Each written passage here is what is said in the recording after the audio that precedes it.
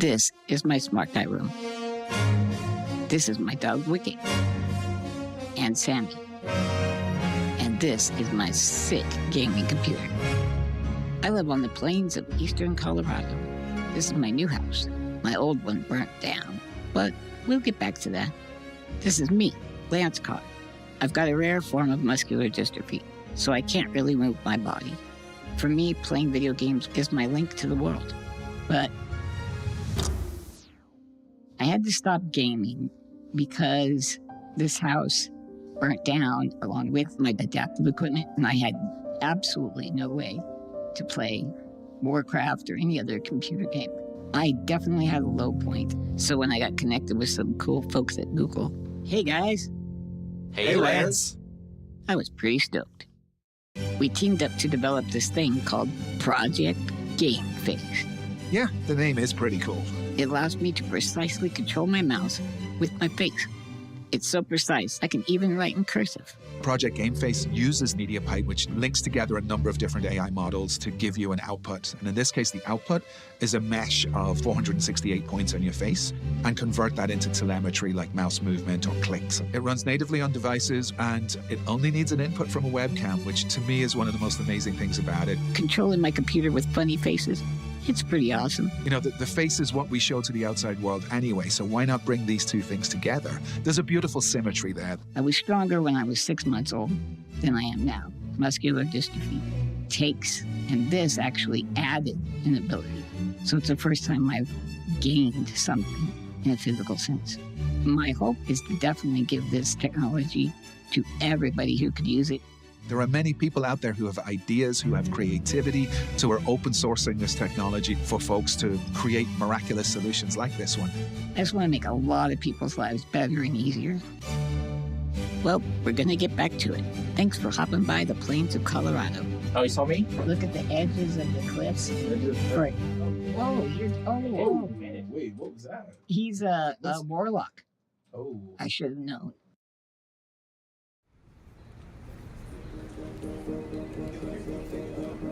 Since day one, we set out to significantly improve the lives of as many people as possible.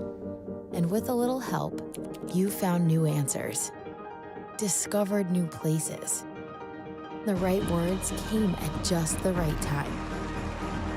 And we even learned how to spell the word Epicurean. I-A-N.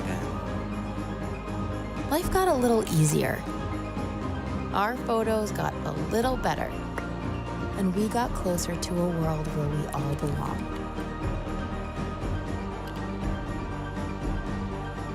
All stations ready to resume count.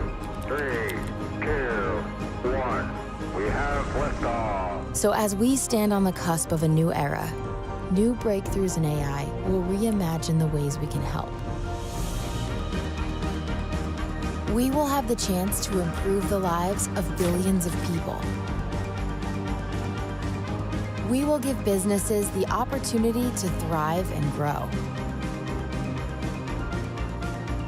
And help society answer the toughest questions we have to face. Now, we don't take this for granted. So while our ambition is bold, our approach will always be responsible. Because our goal is to make AI helpful for everyone.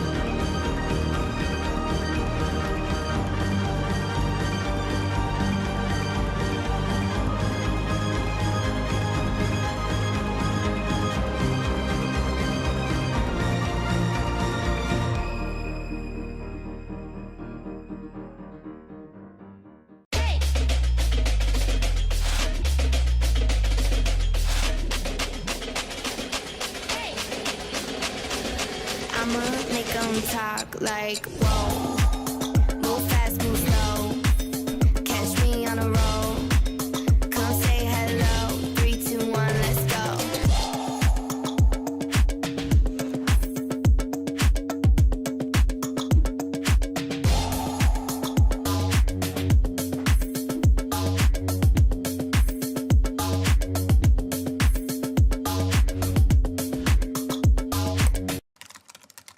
Yes, yes, yes.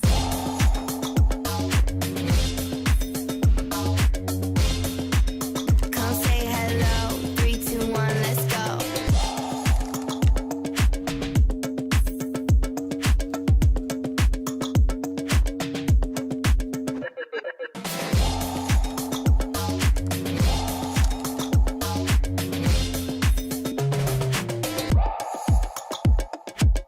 You got this. Let's go. Is a hot dog a sandwich? And the answer is Yes. no. Yes. No. I'ma make 'em talk like whoa, whoa, whoa, whoa. I'ma make 'em talk like. I'ma make 'em talk like whoa.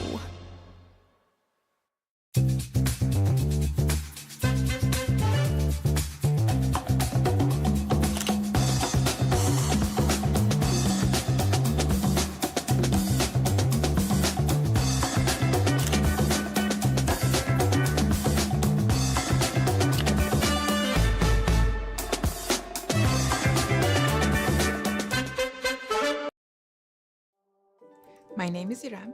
I'm an engineer at Google, and I've been working on Project Starline for a little over a year. Project Starline's mission is to bring people together and make them feel present with each other, even if physically they're miles apart. Our earlier prototype relied on several cameras and sensors to produce a live 3D image of the remote person. In our new prototype, we have developed a breakthrough AI technique that learns to create a person's 3D likeness and image using only a few standard cameras. I'm Melanie Lowe, and I'm the Global Workplace Design Lead here at Salesforce. You know, you were so used to seeing a two-dimensional little, box, and then we're connecting like this. And that feeling of being in front of a person is now replicated in Starline. I'm more than happy to be a part of the setup, so. I was kind of curious about the collaboration. I was like, is this possible? You felt like someone was right there. Thanks for having me. Yeah, of course. The first meeting I had on Starline, I said, wow, you've got blue eyes.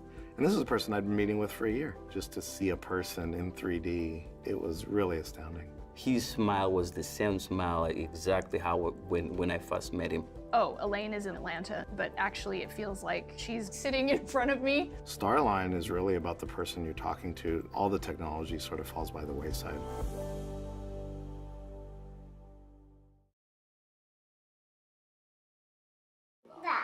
You need that. We're a family of 4. The 2 of us and our twin boys, Arin and Ishe. Arin is deaf and Ishe is hearing. Every single day, I would be like, can I just download ASL in my brain today? Can I just become proficient? I know what I want to say to this kid. Can I just find the language that he understands? No one told us it was important for us as parents to learn ASL. Like, how would we communicate with our daughter if we didn't learn ASL? Learning any language is pretty difficult, but if you put it in the perspective of learning a language to communicate with your child, it's something that you know that you need to do. What we really want to do is make sign language more accessible to the hearing community, especially these hearing parents of deaf infants. Pop Sign is a game that uses AI to help anybody be more confident in their signing. They hold it with one hand, name with one hand. And then sign dad, and then, oh, yeah, cool, got it. PopSign was built by a team of students at Georgia Tech and RIT. The game tracks your hand gestures and confirms that they are the correct signs in real time on your device, using MediaPipe and TensorFlow Lite, 2 powerful cross-platform tools for building machine learning apps. You're not just watching, but you're doing. So the learning that happens by doing is a lot more powerful.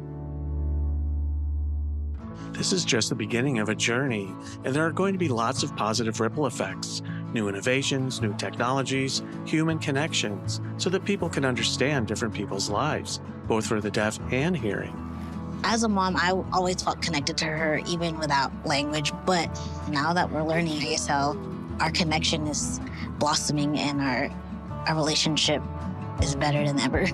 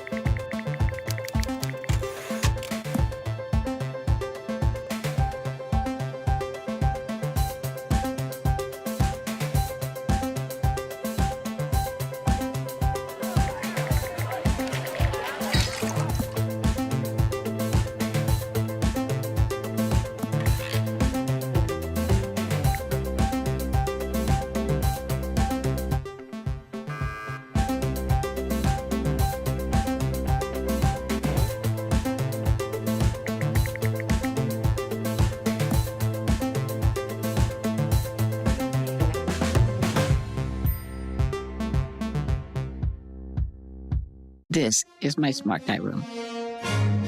This is my dog, Wiki, and Sammy. And this is my sick gaming computer. I live on the plains of eastern Colorado. This is my new house. My old one burnt down, but we'll get back to that. This is me, Lance Carr. I've got a rare form of muscular dystrophy, so I can't really move my body. For me, playing video games is my link to the world. But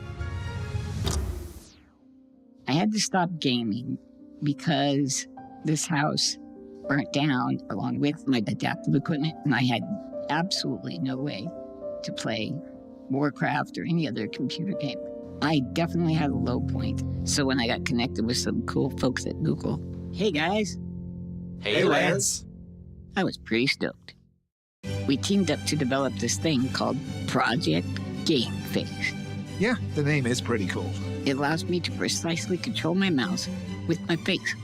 It's so precise, I can even write in cursive. Project GameFace uses MediaPipe, which links together a number of different AI models to give you an output. And in this case, the output is a mesh of 468 points on your face and convert that into telemetry like mouse movement or clicks. It runs natively on devices and it only needs an input from a webcam, which to me is one of the most amazing things about it. Controlling my computer with funny faces, it's pretty awesome. You know, the face is what we show to the outside world anyway, so why not bring these two things together? There's a beautiful symmetry there. I was stronger when I was 6 months old than I am now. Muscular dystrophy takes, and this actually added an ability.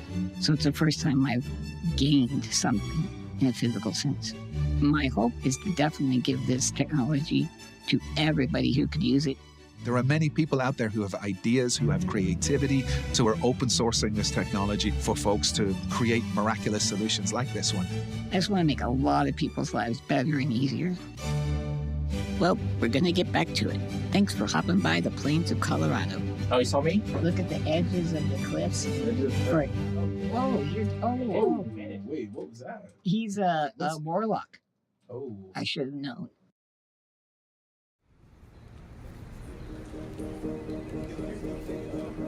Since day one, we set out to significantly improve the lives of as many people as possible. And with a little help, you found new answers, discovered new places.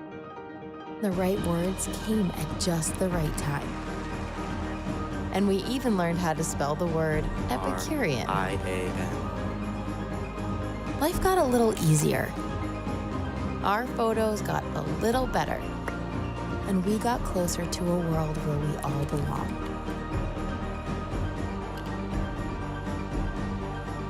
All stations ready to resume count. 3, 2, 1. We have liftoff. So as we stand on the cusp of a new era, new breakthroughs in AI will reimagine the ways we can help. We will have the chance to improve the lives of billions of people. We will give businesses the opportunity to thrive and grow. And help society answer the toughest questions we have to face. Now, we don't take this for granted. So while our ambition is bold, our approach will always be responsible. Because our goal is to make AI helpful for everyone.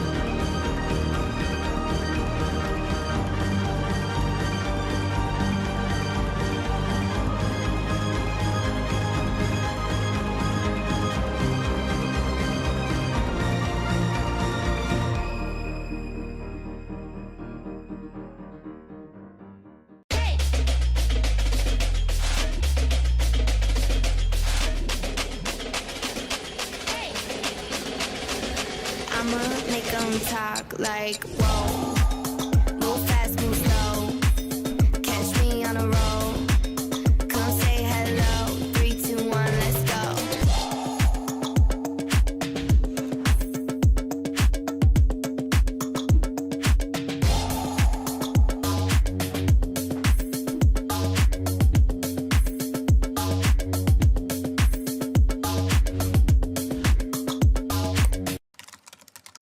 Yes, yes, yes.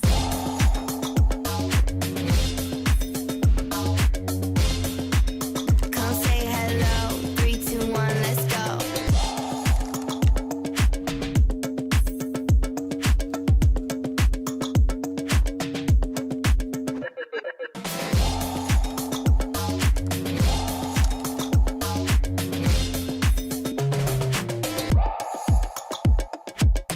You got this. Let's go. Is a hot dog a sandwich? And the answer is... Yes. No. Yes. No. I'ma make 'em talk like, whoa. I'ma make 'em talk like... I'ma make 'em talk like, whoa.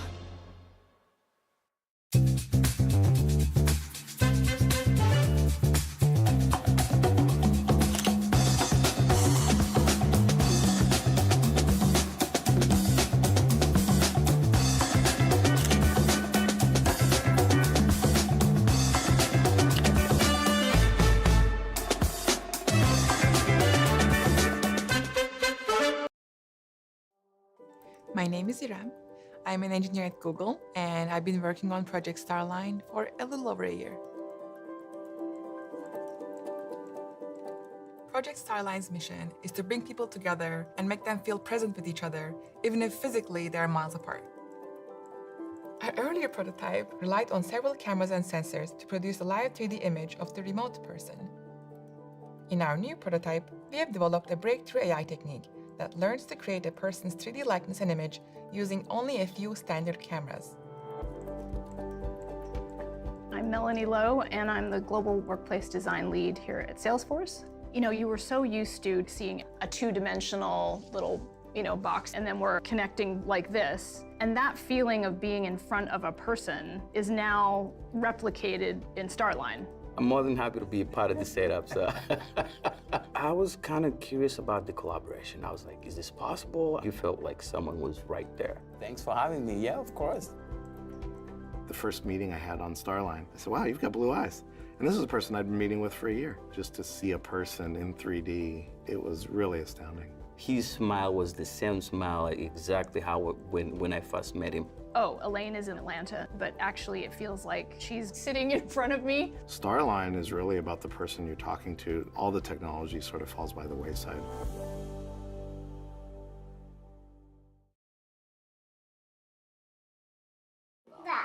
You need that? We're a family of 4. The 2 of us and our twin boys, Arin and Ishe. Arin is deaf and Ishe is hearing.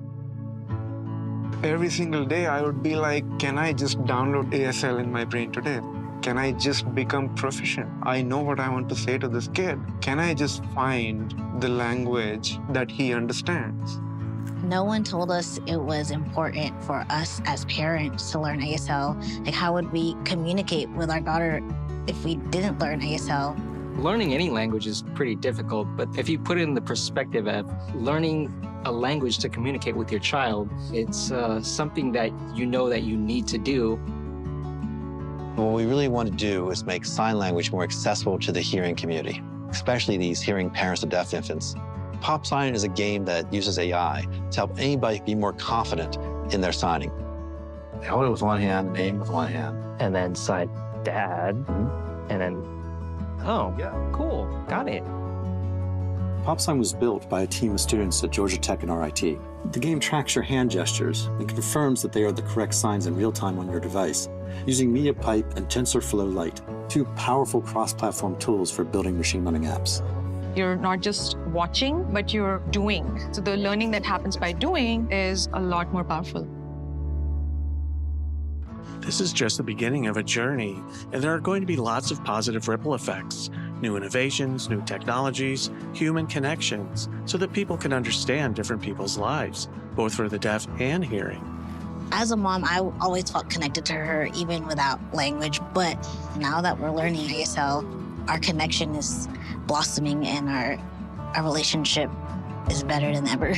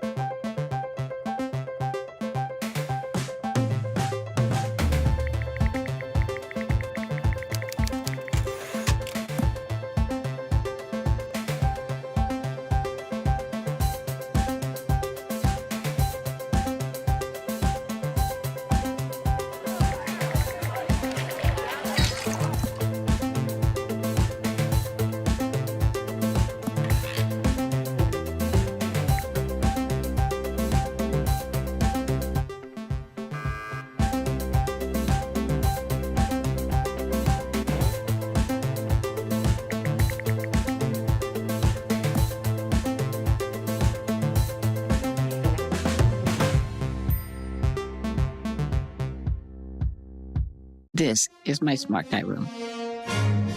This is my dog, Wiki, and Sammy. And this is my sick gaming computer. I live on the plains of eastern Colorado. This is my new house. My old one burnt down, but we'll get back to that. This is me, Lance Carr. I've got a rare form of muscular dystrophy, so I can't really move my body. For me, playing video games is my link to the world. But I had to stop gaming because this house burnt down along with my adaptive equipment, and I had absolutely no way to play Warcraft or any other computer game. I definitely had a low point. So when I got connected with some cool folks at Google, hey guys. Hey Lance. I was pretty stoked.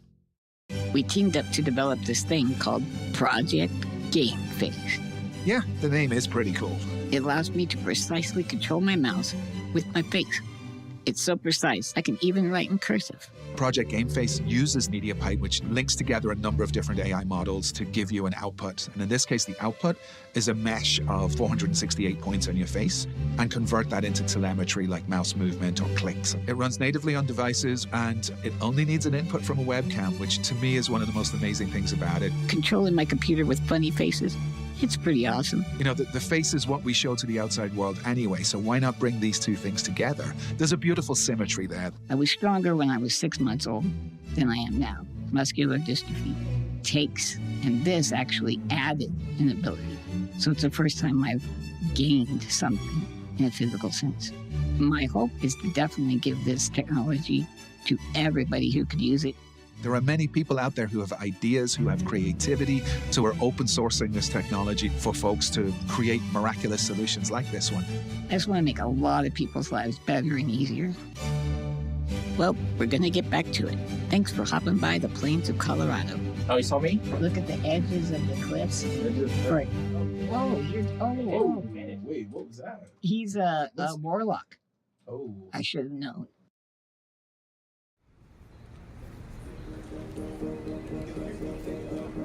Since day one, we set out to significantly improve the lives of as many people as possible. And with a little help, you found new answers, discovered new places. The right words came at just the right time. And we even learned how to spell the word Epicurean. I-A-N. Life got a little easier. Our photos got a little better. And we got closer to a world where we all belong.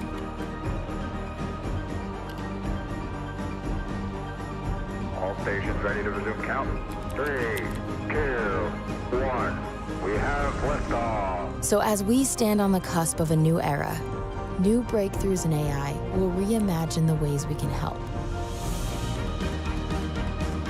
We will have the chance to improve the lives of billions of people.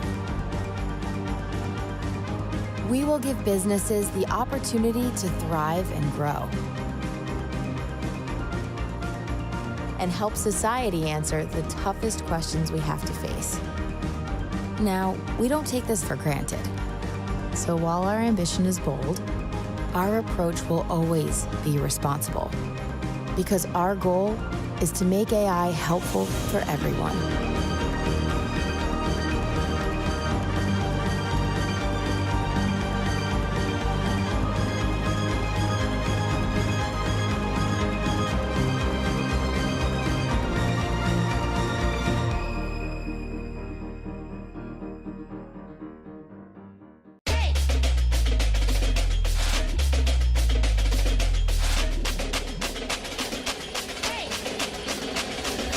I'ma make them talk like, whoa. Move fast, move slow. Catch me on a roll. Come say hello. 3, 2, 1, let's go.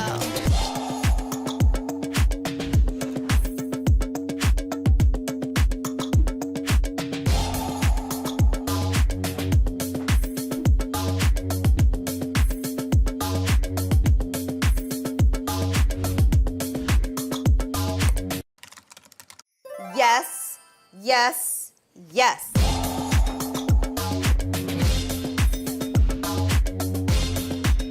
Come say hello. 3, 2, 1, let's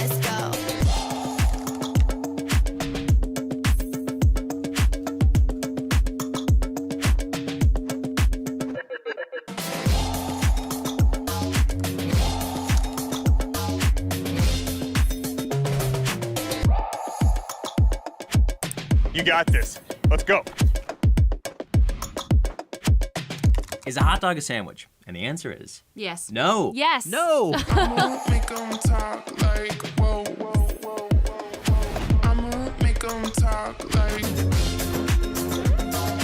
I'ma make 'em talk like, whoa.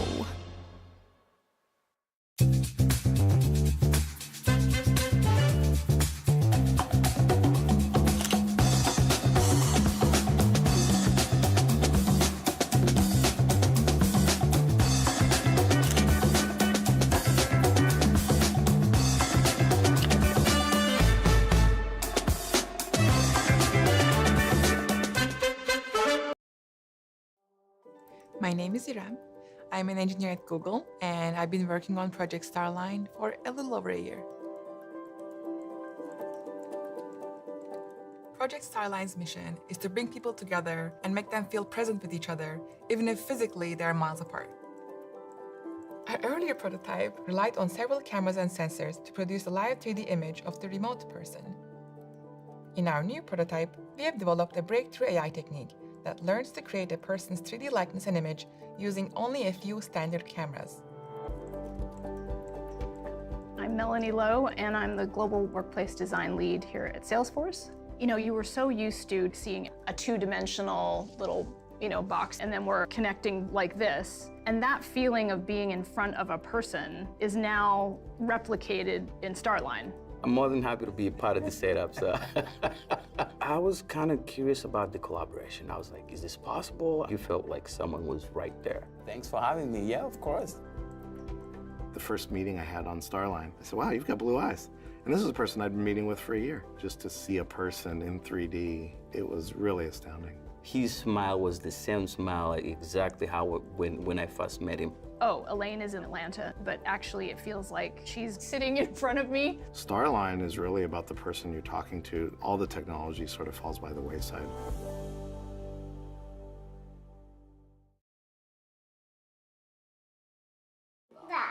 You need that. We're a family of 4. The 2 of us and our twin boys, Arin and Ishe. Arin is deaf and Ishe is hearing. Every single day, I would be like, can I just download ASL in my brain today? Can I just become proficient? I know what I want to say to this kid. Can I just find the language that he understands? No one told us it was important for us as parents to learn ASL. Like, how would we communicate with our daughter if we didn't learn ASL? Learning any language is pretty difficult, but if you put it in the perspective of learning a language to communicate with your child, it's something that you know that you need to do. What we really want to do is make sign language more accessible to the hearing community, especially these hearing parents of deaf infants. Pop Sign is a game that uses AI to help anybody be more confident in their signing. Hold it with one hand, name with one hand. And then sign dad, and then, oh, yeah, cool, got it. PopSign was built by a team of students at Georgia Tech and RIT. The game tracks your hand gestures and confirms that they are the correct signs in real time on your device, using MediaPipe and TensorFlow Lite, 2 powerful cross-platform tools for building machine learning apps. You're not just watching, but you're doing. So the learning that happens by doing is a lot more powerful. This is just the beginning of a journey, and there are going to be lots of positive ripple effects, new innovations, new technologies, human connections, so that people can understand different people's lives, both for the deaf and hearing. As a mom, I always felt connected to her, even without language. But now that we're learning ASL, our connection is blossoming and our relationship is better than ever.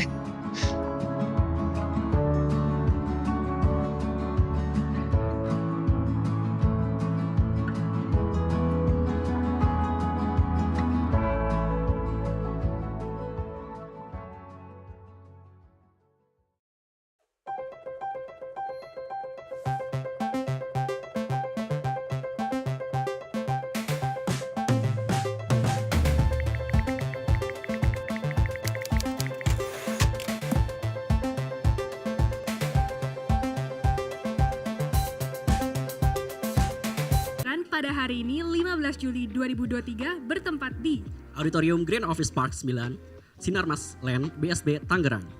Bersama saya Jesslyn. Dan saya Deru Sudrajat yang akan membantu kalian di acara Google I/O Extended hari ini dari awal hingga akhir acara. Hari ini kita akan menyaksikan 3 track. Untuk track yang pertama adalah Firebase, untuk track yang kedua adalah Android, dan untuk track yang terakhir adalah Web. Sebelum kita memulai acaranya, saya ingin mengucapkan terima kasih kepada seluruh sponsor dan juga partner yang telah mendukung acara kita pada hari ini. Yang pertama adalah Digital Hub, Sinarmas Land, Tiket.com, dan juga Selaksa. Untuk teman-teman semua, jangan lupa follow Instagram GDG Jakarta melewati @GDG Jakarta dan juga Instagram Digital Hub melalui @digitalhub. Kemudian kita ingin menginformasikan nih kepada teman-teman semua kalau nanti akan ada special merchandise dan juga door prize khusus untuk kalian para penanya langsung pada saat sesi Q&A dan di setiap tracknya. Untuk itu kalian jangan lupa untuk catat materinya di setiap tracknya dan juga siapkan pertanyaan terbaik di setiap sesinya karena ada banyak merchandise nanti hari ini. Tentunya teman-teman semua juga akan mendapatkan swag dari Google yang nantinya akan dibagikan di akhir acara dengan syarat. Syaratnya adalah kalian harus mengisi feedback form yang akan dikirimkan melalui email kalian masing-masing. Jadi please check your email ketika di tengah-tengah sesi. Baiklah, sebelum kita mulai acara, mari kita sambut Kak Patrick Nugroho selaku Organizer Lead dan GDG Manager Jakarta untuk menyampaikan kata sambutan. Waktu dan tempat dipersilahkan.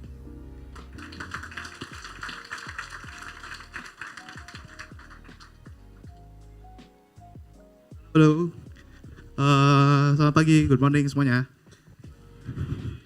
Oke, terima kasih buat teman-teman dari developer, Google Developer Group yang sudah hadir. Jadi lumayan ramai nih, kita udah tinggal belakang-belakang doang yang masih kosong. Jadi kita bakal banyak juga yang mungkin belum nyampe ke sini. Tadi terima kasih yang udah datang dari pagi, dari jam 8 tadi juga ada juga.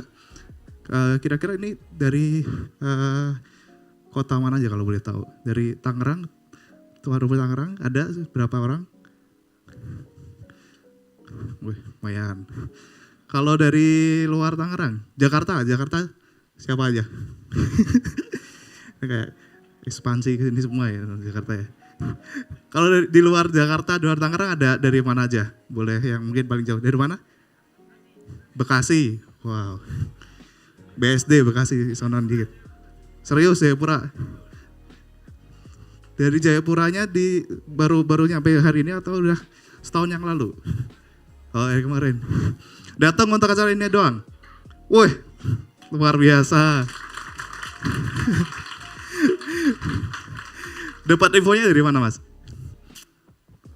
Di grup. Oke. Terima kasih sekali lagi untuk teman-teman terutama dan para partner dari Google Developer Group. Di sini kita dapat support penuh dari Digital Hub, dari Sinarmas Land, Tiket dan Selaksa. Jadi kita bisa dapat hosting yang bagus di hari ini. Jadi mungkin beberapa yang baru pertama kali ikut acara Google Developer Group, di setiap tahun kita ada dua agenda besar, yaitu Google I/O Extended dan juga DevFest. Biasanya di pertengahan tahun kita ada Google I/O Extended, kemudian biasanya di kuartal terakhir kita ada acara lebih wah lagi, Developer Festival.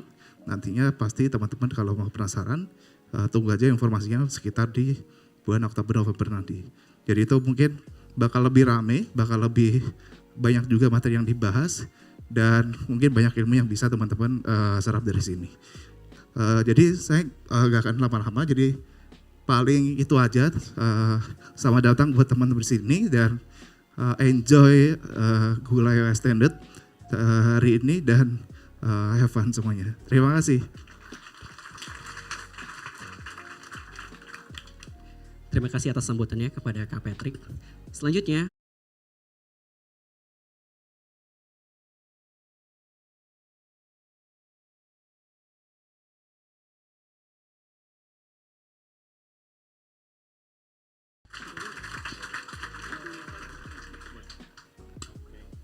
Cek. Halo semuanya. Halo, oke.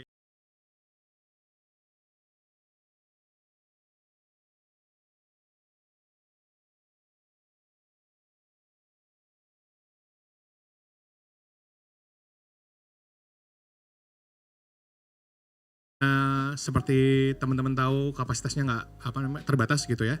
Kemarin daftar kayaknya baru dibuka 1-2 hari dan habis, terus kita kayaknya teman-teman GDG Jakarta diskusi dibuka lagi nggak ya. Jadi mungkin teman-teman bisa kasih share juga ke teman-teman. Tapi kayak nggak ada sinyal ya di sini ya. Iya, nanti pas izin ke belakang gitu ya, bisa sekalian. Dan tentunya pengen ngucapin terima kasih yang luar biasa ke semua pendukung acara ini. Pertama tentunya ke teman-teman dari Digital Hub dan Sinar Mas Land, thank you banget, tempatnya keren banget. Dan kita kasih tepuk tangan dong, senang banget bisa ada di sini lah ya. Dan tentunya buat tiket.com dan Selaksa pendukung acara, dan speaker-speaker yang ada beberapa yang udah hadir dari sini, ada yang dari Singapura, Malaysia. Jadi hopefully bermanfaat buat teman-teman. Pastikan bertanya nanti ya lewat via Slido, tanyain mumpung mereka ada di sini. Dan mungkin saya pengen jelasin sedikit tentang Google for Developers buat teman-teman yang belum tahu. Jadi sebetulnya untuk belum nggak ganti. Boleh dibantu buat slide-nya untuk bisa next. Siap.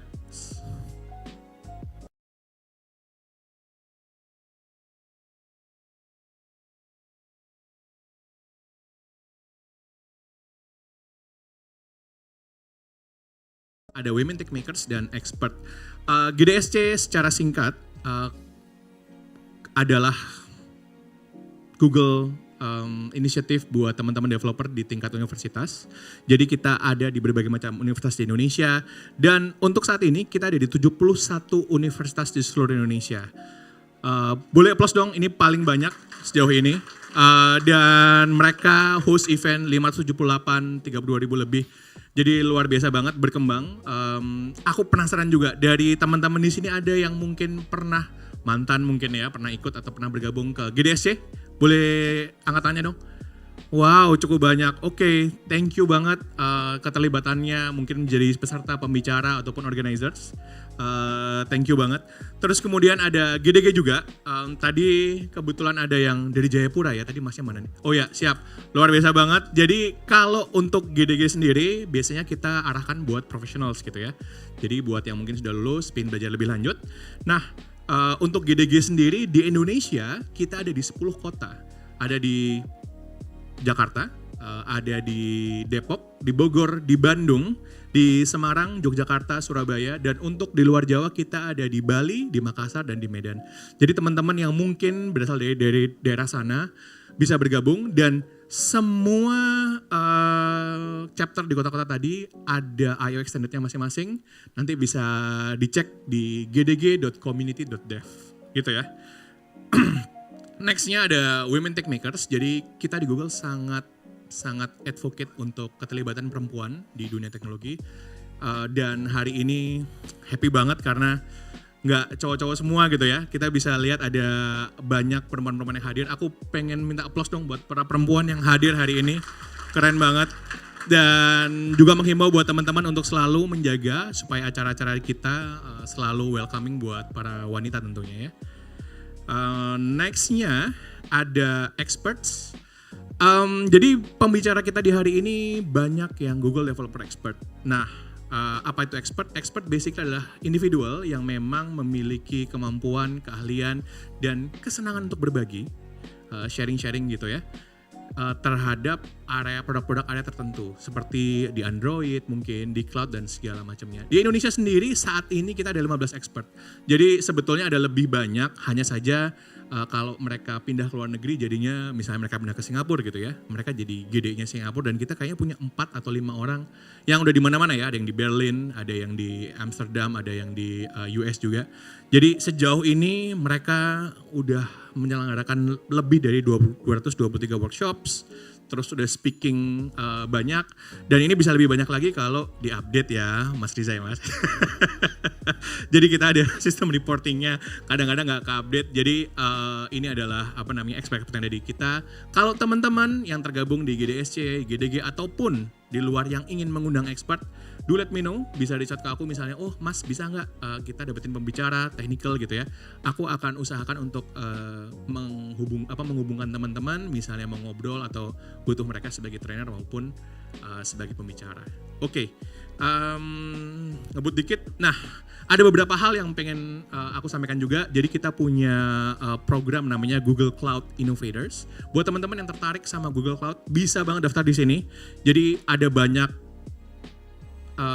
kesempatan atau banyak hal yang bisa didapatkan buat ikut, termasuk kayak credit labs-nya.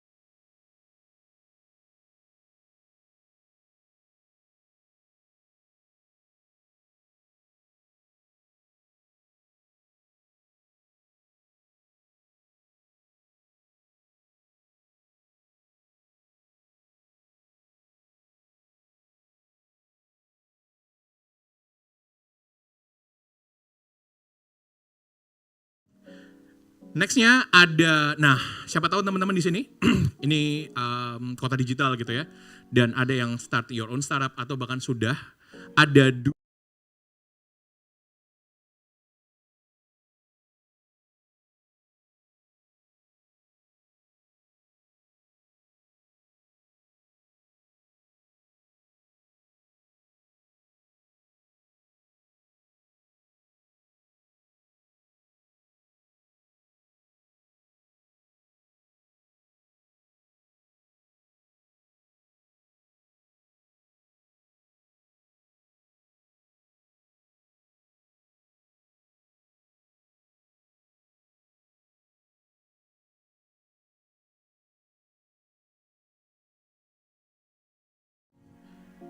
ya, nah terakhir ada Google Play Academy Study Jams. Jadi nanti sekitaran bulan September atau September kalau nggak salah akan ada study jam. Jadi tadi juara GCP itu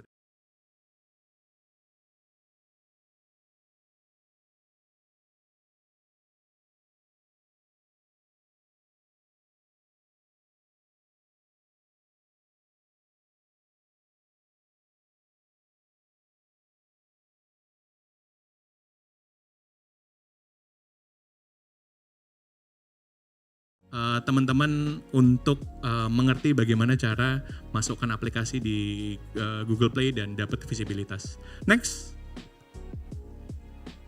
Ya, nah ini adalah sebetulnya cuman ini aja yang paling penting. Jadi semua link-link tadi teman-teman bisa akses di link in bio namanya Google /m/devs/ID.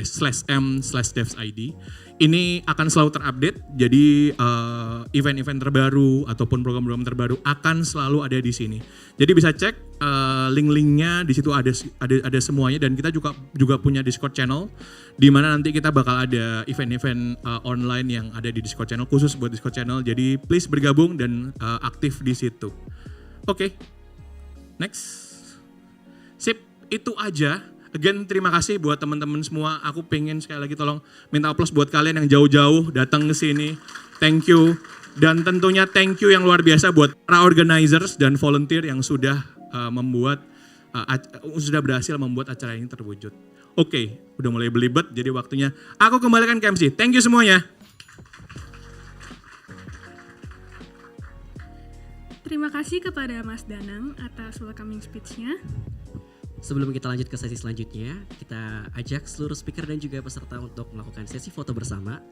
Silakan kepada seluruh speaker maju ke depan. But before we proceed to the next session, with all participants here, we would like to invite all the speakers together on the stage for a quick photo session.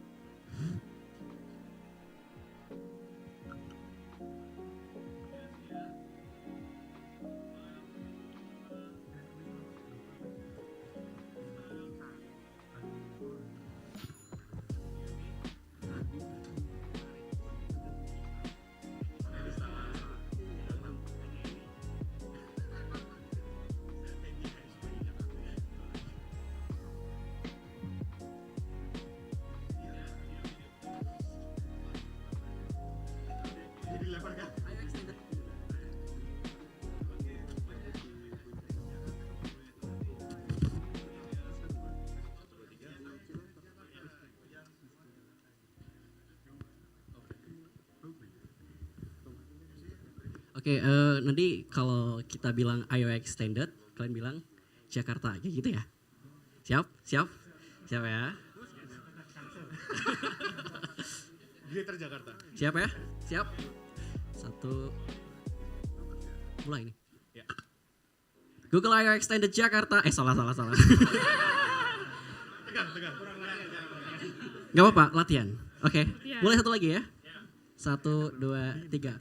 Google I/O Extended Jakarta. Yeay, terima kasih.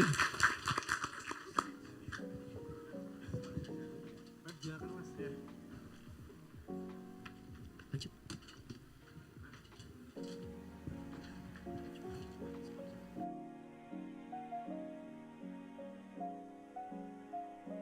Saya akan mengucapkan terima kasih sekali lagi kepada seluruh sponsor dan juga partner yang telah mendukung acara kita hari ini. Yang pertama adalah Digital Hub, Sinar Maslen, Tiket.com. dan juga Selaksa. Jangan lupa bagi teman-teman untuk follow Instagram kami di GDG Jakarta, yaitu di @GDG-Jakarta, dan juga Digital Hub di @Digital Hub. Kemudian untuk track pertama kita adalah Firebase.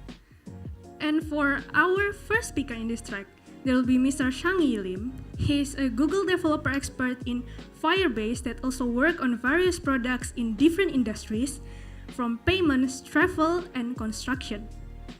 And we would like to invite the Mr. Shang-Yi Lim to the stage. Please welcome.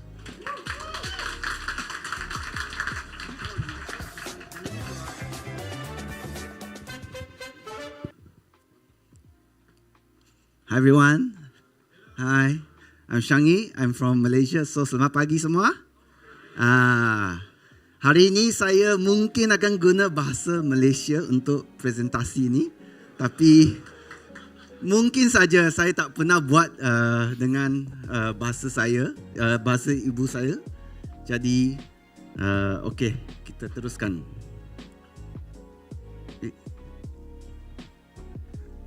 Next please. Okay. So hari ni kita akan belajar macam mana nak begitu cepat begitu cepat membawa apps dengan Firebase hosting. Tak boleh lah. Saya guna baliklah bahasa Inggeris. Okay. So thank you for that, for entertaining me. So yeah, so just some bio about myself. My full name is Lim Shang-Yi, but you can just call me Shang-Yi. Currently, I'm a mobile engineering lead at Hubble.build. I think we have an office in Jakarta as well. This is my LinkedIn, this is my Medium where I occasionally share Firebase related matter. So this is me at Mountain View in California at one of the Google offices presenting. So yeah, I hope that you guys can learn a lot more about what I'm about to share, and I hope I can learn a lot more from you as well. So before we begin, I know it's a bit early to see SpongeBob, but who knows, right? So I want you to imagine, right? Imagine yourself, for those who are coming here right now, imagine yourself as a developer.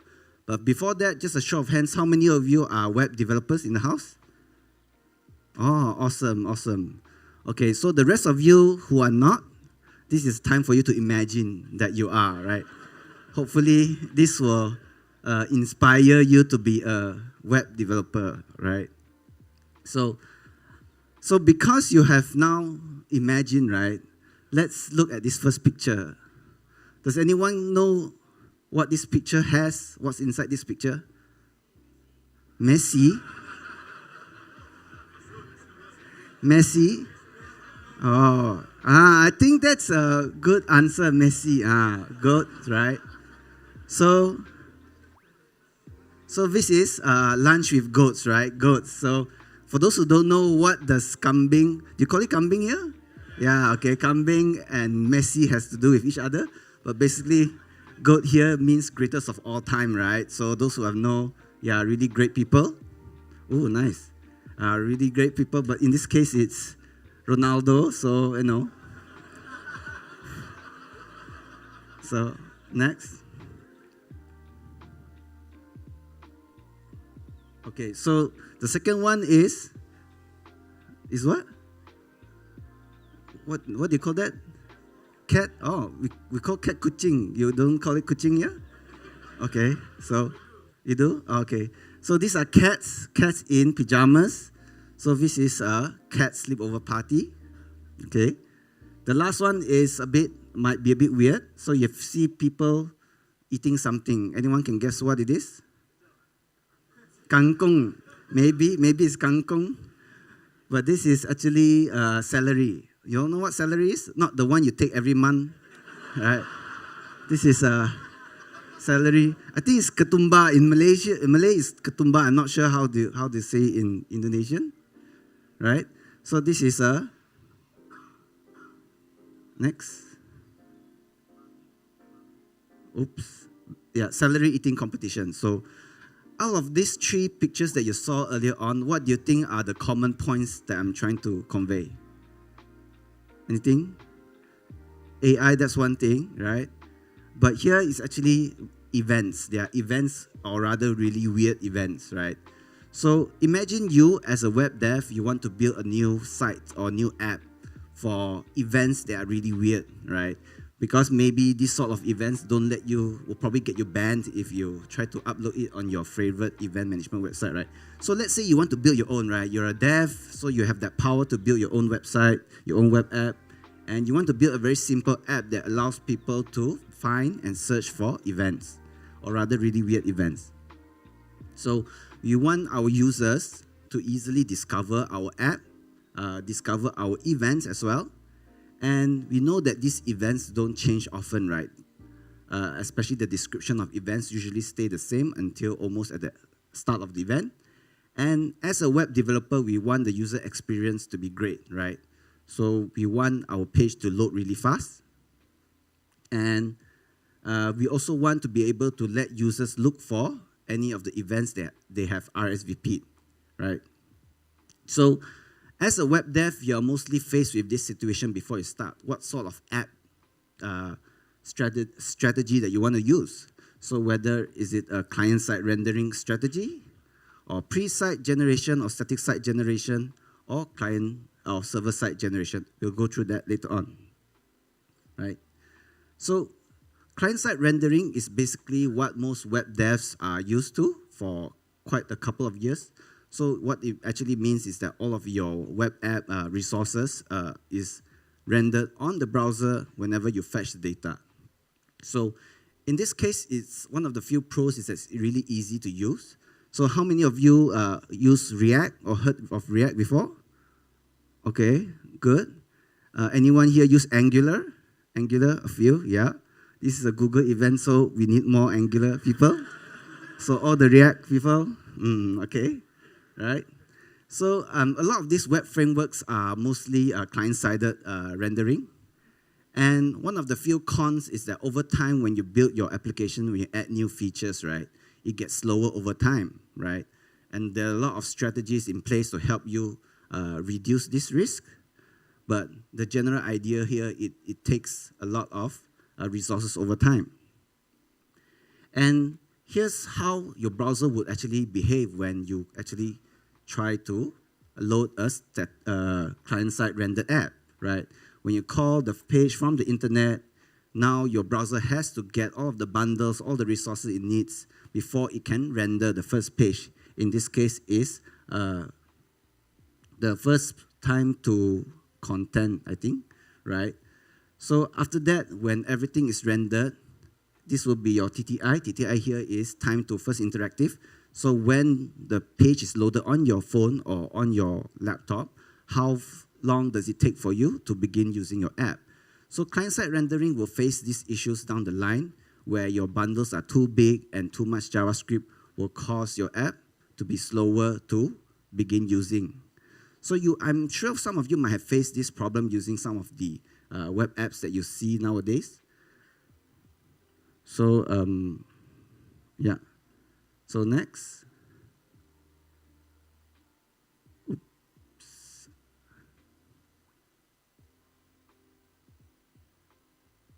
Okay.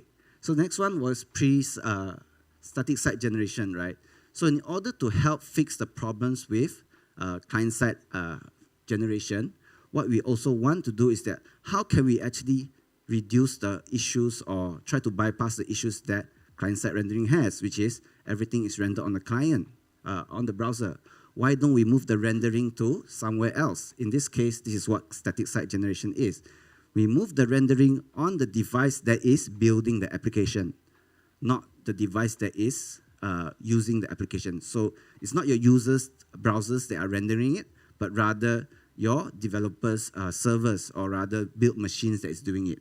So all of the pages are rendered automatically when the application is being built. So when you view the page itself on the website, it immediately gives you the content that you want to see, rather than waiting for the browser to build it. So here's how it will look like. So as a developer, when you are done with your project or you're done with your app, now you want to build that app, right? After everything is built, you now do the pre-rendering step. So you pre-render all of your pages that you have into your entire website, and you deploy it to your server. So when users use your app, they just fetch exactly what they want to see, and the time it takes for your browser to render is very fast, because all the content is rendered off the browser already.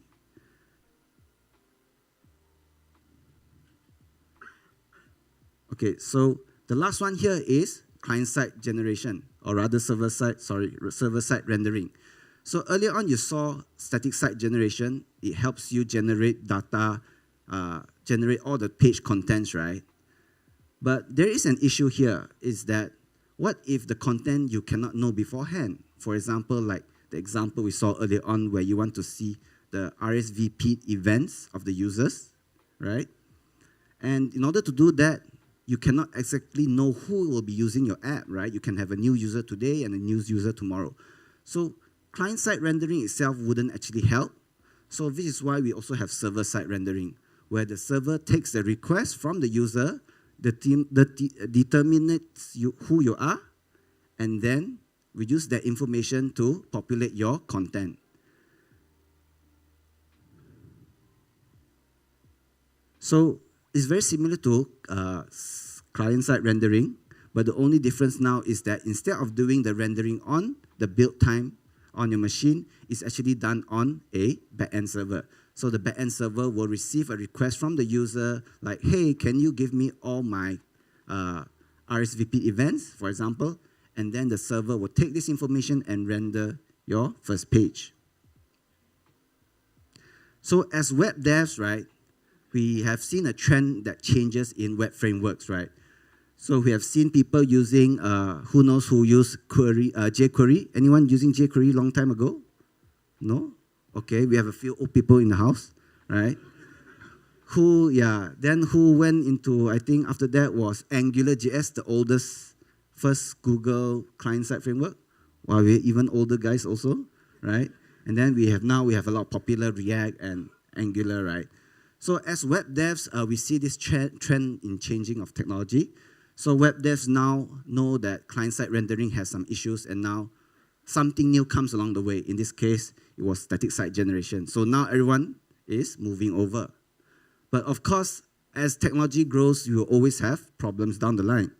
And after engineers have moved on to static site generation, they now look at something even better. In this case, is server-side rendering, right? So this change of technology trends is fast-paced in the web industry, and as one of the few key aims that Firebase wants to do is to help developers like you grow according to the technology that grows as well. So here we want to help you achieve that, right? So before we do that, let me tell you about the app itself that we want to build today, right? So the app itself that we have built today will support a few things. First thing, it will support static site generation. Every single event that you see is pre-generated in build time, meaning it doesn't wait for the user to log in, it doesn't wait for anything to happen before it generates this. So why do we actually want to generate these things beforehand? It's one of the few things we want to do that is because of search engine optimization, right? You want to be able to search if you were to search goats, lunch with goats, maybe you want to have lunch with Ronaldo or Messi, right? In this case, entering it on Google search will help bring your app to the top, because now the web crawler can crawl the content directly since the data is pre-rendered beforehand, right? At the same time, we also don't want to limit our app to just client-side, or rather pre-generation. We also want to handle server-side generation. I want my app to be able to see all the RSVP events that the user has done before. So any events that you added to your calendar, any events you remove from your calendar should be shown in your own private page. So we want to be able to support this feature as well. So how do we actually need to do this? So there's a few frameworks out there that will help you out. One of the few popular ones right now are Angular Universal. Anyone using Angular Universal? 1, awesome. 2, I hope the rest will move over after this talk, right? Or maybe you would like to stick to your favorite React. So we have React Next.js, which is also running on React, but for client-side, also server-side rendering support. We have Flutter for web as well. Any mobile devs here? Awesome. Anyone from mobile who wants to jump to web? Flutter web is an option for you, right? Right. We also have Express.js, all the hardcore backend guys who do backend development. Anyone here? Oh, quite a few. They kind of overlap with the front-end engineers, I feel like, based on your screen, your votes just now.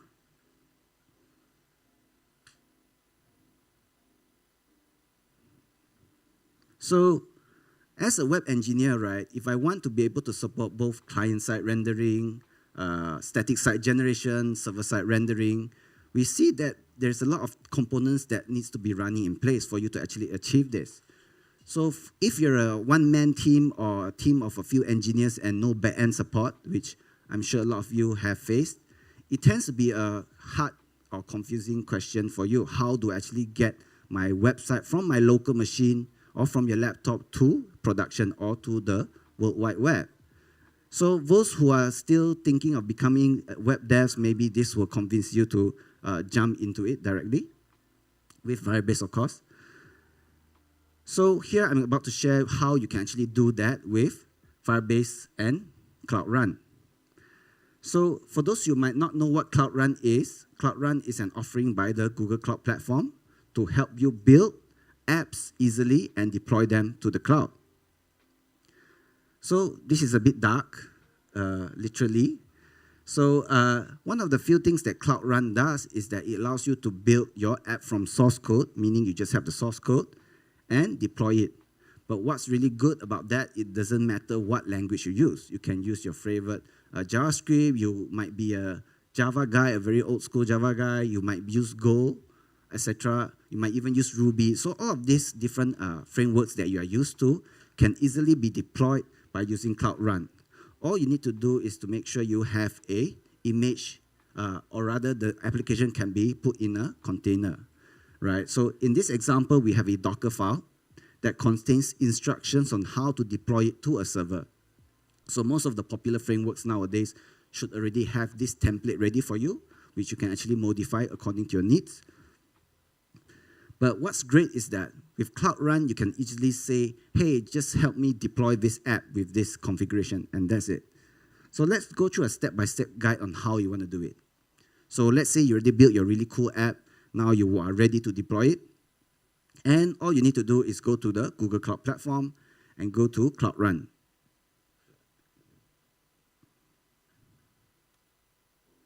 Then all you need to do is click on the Create Service button you see there.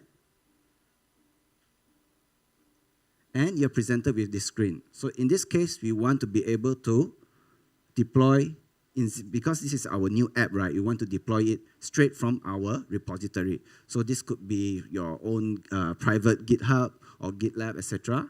In my example, I'll be showing you how to deploy it from one of those, in this case, GitHub. So you just have to select this option and select Setup with Source, right? So in my case, I choose GitHub and choose the repository I want to actually use. Right? You just have to choose it and click on Next. Right? So in the next, you just have to choose the branch you want to build. In this case, I choose the main branch since I'm deploying it into production. And of course, specify where your Docker file is located, which is what I showed you earlier on. Just specify the Docker file and just click Save. And next, you need to choose the region where you want to deploy. So it really depends on where your users are. If your users are based in Indonesia, it's more logical to move or rather place your app in a location nearest to you, right? In this case, we want to also do domain changes. So we choose a location where that has a support for domain. In this case, Singapore.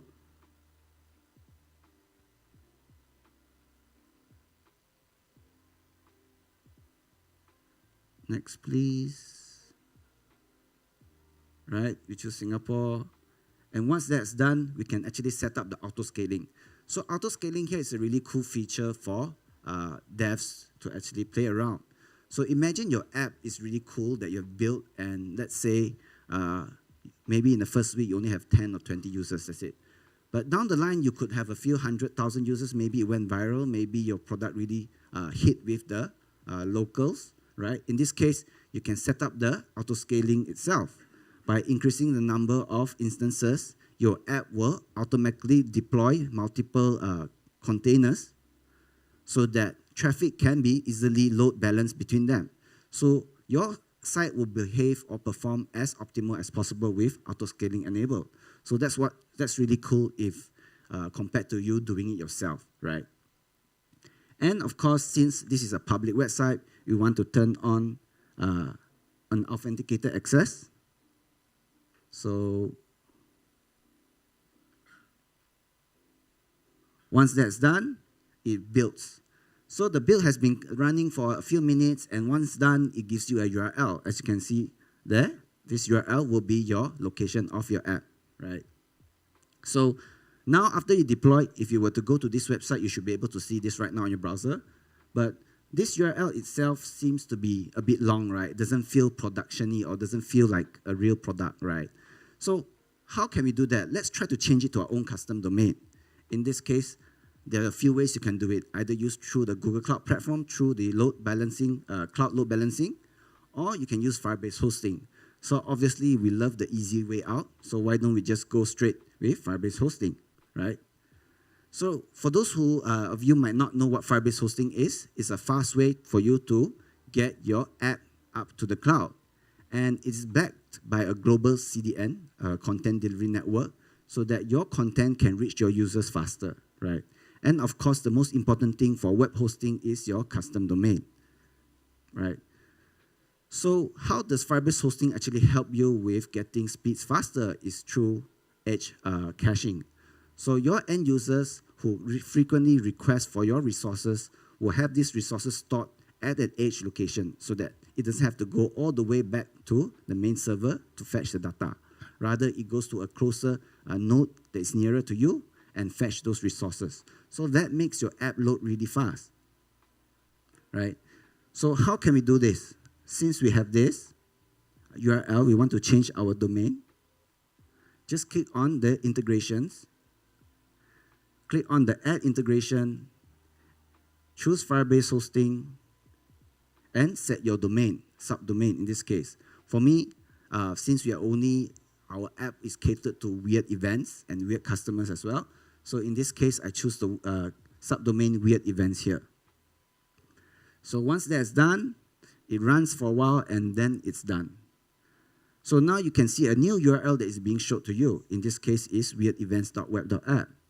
So now if you go to weirdevents.web.app, you should be able to see this exact app running right now. So with that entire process, how many of you think that was easy? Not many, right? Not many think it was easy, right? How many of think it's a bit long or more steps than I expected to? Anyone? No? Oh. So, kalian tak rasa susah buat macam ni? Tak.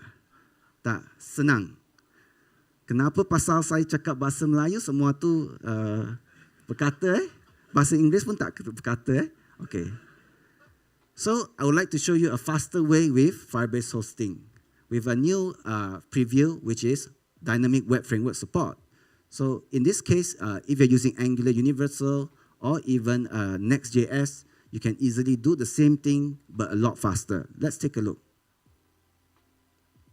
So all you need to do is that in your machine, you just enable web experiments, and you just run only one command, Firebase deploy. So the Firebase deploy will take care of everything that I shown you earlier on and do everything you need. You don't even need that Docker file that I mentioned earlier on. It knows by default what it's looking at, knows what framework you're working on, and automatically creates the necessary resources. So this is an example of how it works. So by turning on web framework support, right, the next thing we do is run Firebase deploy. So once the Firebase deploy is run, what happens is that it will detect what sort of site you're doing. In this case, it's detected it's a static site generation as well as a server-side rendered application. And then it will run all the necessary APIs to enable. It does this at the background without your need to configure anything. So everything is done, and finally you will get the URL, which is at the end here. So basically, doing that will help you just get this site directly without having to go through the Google Cloud Platform. And with that, I hope that you guys have learned how to easily get a web app straight to the cloud, especially advanced web app. So thank you, terima kasih. Okay. Sini ada linknya, boleh kalau nak belajar lebih banyak, boleh lihatlah. Kalau nak belajar, kalau nak follow saya pun boleh. Okay. I guess that's it. Thank you. There will be a question and answer. Oh, okay. I'm sorry. Chang Yilim for amazing presentation. Please give a round of applause to our speakers.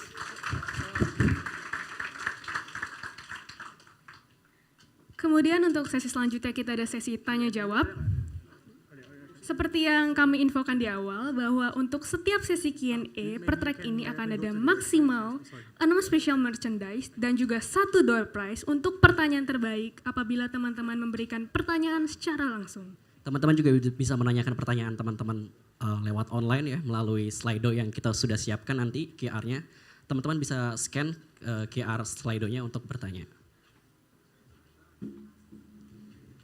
Dipersilakan.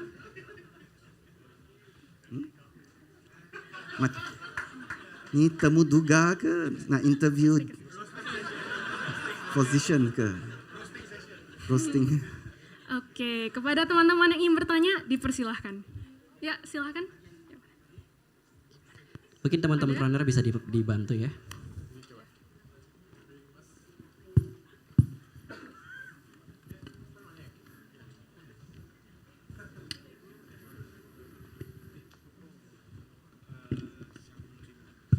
Okay. Hello, Mr. Xiang. Okay. Hello. So, we just discussed about the Cloud Run and the Firebase, right? For Mas, the permisi nama dulu. Oh, okay. Ya, kenalin nama aku Jeff, and I'm just a student in University at Jakarta. So, yeah, back from my questions. So, we just discussed about the Firebase and the Cloud Run, right? Nah, it's used to deploy, so our website is more faster to deploy it, and so user don't have to running the web, yeah, something like that. So, well, actually, I'm not that familiar with the Google environment, right? So, I usually use the Amazon S3 for hosting websites. So, yeah. Take him out. Take him out. Okay. Joking. Okay, joking. Yeah. Just for record, joking.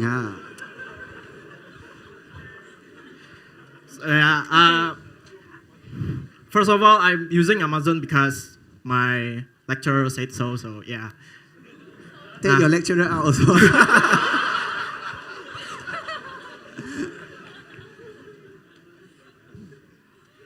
Okay, so my question is simple actually. So at Amazon S3, we deploy a website based on our balance or our credits that Amazon give to us.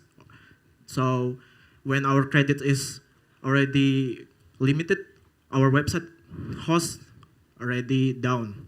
Nah, so I just want to ask, the Google Firebase base is being host, right? That host, actually, how long it will be hosted based on the URL? Yep. So just to rephrase your question, I think he was asking, because he works with AWS, so AWS has some sort of a pricing tier that prevents his app from starting or continuing on right after that tier is hit. So that's a really, for Google Cloud itself, this is slightly different. So if you're building a client-side app itself, so if you're not using Cloud Run, but you're purely using Firebase hosting, so if you're doing base React and Angular JS, right, with no client server-side rendering, it's actually completely free until you hit a quota. But the quota is slightly different. You don't actually have to pay to set up a quota, and it's based on the amount of bandwidth you use. So let's say you have 1,000 users using your app at the same time, it should be no problem. But if you go for, let's say, 10 to 20,000, you will also hit a quota limit.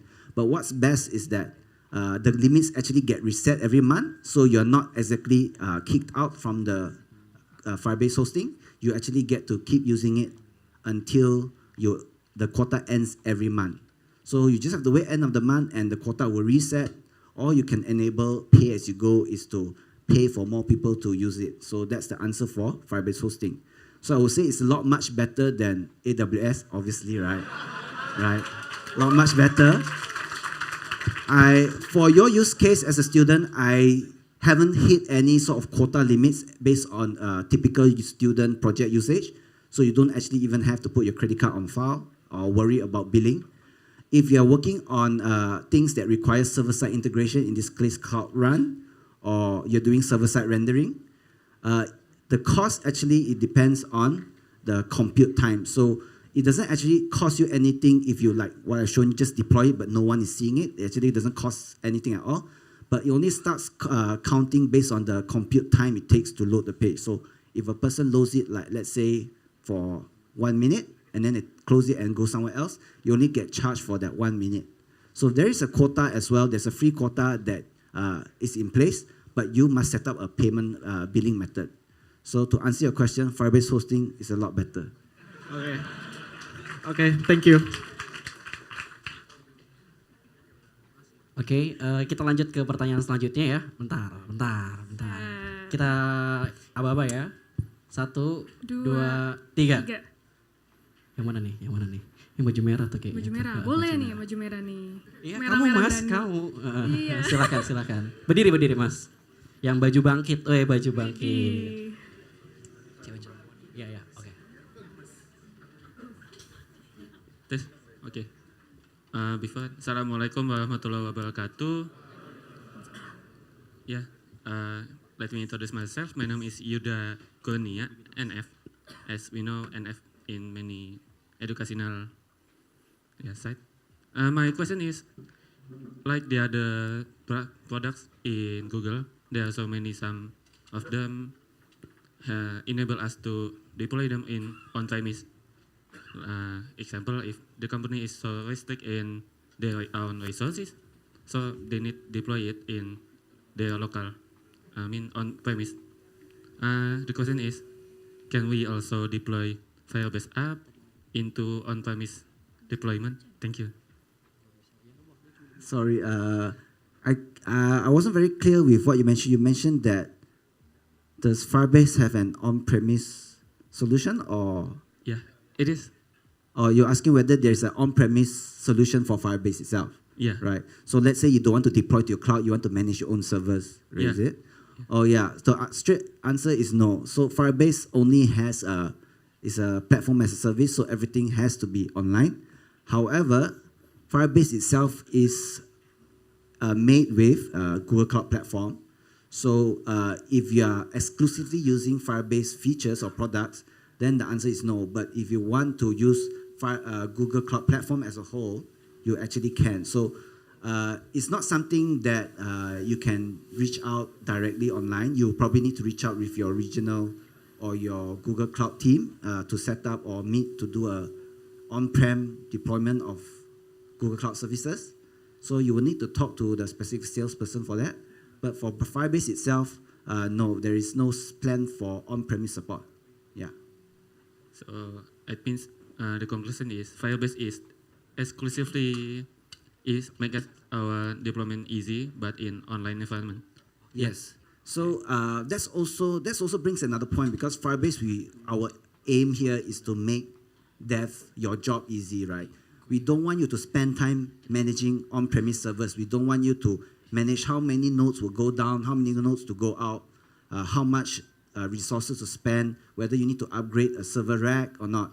So the whole point of Firebase is to help you just think, or rather focus on the features you want to build, what features your app needs, because most of the time spent is actually not on the features, but managing the infrastructure that supports your app. So Firebase extracts that away for Google to handle, and all they want you to do is to focus on building your features. Yeah. Thank you. I think it is enough. Thank you. Clear enough. Thank you very much. Terima kasih. Kita punya limited waktu, jadi pertanyaan selanjutnya langsung to the point aja ya. Oke, kita mulai. 1, 2, 3. Ulang lagi coba. 1, 2, 3. Yang mana? Wah, banyaknya.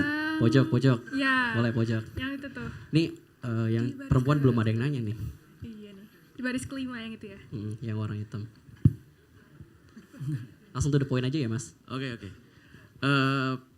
Okay, my name is Ashraf. I'm a software engineer, and there is a point in Cloud Run that I say there is a minimum CPU instance, and there is a 0 CPU instance, right?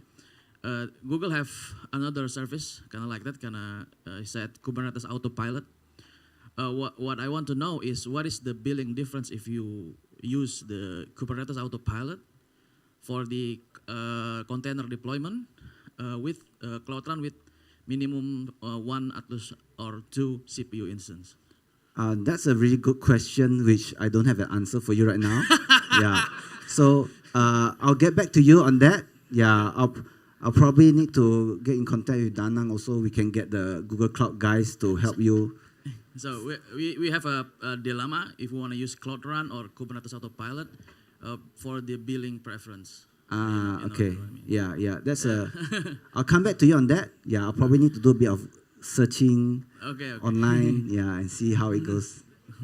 Yeah. Thanks. Thank you. Okay, we have times up ya. Okay, jadi kita cuma punya 4 penanya.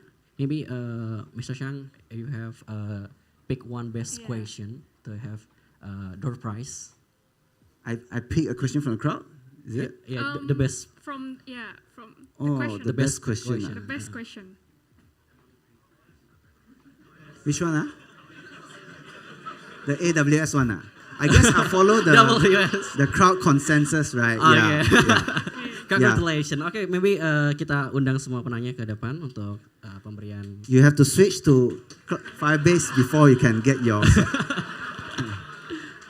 Ya, kita undang semua penanya ke depan. Silakan untuk mendapatkan merchandise. Dipersilahkan kepada seluruh penanya untuk maju ke depan.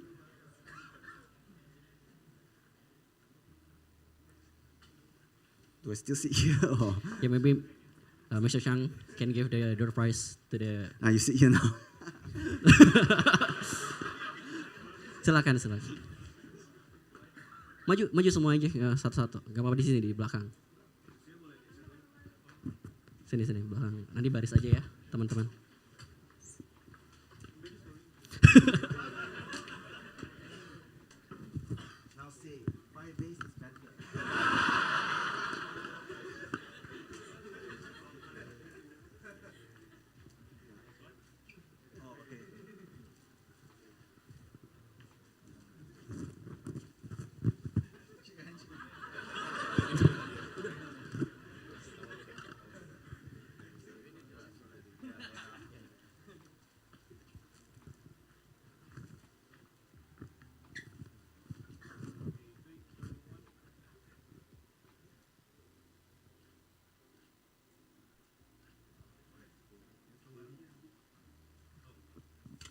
for the best question. Ya. Iya. Oke. Untuk hadiahnya adalah free tiket XX1 dari Sinar Mas.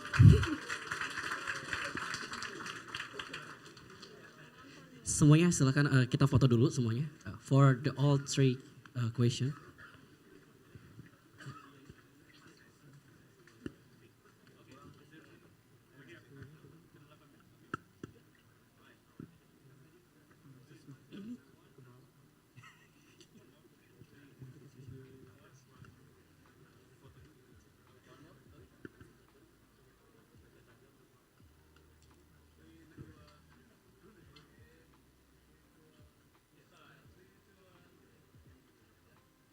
Oke, terima kasih kepada seluruh penanya. Mau foto lagi nggak? Foto lagi? Mr. Shang, please we give one more picture. One more. Yeah.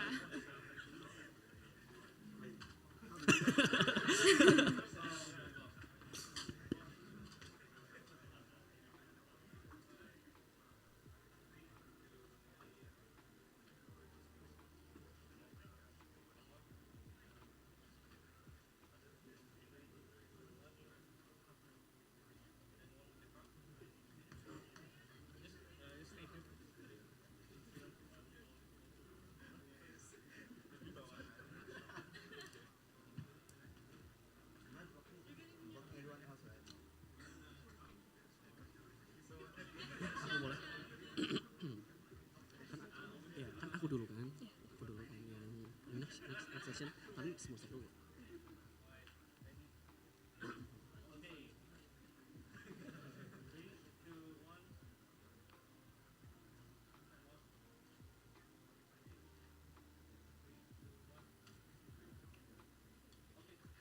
Okay. Please give a round of applause once more for Mr. Shang. Oke. Sebelum kita lanjut ke sesi selanjutnya, saya akan mengucapkan terima kasih juga kepada sponsor yang telah dan juga partner yang telah mendukung acara kita pada hari ini. Yang pertama adalah Digital Hub, Sinar Maslen, Tiket.com, dan juga Selaksa. Dan untuk teman-teman jangan lupa follow di IG kita, GDG Jakarta, lewat @GDG-Jakarta, dan juga Digital Hub via @digitalhub.bestdcity. Okay, we want to next session. Yeah, this is the Android track session. We have two speakers in Android session. The first one is Mr. Hasan Abid. He's a software engineer and several year experience in web development. He's currently based on Singapore and work as CTO in BeLive, a Singapore live stream company. And for our second speaker in this track, there will be Miss Sumiatun. She's a Google developer expert in Android, woman take makers, ambassador, and passionate Android developer with over 6 years of experience in software and mobile development. She is currently working as a senior Android developer in Lomotive, a startup based in Singapore. Okay, we want to invite Mr. Hasan Abid to the stage. Give us a applause. Please give up.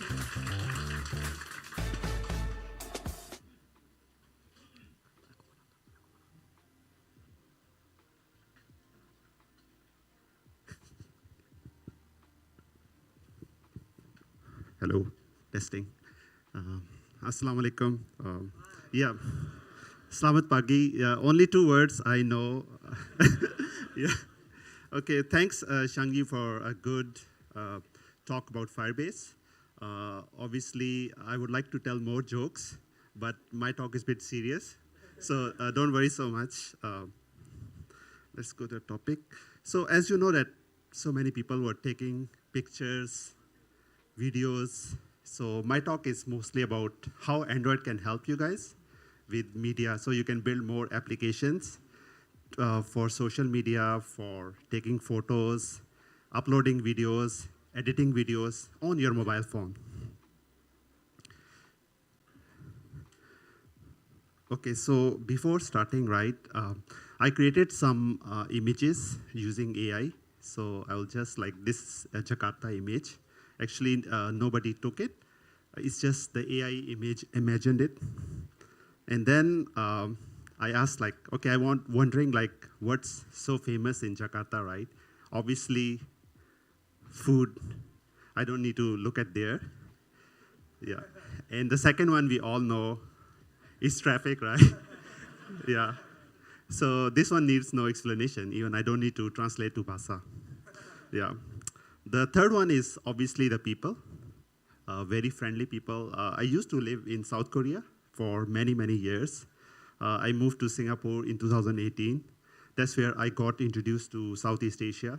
And that's how I met so friendly people in the region. I gained lots of weight because of food as well. Obviously, the food is very delicious. Okay, so today, as you all know that, obviously there's no talk about AI today, right?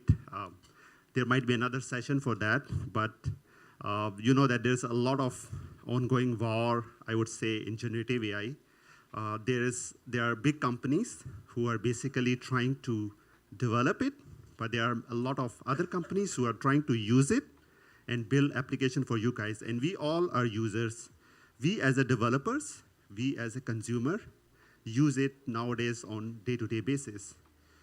So as you know that every year Google has a very big event at Mountain View. It started in person this year. Obviously, it's a bit difficult to go now there, so we just watch everything online. And after this Google I/O, there are a lot of events. I think there were 4 events. I/O Connect, where a lot of GDG organizers, GDs were invited, and I was lucky enough to go Amsterdam, basically, like just to attend and learn about new things. And obviously, like, you know, I will ask Bard about what happened in Google I/O. Yeah, I will not, like, you know, go and search first. Bard improved a lot over the time, and you just know that last week, Pasa is officially supported in Bard. So I also asked Bard to tell me in Pasa. So it could tell me everything in Pasa. Before, it was just answering me in English. And this is just a summary of Google I/O. Sorry, the text is a bit small. But don't worry, I will go through main points today. And there's this new feature which came in Bard, where we can upload an image. It can explain about the image. So the first image you saw in my slide, right? I think one of the image about traffic. So I just uploaded, and it gave a long explanation about that image. So this is a pretty cool feature as well. The AI is evolving over the time. And today we will learn like how Android can come into play. Okay, so does someone know like what's the name of this dessert here for Android 14? Anyone? It's called upside down cake. Yeah, so it's, this image, obviously all the images I created here, right, using the AI, but this is how AI imagined a very good version of upside down cake. And what are some of the new things in Android 14? I will just like list down the main ones, but definitely I'll put the link in references so you guys can refer to it. The first one is grammatical inflection API. So I'm not sure about Bahasa. Bahasa has male and female words. Does Bahasa has? Because, yeah. So many languages, for example, French, Arabic, have male and female words, right? Over 3 billion people speak languages which have words for female and male. So Android 14 will support this, that you can make your text, like you show some word like welcome, or you address some user, you can have male or female. So this is a big change in Android 14. The other thing is accessibility, because many people have vision problems, hearing problem. So there are some changes and new improvements where the font size will be bigger for those who have problem reading text. Another major change coming in Android 14 is that we used to have this exact alarm if as a mobile developer you're using it. But Android 14 will require permission from the user to set those. So this is just to improve the Android ecosystem. Okay, so another cool thing.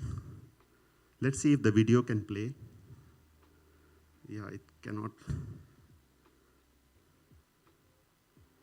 What really makes your lock screen and home screen yours So is the wallpaper. Just make So it with bigger, emoji have the sound wallpapers, if you possible. choose your favorite combination of emoji, pick the perfect pattern, and then find just the right color to bring them all together. Yeah, anyways, Of course, the video makes is your lock showing screen that, home screen. and What really the makes Pixel your lock phones screen will and have this new feature, right, where you can What really describe makes the your lock image. screen and home screen yours Yeah, it's coming, is the audio is the coming. wallpaper. So with emoji wallpapers, you choose your favorite combination of emoji, pick the perfect pattern, and then find just the right color to bring them all together. Of course, many of us like to use a favorite photo, and so with the new cinematic wallpaper feature, you can create a stunning 3D image from any regular photo and then use it as your wallpaper. So both cinematic wallpapers and emoji wallpapers are coming first to Pixel devices next month. With our new generative AI wallpapers, we create a beautiful wallpaper to fit your vision. I'm going to go and select create a wallpaper with AI. Now you'll notice at the bottom we use structured prompts to make it easier to create. So for example, I can pick City by the Bay in a post-impressionist style, and I tap create wallpaper. Behind the scenes, we're using Google's text-to-image diffusion models to generate completely new and original wallpapers. Generative AI wallpapers will be coming this fall. Yeah, so I can just summarize this. Google Maps provides Turn off 20 the audio. What really makes your life... You can go back to the slides. Okay, yeah.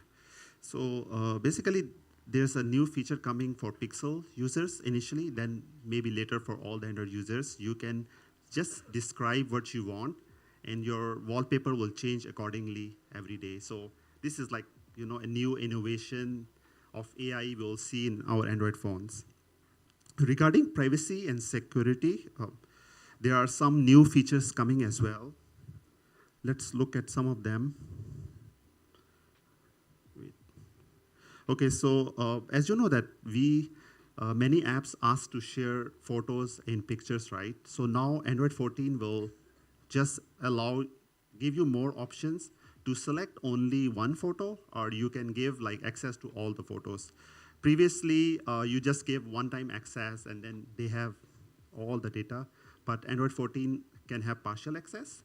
The second major thing which is coming is data safety information, because you know that Android phone is a bit complicated. We have many apps, especially in Indonesia, over 90% of the users use Android. Then if your app is showing location, let's say your Gojek app, Grab app, it will notify you like when it is using it. Unless you're ordering food or ordering your Grab ride, if it's accessing at other times, you will see a system notification. And the third one is screenshot detection. You know that I think Gojek has this feature. When I take the screenshot, it asks me like whether I want to share the URL with others. So this is coming on activity and fragment level. This will be a very cool feature as well. And like, let's see if the video can play. There's this Android Design Hub, which is coming. Okay, let's see if it can play.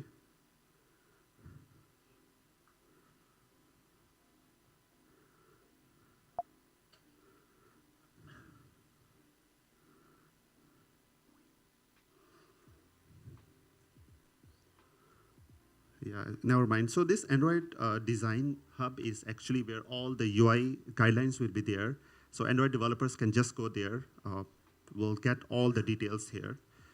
Next up is Jetpack Compose. Obviously, it's very popular. And have you heard about these new apps called Threads from Instagram, right? That's 100% Jetpack Compose. So that's one example of how popular Jetpack Compose is, and 24% of the top 500 apps on Google Play are using Jetpack Compose. So it's the time to start learning already, because eventually your manager will ask you to build something. Yeah. Okay. I think there's some problem here. I have here.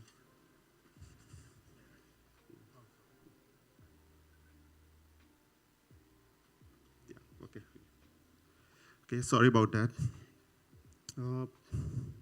Okay, let's see. As you know that Android Studio we use every day, right? So Android Studio has a current version which you use. There are some new versions coming as well. So let's look at what are some of the features in the newer Android versions. Okay. Okay, so there's a new UI theme coming. Then we have Kotlin DSL. By default, when you create a new project, you need to write your build.gradle script in Kotlin. As of now, we are used to the Groovy language, but as you see that Android is going towards Kotlin 100%, and you need to even write your scripts in Kotlin. And the third one is Android device streaming. So just one example is that my device is just placed somewhere in the hall, right? And I have my laptop. So I can connect to my device and can debug it. So this is also a pretty cool feature which is coming later. It's available for preview. Some people can apply for it. And the most exciting thing which is coming is StudioBot. StudioBot is the generative AI version for Android. It's available as of now in the US, but I have tried it with VPN. I can access US, and it does help you with your coding. And later I will show you some screenshots how it can help you to improve your efficiency. Okay, so next one is on-device ML. As you know that our devices are very powerful nowadays. How many of you are using Android here? Yeah, you see almost all of them. iOS people, I think, should get another Android phone as well. Yeah. Okay, so there are two ways to do machine learning on your phone. The first is called MLKit. The second is MediaPipe, which is in preview. Have you heard about TensorFlow Lite? Yeah, so both of them use TensorFlow Lite. So it's the application of TensorFlow Lite for your mobile phones. And the good thing is that once you deploy these solutions on your mobile, you don't need to access internet or talk to your server. Your phone will do all the magic. MLKit, I think, still have some problem here. Let's see. Oh, I need to click here, right? Okay, sure.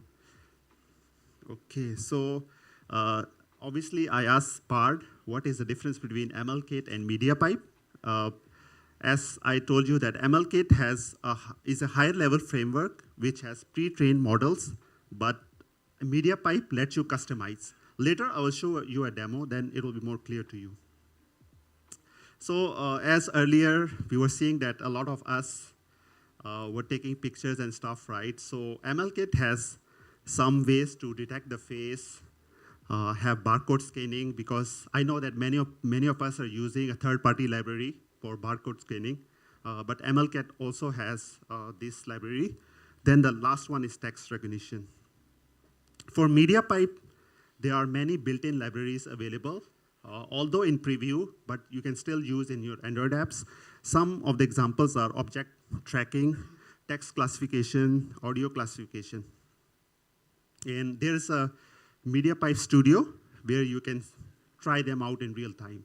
So I will share all these links in my slides, in references. You can take a look.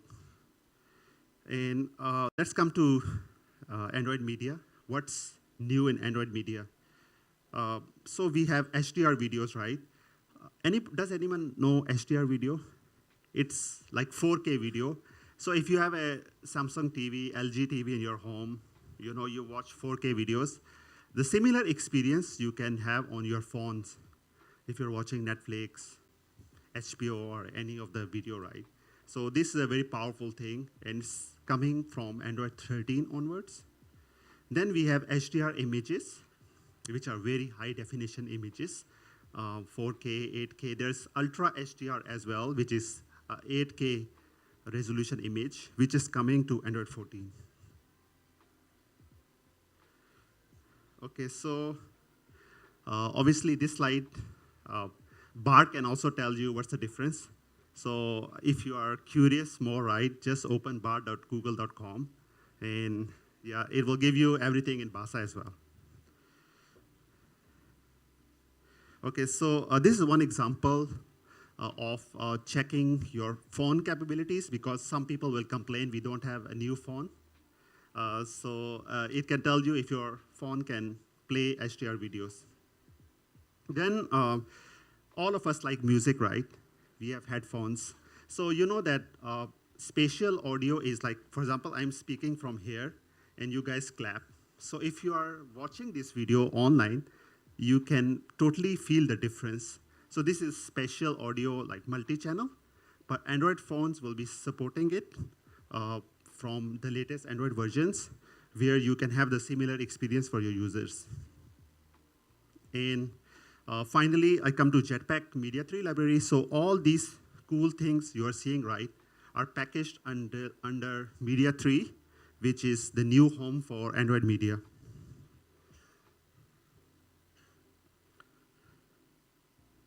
Okay, so earlier we saw like we spent lots of time taking videos. So you know that as a young, because most of the people here are young, right? Maybe except me. Yeah, but I still use Instagram and other social networks. We usually watch long form video, which is movies or some content. We also consume short form videos like TikTok, Reels, and we also have user generated content. We take videos, we edit, we upload. So all of it, the Android Media will cover this. From the moment you capture the video, to upload, to edit it, everything. So this is just example. The person on the right is a professor, very popular, but he has only few TikTok followers. But on the right side is a person who has TikTok followers. So you see a lot of mics there. So he's very popular.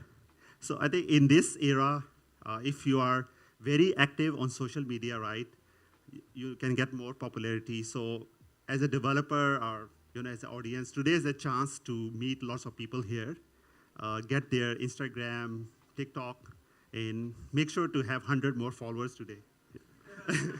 Yeah.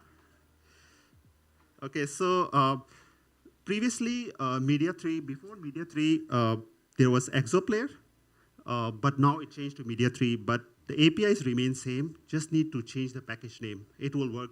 But later in this year, there might be some additional things coming to Media 3, and ExoPlayer will stop. So this is the time to migrate. And I have seen like many of Indonesian apps have some kind of video playback. So just need to take note of that. And let me try to show a demo, okay? So before demo, right, this code here is just like how many lines? Maybe 10, 15 lines. This is how you can enable media playback in your app. It's very simple, very straightforward. And after that, I will just show you some slides for StudioBot. I cannot unfortunately give a live demo, but we can see how StudioBot works. So this is the interface you will see once you access it in Android Studio.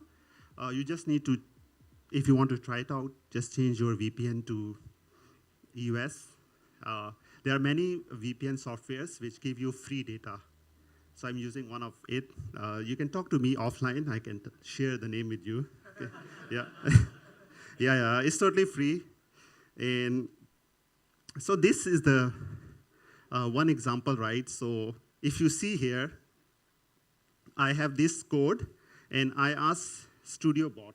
So there's this option of asking StudioBot to explain the code. Now, we don't need our senior managers, So you can ask the bot. So bot gave a very good explanation, very detailed one. I tell you, like, I will spend maybe an hour on Stack Overflow or Google, but the bot just gave you the right answer. So it's pretty cool. It will help you increase your productivity. let's see another example. So I asked bot to give me ExoPlayer's composable view in Jetpack Compose, right? It generated this code for me. I used it in my app, and it worked. Obviously, you need to do some fine-tuning here and there, right? Maybe add some libraries here and there, but it works out of the box. Okay, so about debugging, because many times as a developer, we have to debug things, right? So StudioBot can also help you to debug. If you see this kind of red alarm, right, the red message in your logcat, there's this option which is Ask StudioBot. Once you click on that, right away, there's another option, like 2 errors I got. And you just post it to StudioBot. It will give you the answer. Most likely, if it's an error which it understands. And you see, like, there's this option of merge into manifest. Even you can click this button. It will add the code in your manifest at the right position. After that, it gives you some explanation. You run the app, it will work. I've tried it a few times. It works, but there are some more complicated errors. It's still learning.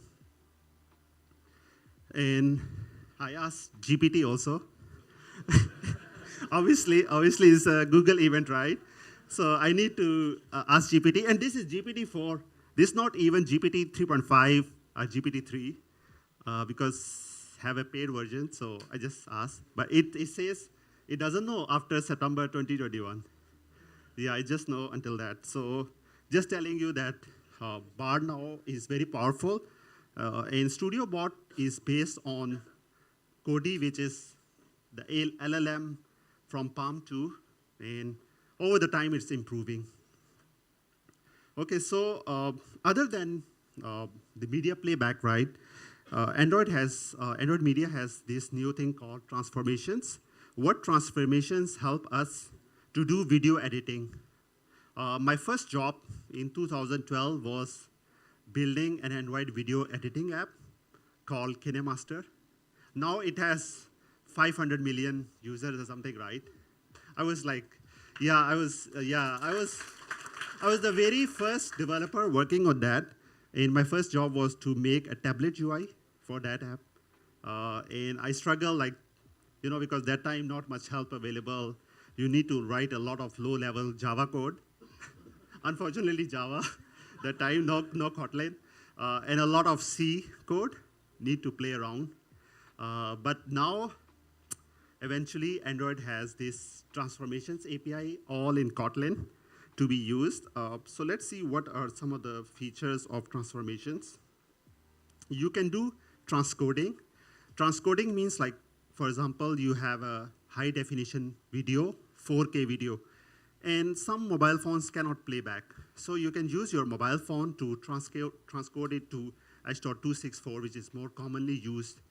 And you don't need to use work server, AWS, Firebase hosting, what else, the Kubernetes autopilot. You can use your phone, just your phone, to do this transcoding, because transcoding is a very expensive operation.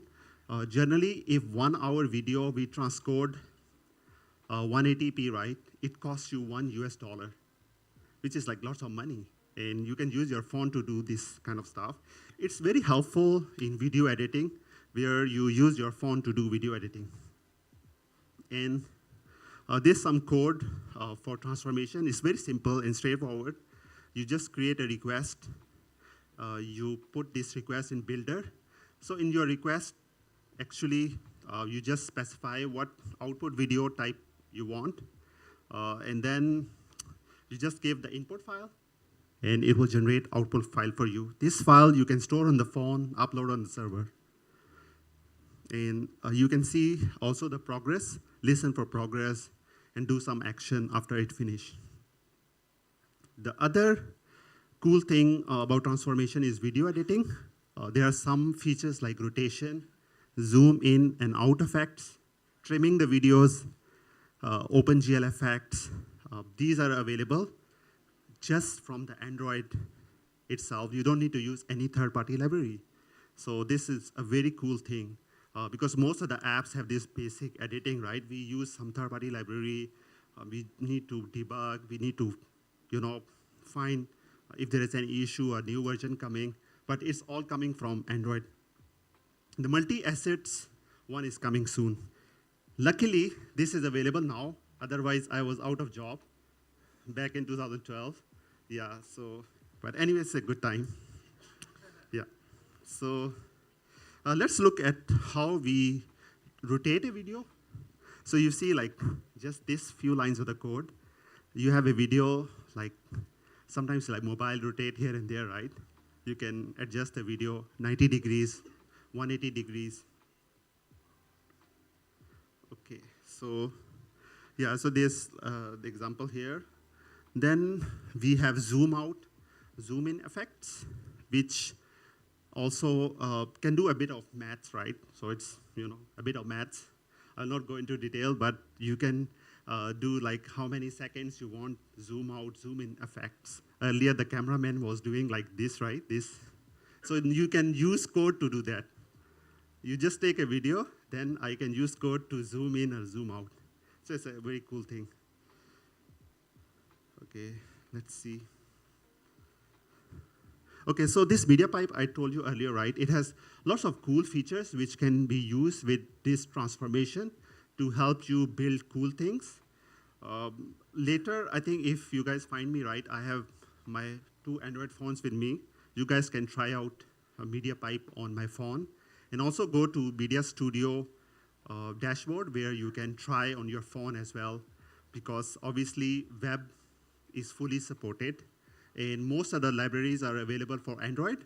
And how many are you are Flutter developer here? Flutter. So sooner or later, it will be available for Flutter as well. Yeah, so this is a good thing. So let's see the video and conclude our video. I'll conclude this presentation if the video can play. Yeah. Okay. We don't need any audio, but we can make it bigger, yeah. So this is a transformation app sample example. So I just took some videos at Google I/O Extended Singapore on May 27. So I can add like all those effects. So just ignore this rotation because I was taking like video which was rotated position, but you will see the output. So the output is actually zoom out effect. So it will like, go closer and come out. So I'll just show the video again. Yeah. So yeah, I think my phone also telling me I'm out of time. Yeah.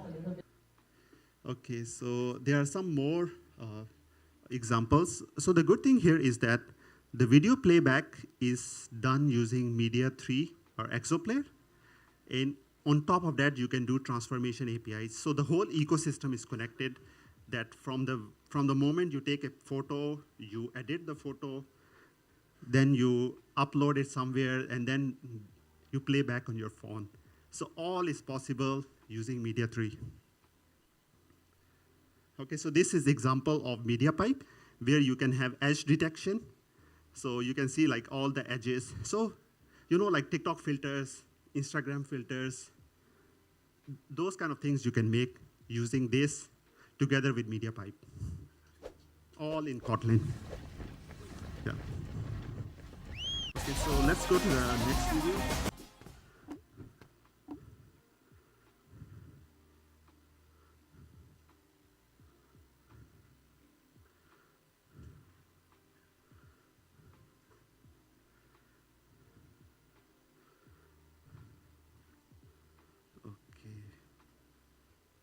So yeah, we can play this last video. So I just woke up in morning in hotel. Somebody told me that we cannot do live demo. So I made this video. Please ignore me. Yeah, just focus on the content. Yeah. Next one, I think. Yeah, this one. Yeah, sorry, my hand is there. So this is gesture recognition in real time on an Android phone. I have these apps with me on 2 phones. If you want to try it out, just borrow phone from me. So you can see Open Palm, I love you, okay. Then there's like all those, it can recognize your gestures. So earlier I saw like we were taking pictures, right? So let's say I'm taking pictures and I want all of you to make a sign.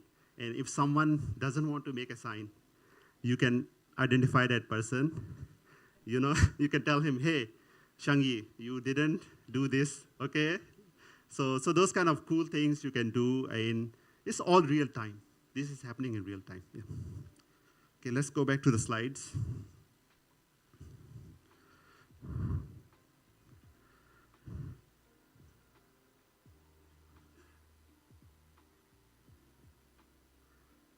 Okay, so just to summarize a summary of my talk, right? We need to use AI very intelligently. AI cannot take our job as of now. As of now, yeah, yeah. I don't know. Like 2 months later, yeah. I might need to sell fish or make a restaurant or something. But as of now, it's a very exciting time. Just try to use it to the full. If you're a developer, it's okay, wonderful. But try to spend 10% of your time, I would say, to use AI tools to improve your efficiency. If your manager is giving you 8 hours to do the work, right, you can use AI to do it in 6 hours. Then 2 hours you can learn about new things, just to be productive. So AI is not going to take jobs because there are still many problems, many things needs to be optimized, but it's about you, how you want to take advantage of it.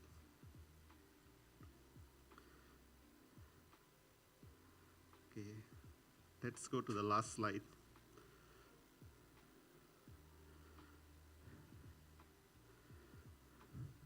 Oh yeah, wait, one before.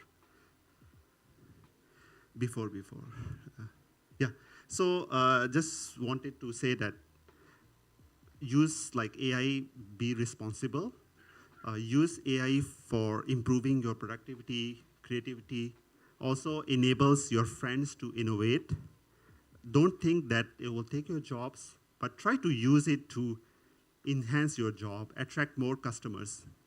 And also build and deploy responsibly on Firebase, yeah, or AWS or Google Cloud, wherever. Just deploy it responsibly. And we can go to next slide. So these are all the references. Later, we go to next slide, where I have, yeah, so this is my LinkedIn over there. You guys can scan. The right side is slides. So all these slides are available. No need to rush or something. You can view offline. I have put all the links there for your references. So just use those for your learning. And thank you so much. Thank you.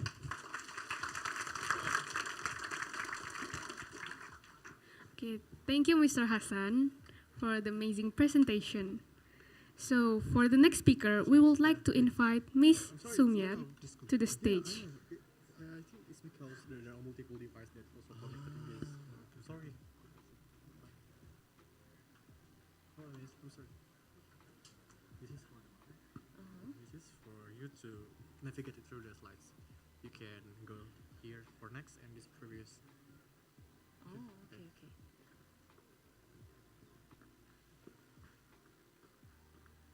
Hello, everyone. Nice to meet you. Thanks for having me. Okay, all right. Today we are going to talk about mastering apps for a large screen. So mainly focus on the domain knowledge of what is the large screen, why is the matter for our development. So as you realize, there are like more than 280 million added large screen device. And then recently, Google Pixel released Google for Pixel 4 and Pixel tablet. And so beyond the phones, there are foldables and tablets. And then starting from the Android 12L, the platform supports for the large screen. So let's check it out what is exactly and how we can support for the large screens. And then I believe over the 15 plus Google app already adapted to the large screens. And then there are more in the market, I believe Netflix and then Telegram, so on, those kind of app already adapted to the large screen.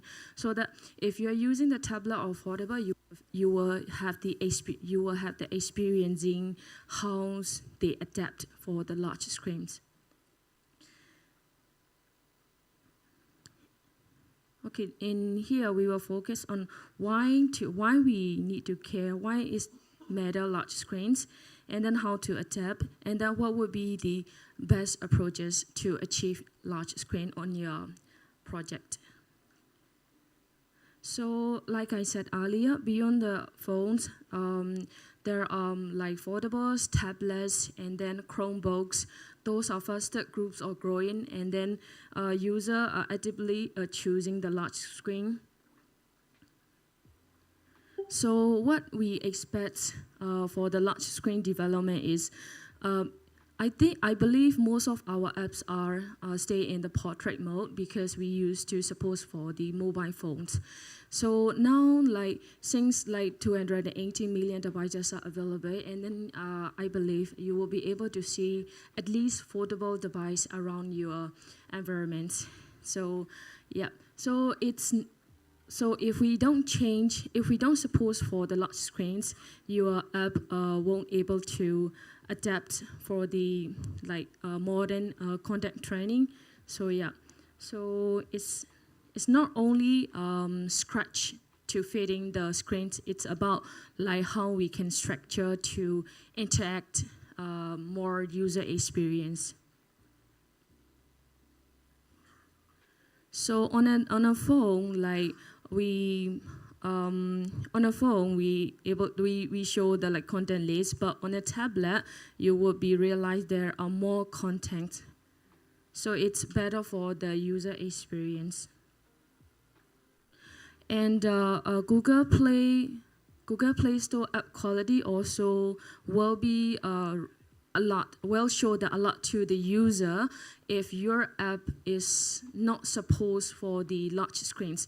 For example, you will have the tablet user, and then they go to the Play Store, and then they will be able to see your app if still not supposed for the large screens. So let's study what the white basis. Okay. On a phone, we expect that we have kind of list details, and then in this example we had a message, and then list of the content message, and then we can go into the details. On a tablet, user expected to see list details view. What is a list detail views mean? Together with the list, and then see their details as well. I think if you are the Telegram user, how many are you using the Telegram? Telegram, yes. Okay, few people. So I thought most of you guys already familiar since I'm working in Singapore. So yeah, so most of us already like to use the Telegram. So Telegram is technically, I'm not promoting the Telegram. I'm just saying how easy things is going on. So it's pretty much similar like what Viber does and what WhatsApp does, but it's more it's more free for contact sharing and video sharing, etc. Like grouping. So yeah. Okay, on a so with phone we can able to make an action with only one hand, but on a tablet I don't think is there anyone can handle with the one hand. So the user has to use. Sorry, I think I have some problem here. Oh, okay, sure. So like user must use two hands for the tablet. So what's the things we need to change, which is like we used to add the button navigation at the bottom of the like screens, and on the tablet is that so like the recommendation doesn't recommend put the navigation step on the like bottom of the screens. It suggests like doesn't put the critical stuff, for example, navigation route, things to the centers of the screen, and more recommend adding the screen's left corner of the screen size so that user can reach more and then do the action modes. So on a tablet, it's not on a tablet, it's on a large screen. The user expected to see more context. I believe like most of us choosing the tablet for see the more context and then for the immersive user experience. So on a large screens, you have to take note these four principles like comfort, capability, efficiency, and immersion. So what is a comfort? So it's mean less constrained by portable file. Meanwhile, give more space to show more context to the user, so the user can interact your application more. Capability is same things, able to see more and do more action on your applications. So we used to have a when action on a phone, but the way of thinking, you have to rethink and reflow when you are started thinking to support for the large screens. So this is the second principle. You need to take note when you are redesigning to support for your large screens. And then efficiency is multitasking is much easier. So by using like there are lots of documents are out, and then which is like the APIs are already stable. Meanwhile, you are ready to consume the API to support your application to adapt the large screens. For example, like activity embedding and to knowing which screen size user are using and then which context you should be use it. But in here, I will share for the domain knowledge and get some ideas how you can adapt the large screen experience to your application, because it's more likely important rather than jump into the code. Otherwise, you end up with like your application which is not like you expected. So there are the guidelines and references Google already makes. Then we can reference the closest design to our applications. So immersion is like you can see here, is more content information and then user vision.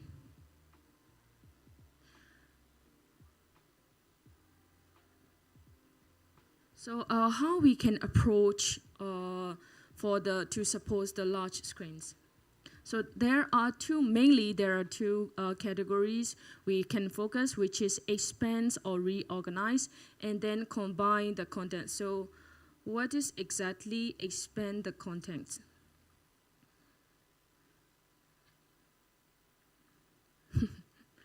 Okay. So in this example, you will be able to see like it's not scratching your application. It's just more likely adding more content on the on a tablet. So meanwhile, if you had a like for example like TikTok, and I believe TikTok is stay okay. What about like the news applications, and then when you are on the tablet and then your application doesn't support for the large screens, then the user can able to see like the large contents of the the list. So meanwhile, the user is like had a like kind of bad experiencing because they expected more context on your on on a tablet. So on a phone, it's okay because it's a small screen size. Then it's like it's okay because giving the list details. But then on a tablet, by showing if you are still not adapt to the large screens, which is the artwork, because of like user expected to see more content on a tablet.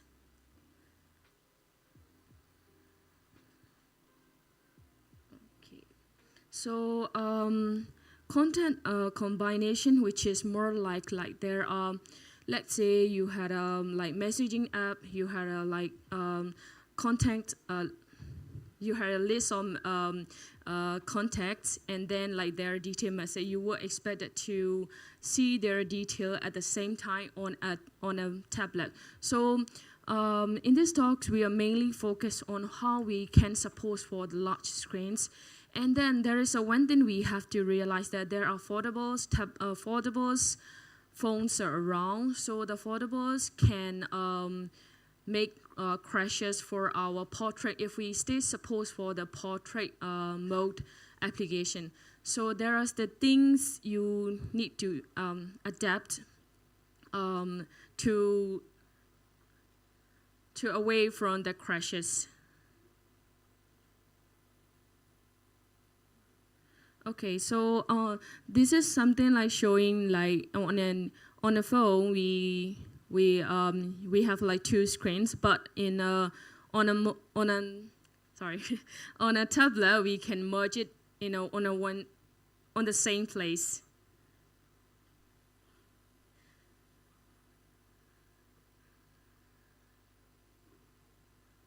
So a building block is we started thinking about way to consider how we can approach for the adopting the composition, your application. So in this here, giving you basic ideas of where we should recompose our compositions. So in example, we used to show the navigation on the bottoms of the screens, but if user is using the large screen, we need to rethink and reconsider to put the navigation left corner or right corner, depends on you, but all the recommended is supposed to be in the left corner because user can reach more and do more the actions. And then app bar is on top of the screen, I believe, which is not changing.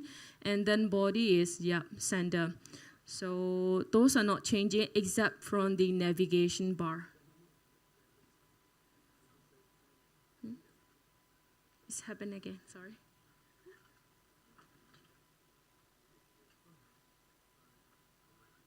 What's happening?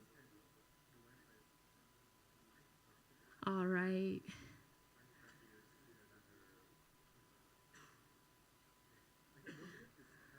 Yeah. Oh, okay, sure. Yeah. Next slides, please. There is a Wi-Fi connection issue.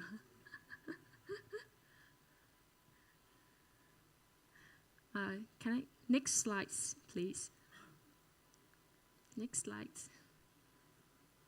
Okay, sure. So we already see about, we already have some ideas on how large screen we have to adapt in order to give better user experience.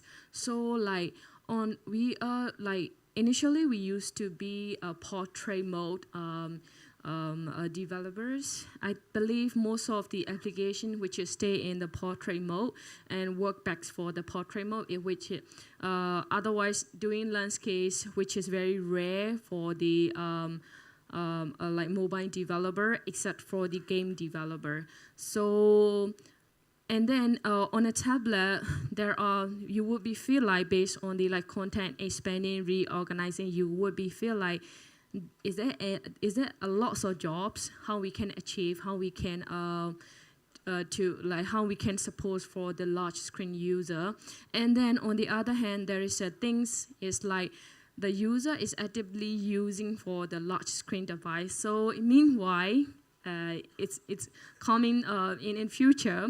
Is this something to think about, and is this something we need to adapt, slowly adapt in our existing? Otherwise, we will be like maybe like lower downloader and then user because the more edit user mean the user likely to use the large screen for they feel like they can do more action with the tablets. So on a tablet, not only you can use the one application, you can expect there are multiple applications using at the same times. So yeah. So let's check it out what we can, how we measure like what we are right now. So there are 3 tiers we measure in our, we can measure where our application is in states. So basically there have 3 tiers: basics, better, and boss.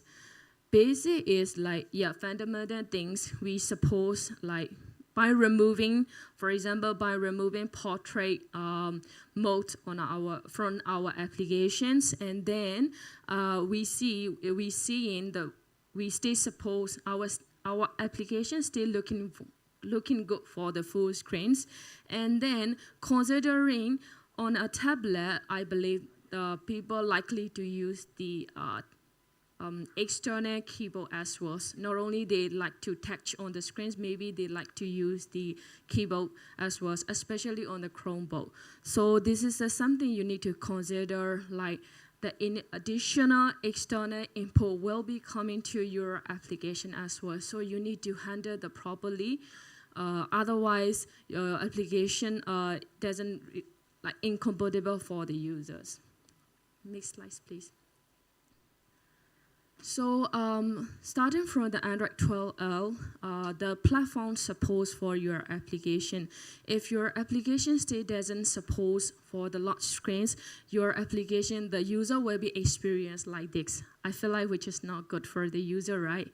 And nobody wanted to waste their space for your applications. They will be feel like, why is that?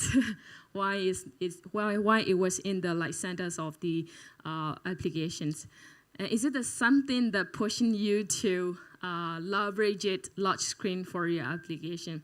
So yeah, the platform will be suppose your application in a letter box like in this example. So which is not looking good. So you need to take note to remove portrait mode, at least portrait mode, and then suppose for the basic stuff for your application first. Next slide, please. So in order to achieve how you can redesign and re-implementation for your application, there is a first step you can start from by studying the canonical layouts. So this is make from Google's designers and developers. They work together to support and give more idea to the developers and designer how you can design your applications. So canonical layout, there are the 3 layout they gave you, which is commonly and widely used on the mobile phone and application. So at least you can get some ideas how you can leverage your application on the large screens. Next slide, please. Next slides. Next slides, please. Okay. So layout region is matter. So because on a phone, it doesn't matter because it's a small space. So we already put all the necessary and UI. But on a tablet, we must show. We had the ability to show more context user and more immersive layout for the users. So we have to think about how we can organize our contents, and then additionally, how we can show more our action as well to support the user use case. Next slide, please. Oh yeah, it's better. Already connected to the Wi-Fi. Okay, sure. So Or list detail. So the first thing is list detail. I believe list detail is usually you can see on the new apps. So it comes with like by showing you the roughly ideas of the lots of the contents, and then you can go into their detail if you're interested. So imagine you are like working for the news application company, and then in order to support the large screens, you need to consider the ability of the extra space to show the details of the content, so the user can see more the what's exactly in the like context. This is the example layouts, not only like for the news, but also it's for the messaging as well. So yeah, of course, we would like to able to on a tablet. We are easy to jump into like different messenger. Because it is the ability of the large screens. On a phone, we must go to the we must go back to the previous page and then choose for the person who we would like to send the message.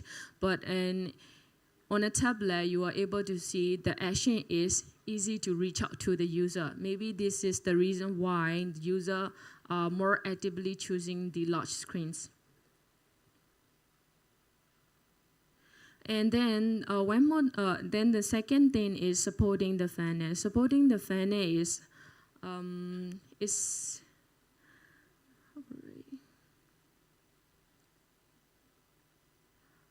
let's see the example.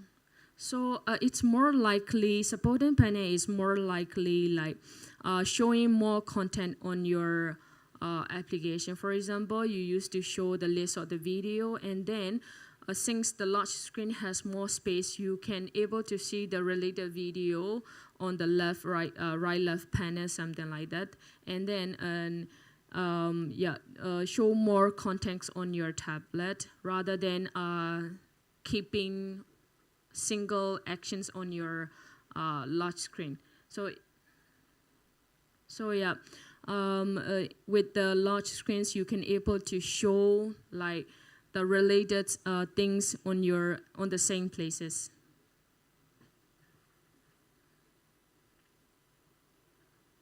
Loading again. Yeah, yeah, it's okay now. Oh, I believe. Do you face any Wi-Fi issue? Okay. So the finally. Hold on. Finally is the feed view. The feed view is like, again. So, sorry. Feed view is more likely showing more contents on the user. And then like all those canonical layouts is just giving you the idea of how you would like to achieve your application to the user. You maybe for example, like we are a Lomotive. We not only wanted to show like user like having like a video list, but also we would like to show what's trending on the currently like musics and videos and the animation as well. So this is an opportunity you can show to user like what kind of actions you have, and then like you can promote your things to the user directly.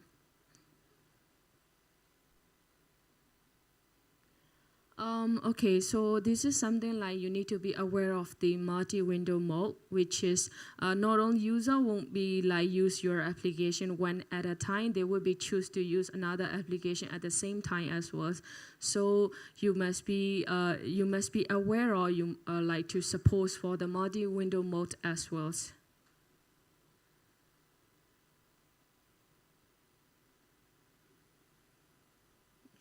happened again. Oh yeah.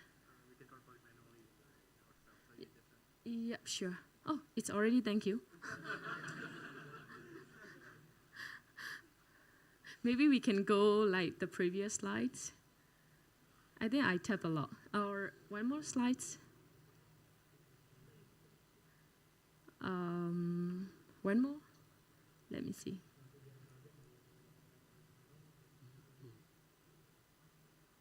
I think there are some remainings. Martin Wyndham. Oh, okay.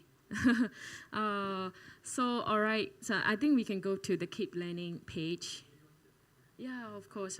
Yeah, it's much easier. So, okay, here is changing. That one is not changing. On the screen, not changing. Hold on. Scrolling to Zoom and mouse hover states will offer a more delightful experience. And finally, to make your app more screen differentiated, users expect your app to reach parity with a desktop or web experience. Let's recap the Check out whole our session. developer guidance for The more whole details session on how to is add input ideally to support to your give app. you there is Stylus is a unique peripheral for Play productivity Store tablets quality that requires a insurance few will additional allow nuances you to incorporate. to the user As whether mentioned your before, application users should is be able to supposed navigate an the app large with a screen stylus device similar to or how they not. would use touch. So if But you users if you will are not likely also ready want to draw and suppose write with the stylus. to the large screens, For you the will best you stylus might experience, lose your it's important to handle motion consumer events for and then position, user. orientation, So tilt, and and then pressure. which You'll is also need to really handle palm awkward to rejection show the and action user enhancement in the correctly. letterbox. So make sure Stylus at is also a least great you way to suppose offer for the delightful user basic stuff. experiences for So drawing and writing. for to In in fact, order to incorporating achieve different how stylus we pressure can and tilt leverage support it can help your app become for more the screen basic differentiated. tier, it's For very more on simple. You can customizing go stylus into the experiences, directory check out our link, low latency which libraries is and recently guidance released provided from the Google's I/O 2 months ago, and then they explains how you can achieve in order to suppose the basic. So basic is technically like it's technically scratching, it's technically removing the portrait mode and then suppose for the multi-screen mode, and then suppose for the basics like external devices, listening external devices. And then the second, if you already achieve the basic step, the second step is you can go to the beta, which is by stating the canonical layout. I believe that which is and easy to it's neat for the learning part, because so you need to study and rethink about which one is the best for you. So in order to achieve like along the way you adapting your application, there is a large screen gallery which you can see in the third row. Like give you more idea and insight on how you can leverage it. So there are more than 50 applications Google already share with us, so we can easily check it out and get some idea how we can leverage it. And then to ensure the large screen quality, we can check it out the quality guideline as well. And then material layout is roughly give you the after you had a design, roughly give you the ideas which material components you can use to implement the large screens for your applications. And then large screen input is for like to give you the detail more on how you can listen the external inputs, for example mouse and then keypads. By using reference devices throughout development, you'll ensure that your app UI works well across a variety of possible display environments. As the device ecosystem continues to evolve, we'll update the reference device specs to be representative of the... Oh, okay. Okay, thank you for all the speakers. Yeah. Please give round of applause for our speakers. Okay, for the next session, we proceed to the Q&A session. Oke, seperti yang kita informasikan di awal, kalau untuk setiap sesi Q&A per track ini nanti akan ada total 6 special merchandise dan 1 door prize untuk pertanyaan terbaik apabila teman-teman memberikan pertanyaan secara on the spot. Teman-teman juga bisa menanyakan secara online melalui Slido yang kita udah siapkan. Ini bisa di-scan untuk teman-teman yang ingin menanyakan. Oke, bagi teman-teman yang ingin bertanya, dipersilahkan. Wah, banyak Yang perempuan pakai hijab. Oke, boleh nih kakak yang perempuan.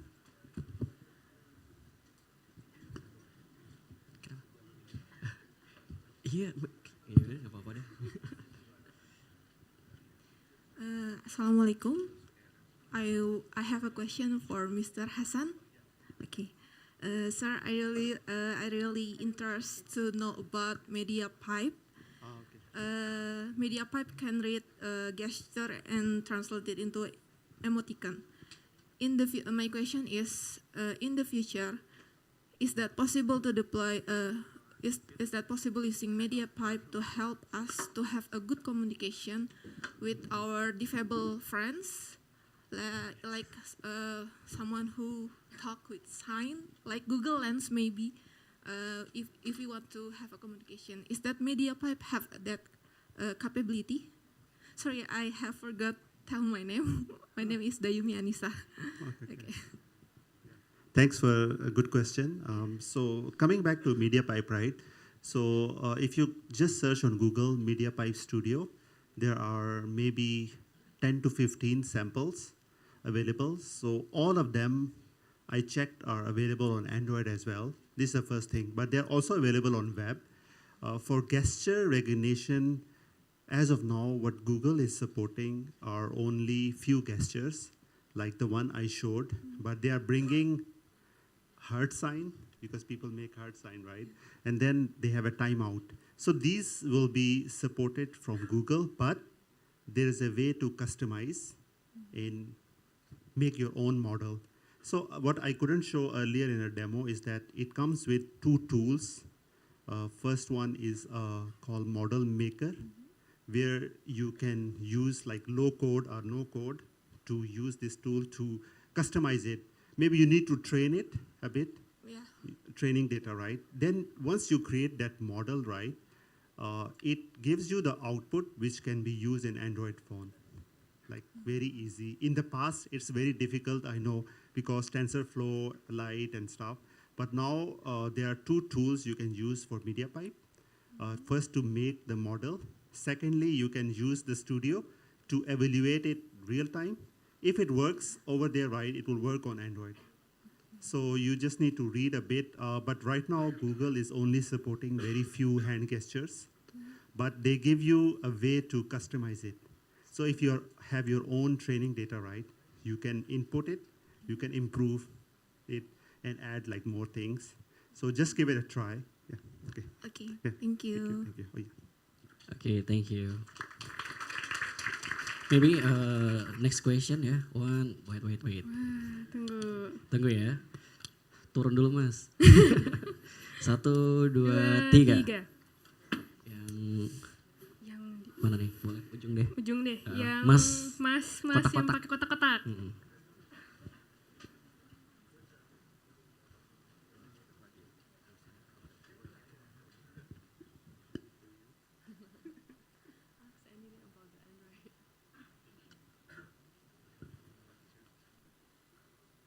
I think if you have concern about Android, like not only related to the large screen, also you can ask. Okay, thank you for the chance.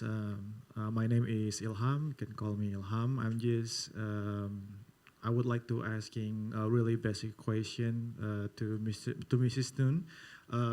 According to the what already just you present about the multi views, is that really require complex additional positioning for every elements for the main view, for the feeds? So because I think it's really complex to maintaining each position of the object, like main view, feeds, and everything else. So I think can you explain in a more definitive way, so how does the basic work of the multi-apps, also the multi-view things, get the things done?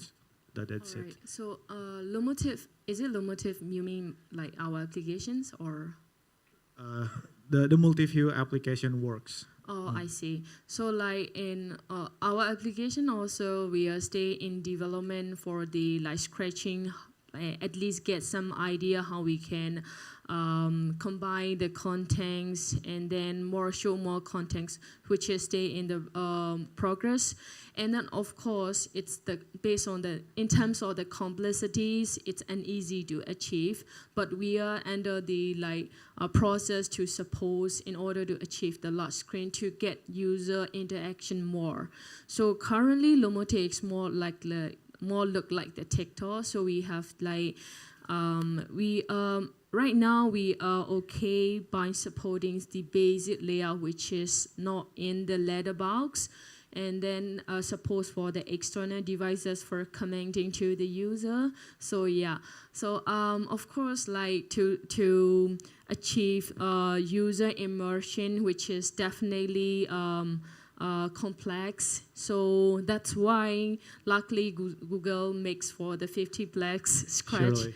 Yeah, so at least we can get some idea how we can like achieve in order to adapt the large screen. So yeah, it takes time, and then there is no specific way you can like, there is no specific way you can follow list detail or like so on. So it's like some things you need to study, something you need to think about it. So yeah, I don't really have much idea like in order which is the best for your application.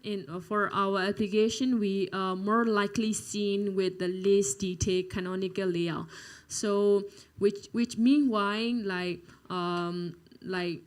because of we feel like least detail, at least we can like let the user do more action. So maybe you can see the list detail might be the work best for you. Yeah. So. Thank you a lot. That's really well explained. I think for some developer, puts really struggle in there. Yeah, absolutely. Thank you. Okay, thank you for the question and answering. Okay, maybe we have next question. Okay, bentar. 1, 2, 3. Perempuan yang tengah, yang belakang, boleh kali. Ini yang pakai hijab hitam. Boleh.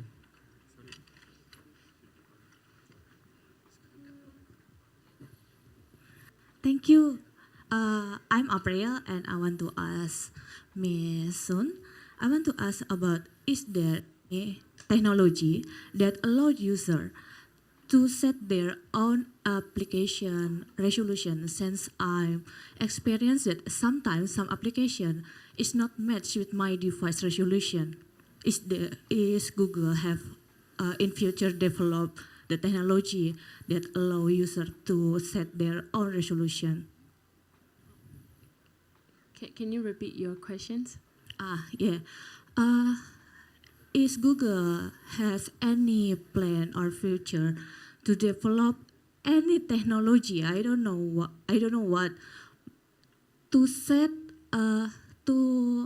user to set their own application resolution. Since, well, for example, that sometimes application that I set, maybe TikTok or maybe Shopee, is not matched with my device resolution. And is there any plan of Google that you might develop any technology that said, let's say, I want to set my resolution application to match my device?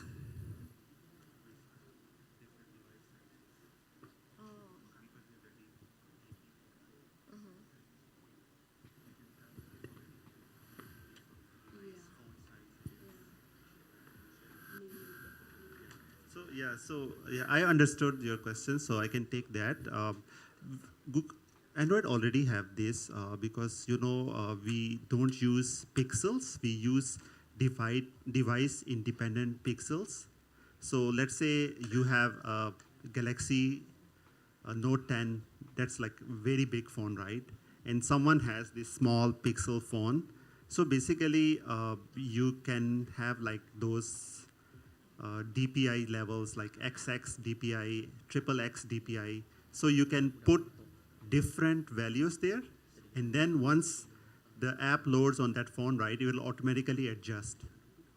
So this is already available, this technology. Yeah. Oh yeah, okay. Yeah. Because in some device I experienced, maybe there's the application is not full screen. Okay, so that's why Sue mentioned, right, sometimes for tablets, right, you need to design the layout.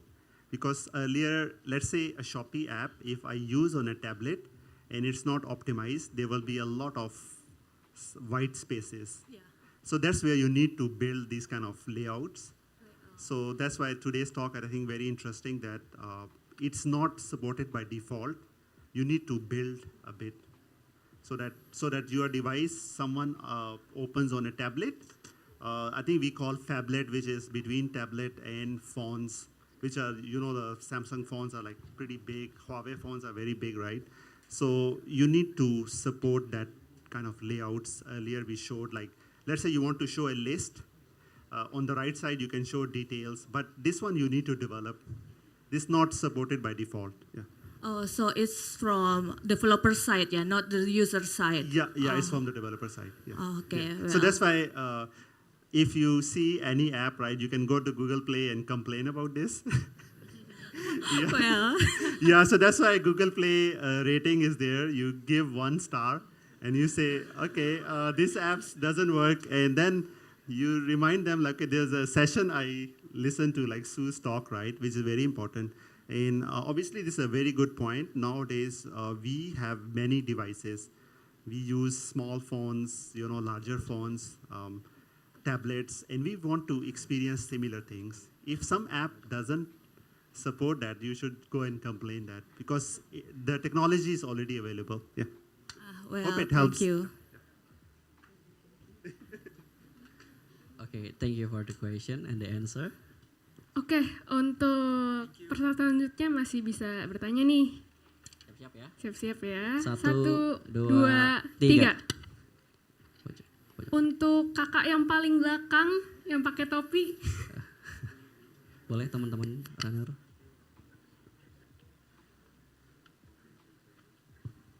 Okay, hello, my name is Renal. I'm interested with StudioBot, and I want to ask about how far StudioBot can help developer to improve the performance of the app and the thread use in an Android Studio.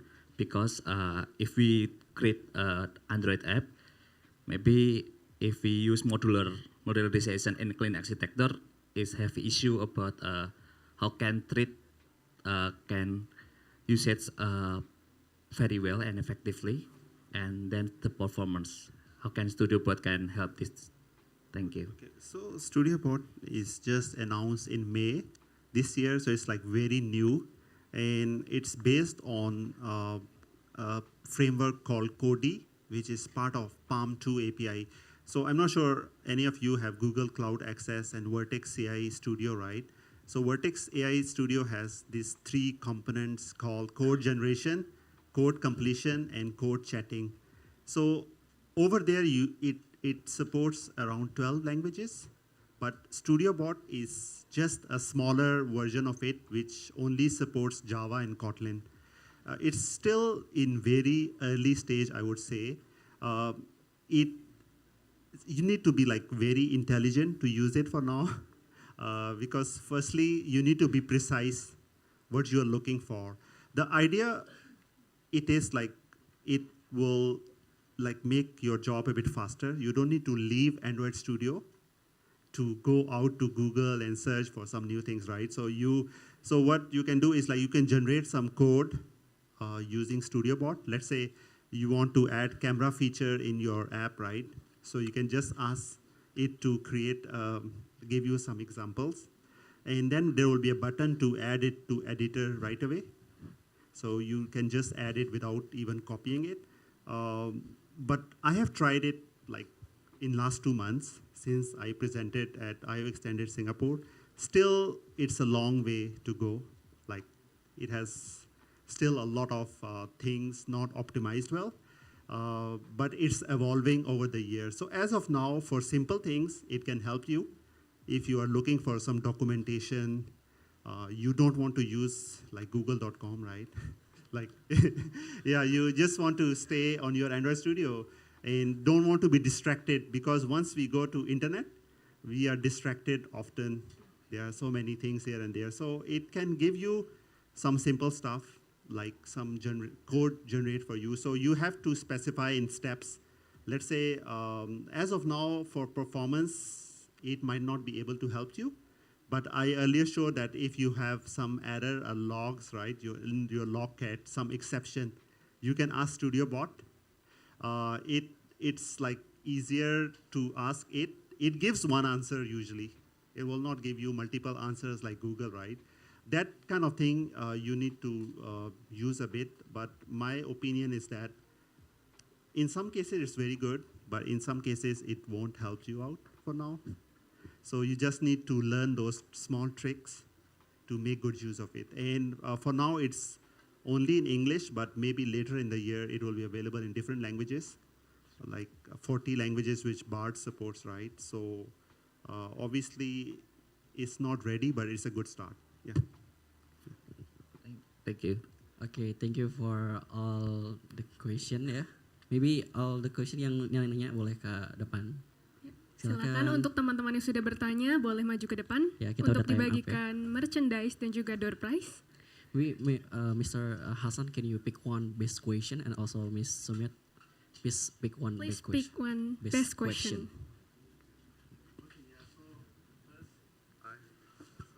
I have this like tumbler I got for Android, so I want to give away to the best question. So the first person who asked, media pipe. Media pipe. Silakan Ya, yang teman-teman pertanyaan tadi, silakan maju semuanya ya. Ya.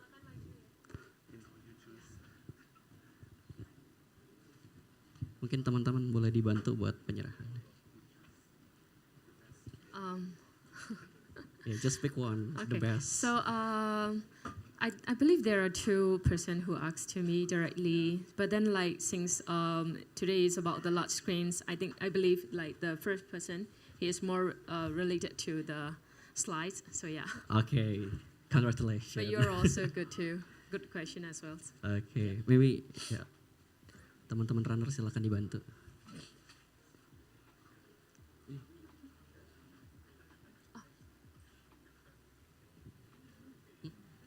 Yang cowok ini buat tiket, yang tumbler itu deh, yang tiket, cowok tiket. Yes, keren banget itu. Android, yes. Pengen saya juga.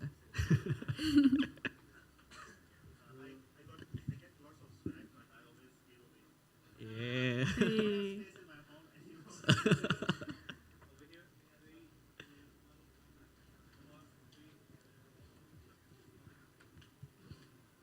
Congratulations. Nanti kita foto bareng semua ya. Nanti kita foto bareng semua. Mbak, itu kasih dulu.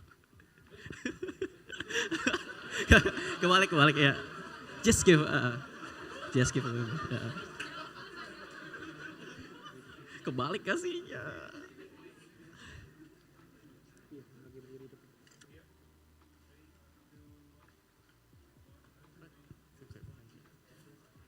Congratulations. Next.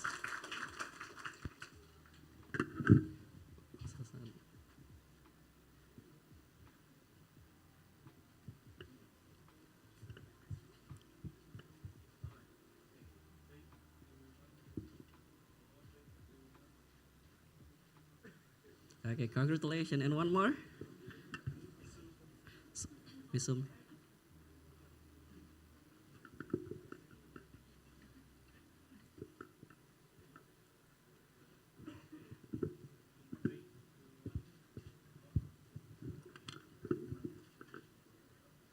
Oke, congratulations. Mungkin kita foto bareng semuanya dulu ya sama tahun peserta yang penanya, boleh? We all together. Tengah-tengah. Ayo, jangan malu-malu. Tengah-tengah. Silakan teman-teman.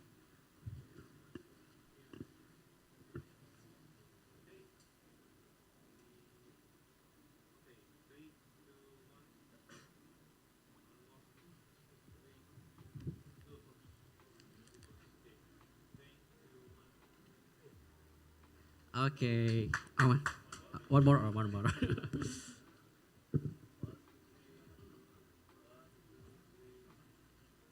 Okay, thank you for everyone. Okay, Once thank more, you. we get a photo session for these all speakers. For two speakers. Yeah, we diarahin aja. Just sini for the first one. Yeah.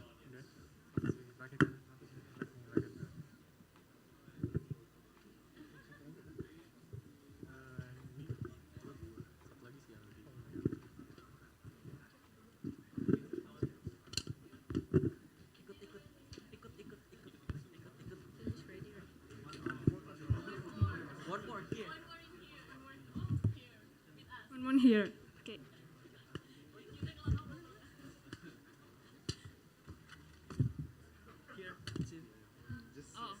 Stand here. Yeah, like this. You guys okay.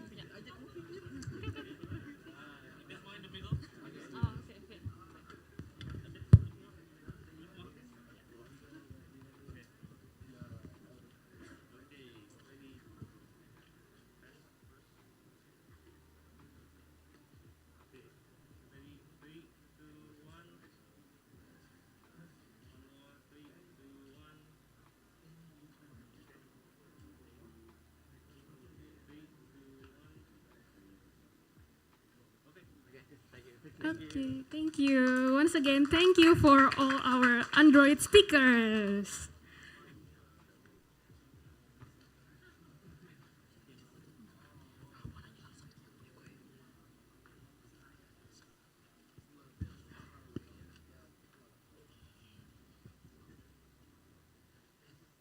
Oke, tadi Android speaker sudah ya, session tracknya. Sekarang kita balik lagi ke Indonesia lagi. Kita lanjut ke sesi selanjutnya, itu sesi web. Kita punya dua speaker. Yang pertama adalah Mas Riza Fahmi as Google Developer Expert in Web. Mas Riza Fahmi ini seorang co-founder dari dan direktur kurikulum Active8 ya. Mungkin teman-teman juga sudah pernah tahu dan pernah lihat, barangkali yang pernah nonton setiap hari Selasa di Discord-nya kita dan di YouTube pasti sering lihat Mas Riza Fahmi. And second speaker. Dan untuk pembicara kedua adalah Mas Suratomo Aziz Pradana. Ia adalah seorang Google Developer Expert in Firebase dan juga seorang Engineering Manager di Bukalapak. Oke, mungkin tanpa berlama lagi kita sambut untuk speaker pertama Mas Riza Fahmi, dipersilahkan.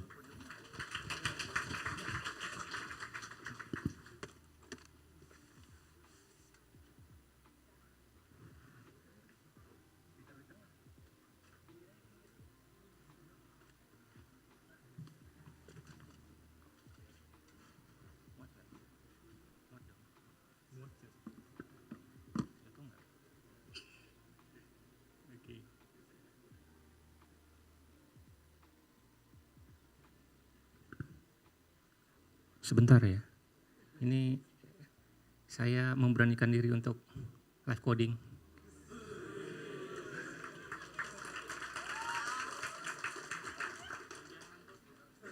Semoga diberkahi ya, lancar. Karena biasanya ya begitulah ya. Oke, sebentar. Ngantuk? Siapa yang ngantuk? Yang lapar banyak ya? Tenang, tenang, tenang. Sudah? Belum?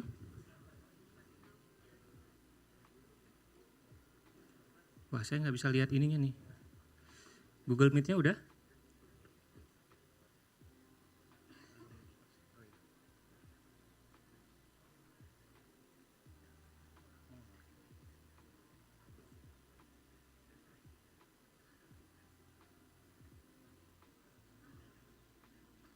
Oke, sambil menunggu. Assalamualaikum warahmatullahi wabarakatuh. Salam sejahtera untuk kita semua. Selamat siang teman-teman. Gimana sesi-sesi sebelumnya? Bahasa Inggris semua ya? Ya, dua sesi terakhir akan bahasa Indonesia ya, kalau nggak salah. Dan saya akan ngobrolin tentang WebAssembly, salah satu teknologi yang dibahas di Google I.O. yang cukup di-highlight juga selain AI, generatif AI dan AI. Ya.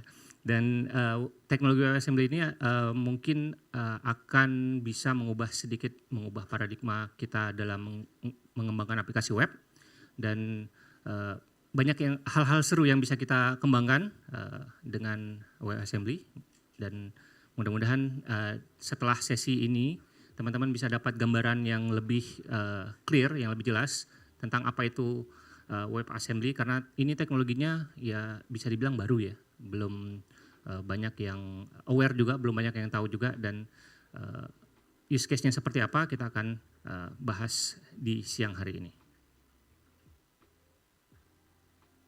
Dan mudah-mudahan nanti ada demonya juga. Kalau tidak ada, kita nonton videonya. Ini Google Meet-nya belum? Saya masuk Google Meet belum di-accept, jadi belum bisa present. Ada yang bisa bantu? Oh, lagi ini ya. Oke, kalau gitu kenalan dulu. Nama saya Riza, co-founder Hacktivate. Nah, ini sudah mulai ya. Dan salah satu dari 3 Google Developer Expert di teknologi web. 2 lagi ada Eka dan juga ada Ivan. Dan untuk Hacktivate sendiri kita baru buka Januari kemarin, kita baru buka di sini di BSD, tinggal jalan deket. Dan buat yang belum tahu, Hacktivate adalah dimulai dari coding bootcamp di 2016. Sekarang kita udah punya beberapa flagship program. Ada yang paling dikenal tentunya JavaScript bootcamp. Kemudian sekarang udah ada data science juga dan ada backend dengan bahasa pengantar Golang. Oke, sudah masuk. Saya coba share screen ya.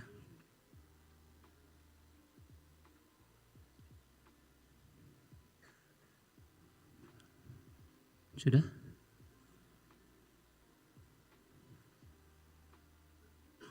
Nah, mantap.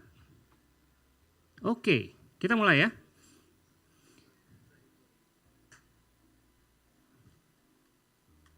Kita sudah perkenalan. Jadi siang hari ini kita akan bahas tentang apa itu WebAssembly. Kemudian kita akan bahas apa sih yang memungkinkan perubahan paradigma atau arsitektur di teknologi web yang menggunakan WebAssembly, apa yang berubah, apa yang bisa use case yang bisa dikerjakan dengan adanya WebAssembly, dan sedikit demo nanti di akhir. Oke, kita mulai dari WebAssembly. WebAssembly adalah sebuah format binary low level yang bisa dijalankan di browser atau di web. Format binary ini bisa berasal dari berbagai bahasa, bisa dikompilasi. Jadi si WebAssembly ini adalah target kompilasi ya. Kalau misalkan teman-teman menggunakan C atau Rust atau Golang kan ada dikompilasi menjadi binary. Nah, WebAssembly ini adalah salah satu targetnya. Kalau dulu misalkan kita mau targetin mesin tertentu, misalkan Linux, ya kita harus compile untuk Linux yang arsitekturnya mungkin 32 bit atau 64 dan lain-lain ya. Nah, itu kan target kompilasi. Nah, WebAssembly juga menjadi salah satu target kompilasi yang memungkinkan bahasa-bahasa low level bisa hasil kompilasinya bisa diakses atau digunakan di aplikasi web. Dampaknya apa? Dampaknya adalah kita bisa membuat aplikasi web dengan performa yang menyetarai performa low level language, jadi performanya bagus dan dapat dijalankan tentunya dengan bantuan JavaScript. Jadi WebAssembly ini bukan pengganti JavaScript ya, jadi dia adalah temannya ya, ditandemkan dengan si JavaScript. Kemudian si WebAssembly ini portable, jadi ketika sudah kita kompilasi, kita bisa taruh di server tertentu, kemudian mungkin user ada yang akses web kita, kemudian di-download dan sudah bisa digunakan. Jadi cukup sekali kompilasi dan bisa digunakan berulang kali. Dan tentunya fleksibel karena kita bisa menggunakan bahasa-bahasa yang tadinya hanya bisa digunakan di luar web. Ya, seperti C, C++, kita kayaknya belum ada ya orang yang bikin aplikasi web dengan C dan C++ ya, kecuali kalau mau cari masalah gitu ya, ribet ya, banyak ininya kan. Kalau sekarang hal-hal yang bekerja sesuatu yang biasanya dikerjakan sangat berat gitu ya di web, sekarang sudah bisa didelegasikan ke WebAssembly. Dan dukungan browser sudah full, sudah komplit. Semua browser modern sudah mendukung, baik itu keluarganya Chromium, Chrome, Edge, Brave dan lain-lain, Firefox dan Safari juga sudah mendukung. Dan dukungan bahasa, ya WebAssembly ini mungkin bisa dibilang baru ya, mungkin 2-3 tahun yang lalu. Dan tahun-tahun sebelumnya itu tidak banyak bahasa yang mendukung. Mungkin ada tapi nggak terlalu optimal karena ada beberapa hal.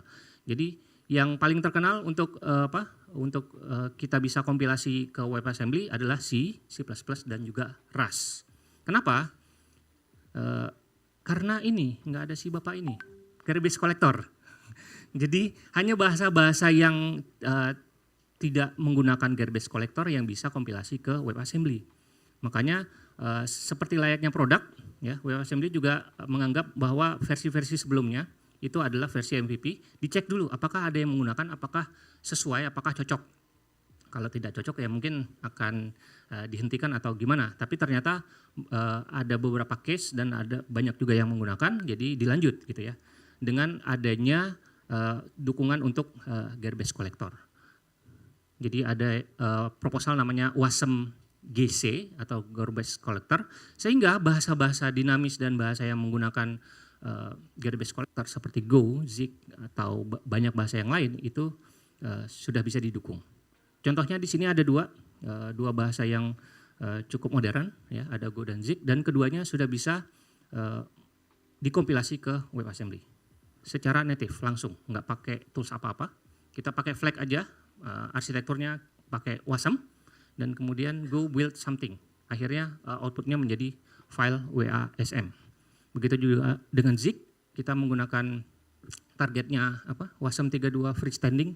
Saya nggak ngerti itu maksudnya freestanding apa. Keren aja gitu kali ya. Kenapa harus ada freestanding saya juga nggak tahu. Tapi sudah didukung gitu.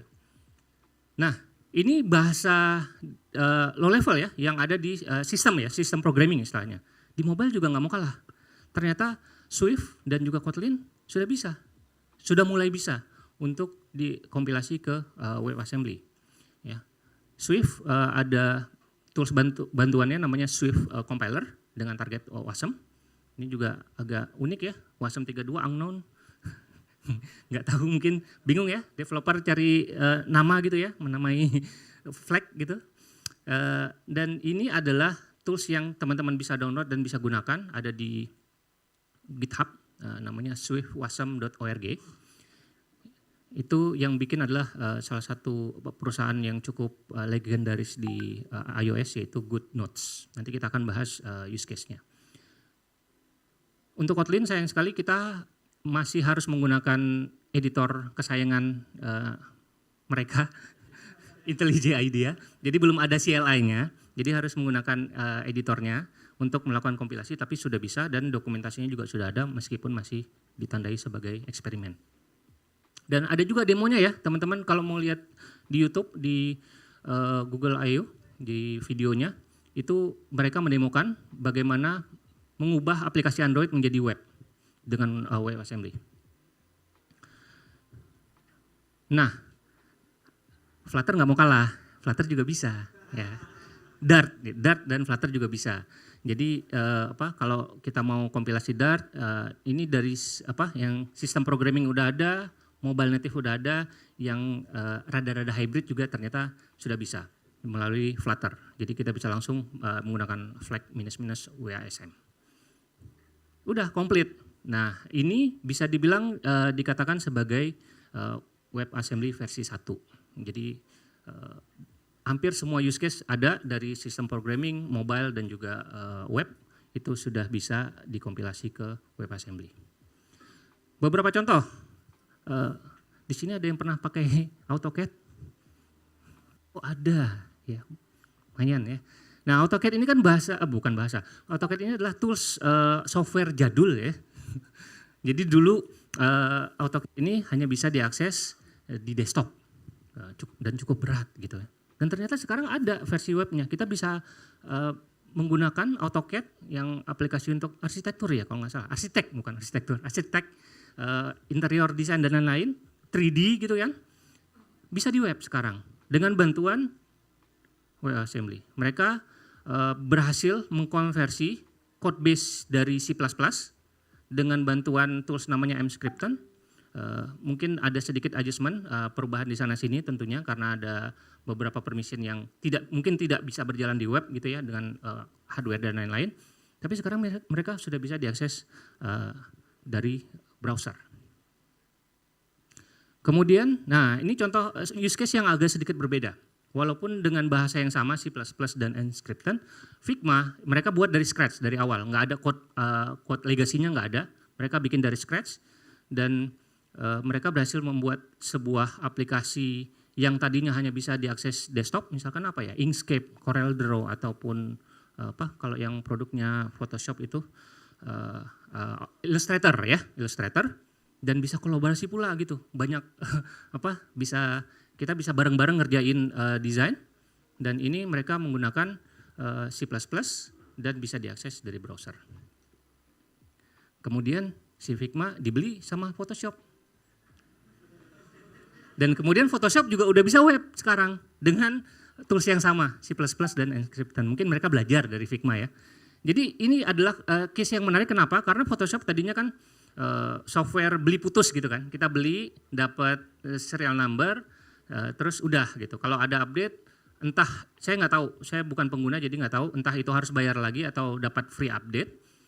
Kalau sekarang mereka bisa mengubah bisnis model mereka dengan sekali bayar dengan cara subscription bulanan atau tahunan ya, dengan memanfaatkan web. Jadi mereka bisa kalau kita mau daftar, kita harus bayar bulanan untuk mengakses Photoshop.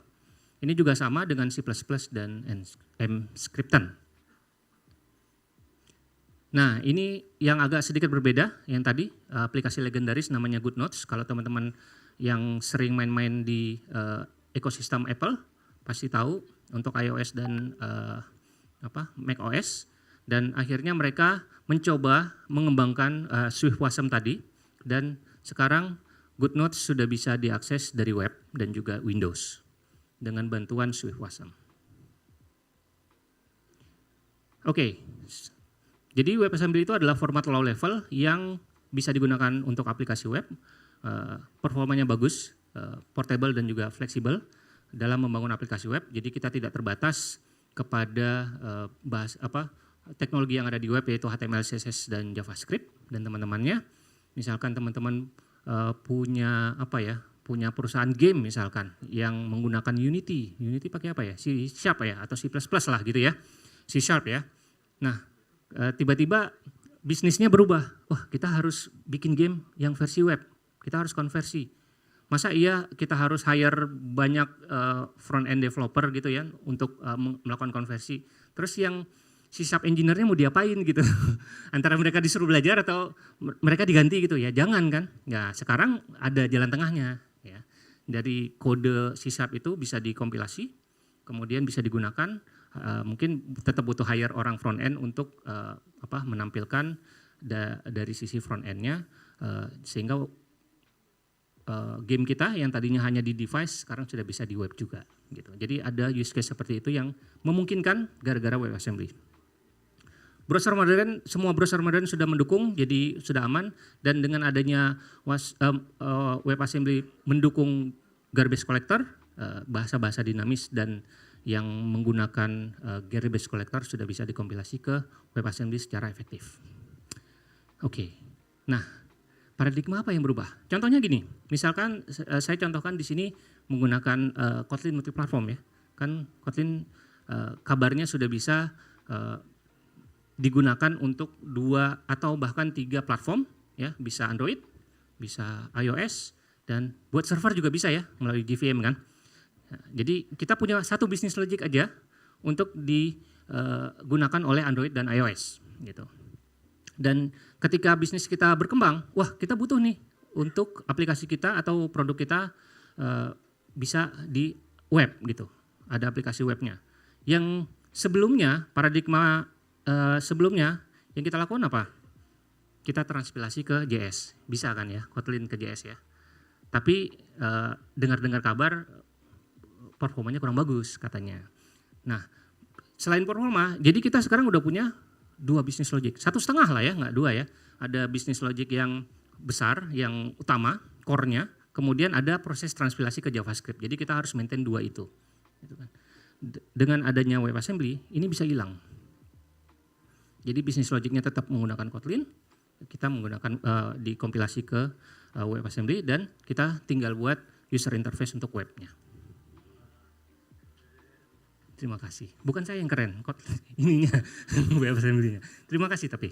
Oke, case berikutnya. Misalkan saya punya contoh aplikasi di sini, ada klien, ada server. Standar ya, ini arsitektur biasa. Ceritanya saya mau bikin aplikasi untuk konversi video, mungkin dari satu format ke format lain, dari MP4 ke WebM misalkan. Yang kita lakukan sekarang adalah kita kirimin videonya kan ke server. Kemudian server melakukan konversi, kemudian setelah selesai server kirimin balik. Anggaplah satu video 10 mega. Kita harus kirimin kita harus upload videonya ke server.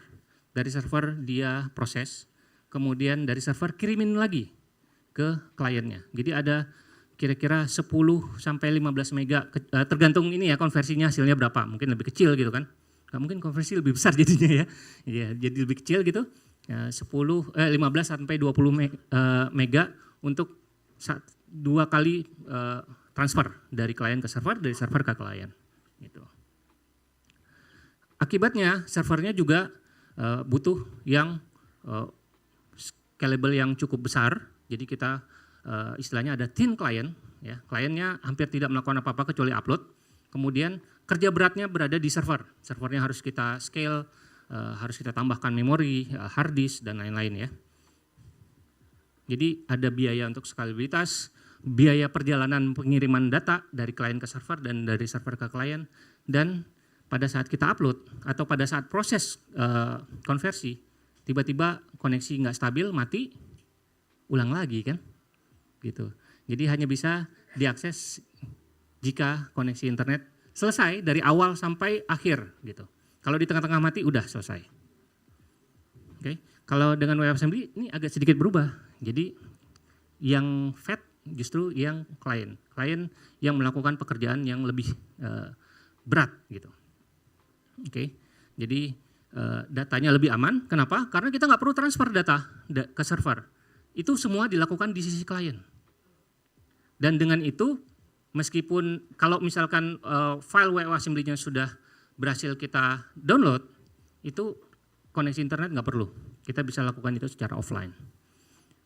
Nggak ada biaya perjalanan dari klien ke server, dan juga sebaliknya, skalabilitas juga dibebankan dalam tanda kutip di user atau di kliennya aja. Tergantung kemampuan si laptop atau komputernya masing-masing. Oke, kita akan coba proses ini. Jadi kita akan buat mengemulasi proses ini. Saya akan coba bikin di sisi server itu menggunakan konversinya menggunakan FFmpeg. Ada yang pernah pakai? Wah, banyak. Ya, jadi proses konversinya menggunakan FFmpeg.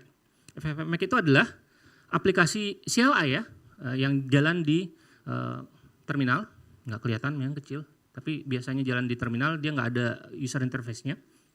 Kayaknya ada yang bikin tapi by default officialnya nggak ada. Dan dia menggunakan bahasa pemrograman low level. Ada C, assembly, C++, Objective-C supaya multi-platform kan. Tapi tenang aja, kita nggak akan melakukan kompilasi FFmpeg. Kita hanya menggunakan, jadi contohnya di sini misalkan pakai Node.js. Kita panggil FFmpeg, input filenya apa, terus format kompresinya apa, kita mau jadiin apa. Dalam hal ini saya mau jadikan WebM, salah satu format yang modern juga. Dan kemudian di spawn. Setelah selesai kita bisa tampilkan. Oke, ini ada contohnya. Teman-teman juga bisa akses di ffmpeg.rizafahmi.com. Kalau dilihat di sini, ketika kita melakukan upload, maka yang terjadi adalah si servernya yang bekerja di belakang layar. Jadi ada proses yang di sebelah kanan, itu dia melakukan konversi. Nah itu, sampai selesai baru dikirimin lagi ke klien, ke browser, ya. Baru kemudian filenya berhasil dikonversi. Nah, kalau yang menggunakan WebAssembly gimana?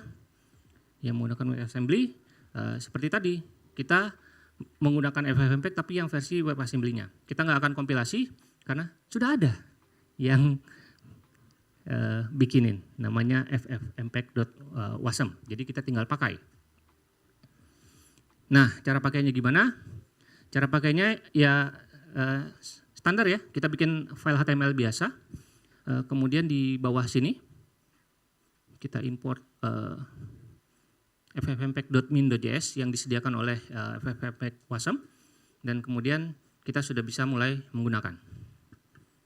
Oke. Live coding ya? Waktu masih cukup?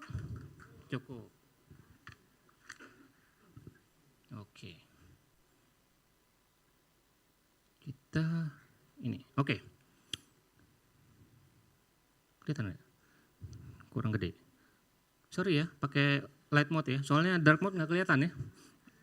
Jadi belajar dari sesi sebelumnya banyak yang pakai dark mode tapi nggak kelihatan. Jadi saya pakai yang light mode. Ini sebentar. Kita lihat klien HTML dulu ya. Klien HTML biasa, vanilla, nggak pakai framework. Jadi di bagian bawah sini saya ada import 2, ffmpeg.min sama client.js. Oke, sekarang kita ke client.js. Nah ini juga karena vanilla, jadi kita harus manual semuanya ya. Query selector, display none gitu ya. Nah di bagian sini, di bagian atas dulu, kita import dulu. Import ffmpeg. Ini live coding satu tangan. Oke. Kita pakai bantuan Copilot. Nah, ini karena kita pakai script src, jadi kita pakainya masih ini ya, nggak kelihatan ya. Ini kelihatan nggak? Wah, nggak kelihatan juga. Ya, intinya adalah kita import create ffmpeg dan fetch file dari variabel global namanya ffmpeg yang kita script src tadi. Oke. Kemudian langkah kedua kita load si ffmpeg-nya. Sorry, buat instance-nya dulu. Nah, ini, salah.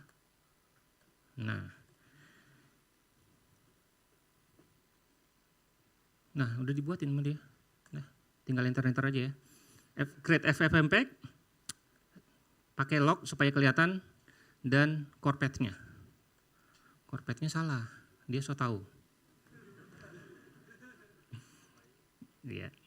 Saya pakai, ada ini, mantap. Jadi bisa 2 tangan. Thank you.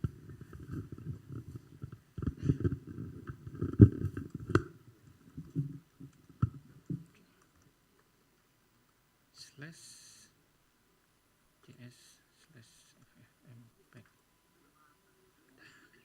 Ya, jadi saya udah upload ffmpeg core.js karena cukup besar, jadi untuk menghemat ini juga bandwidth juga, jadi saya taruh di server sendiri. Bukan, pakai GCP by the way. Oke, ffmpeg instance-nya udah, sekarang kita load ffmpeg-nya. Load-nya dengan await ffmpeg.load. Oke, sebelum lanjut kita cek dulu hasilnya. Di sini. Apakah dia sudah berhasil loading? Kalau kita refresh klien.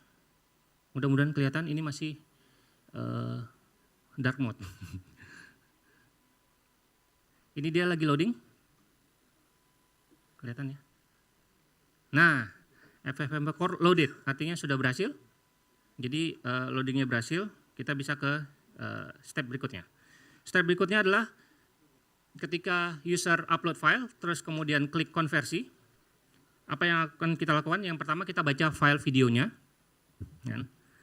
Kemudian kita write ke lokal, lalu kita convert.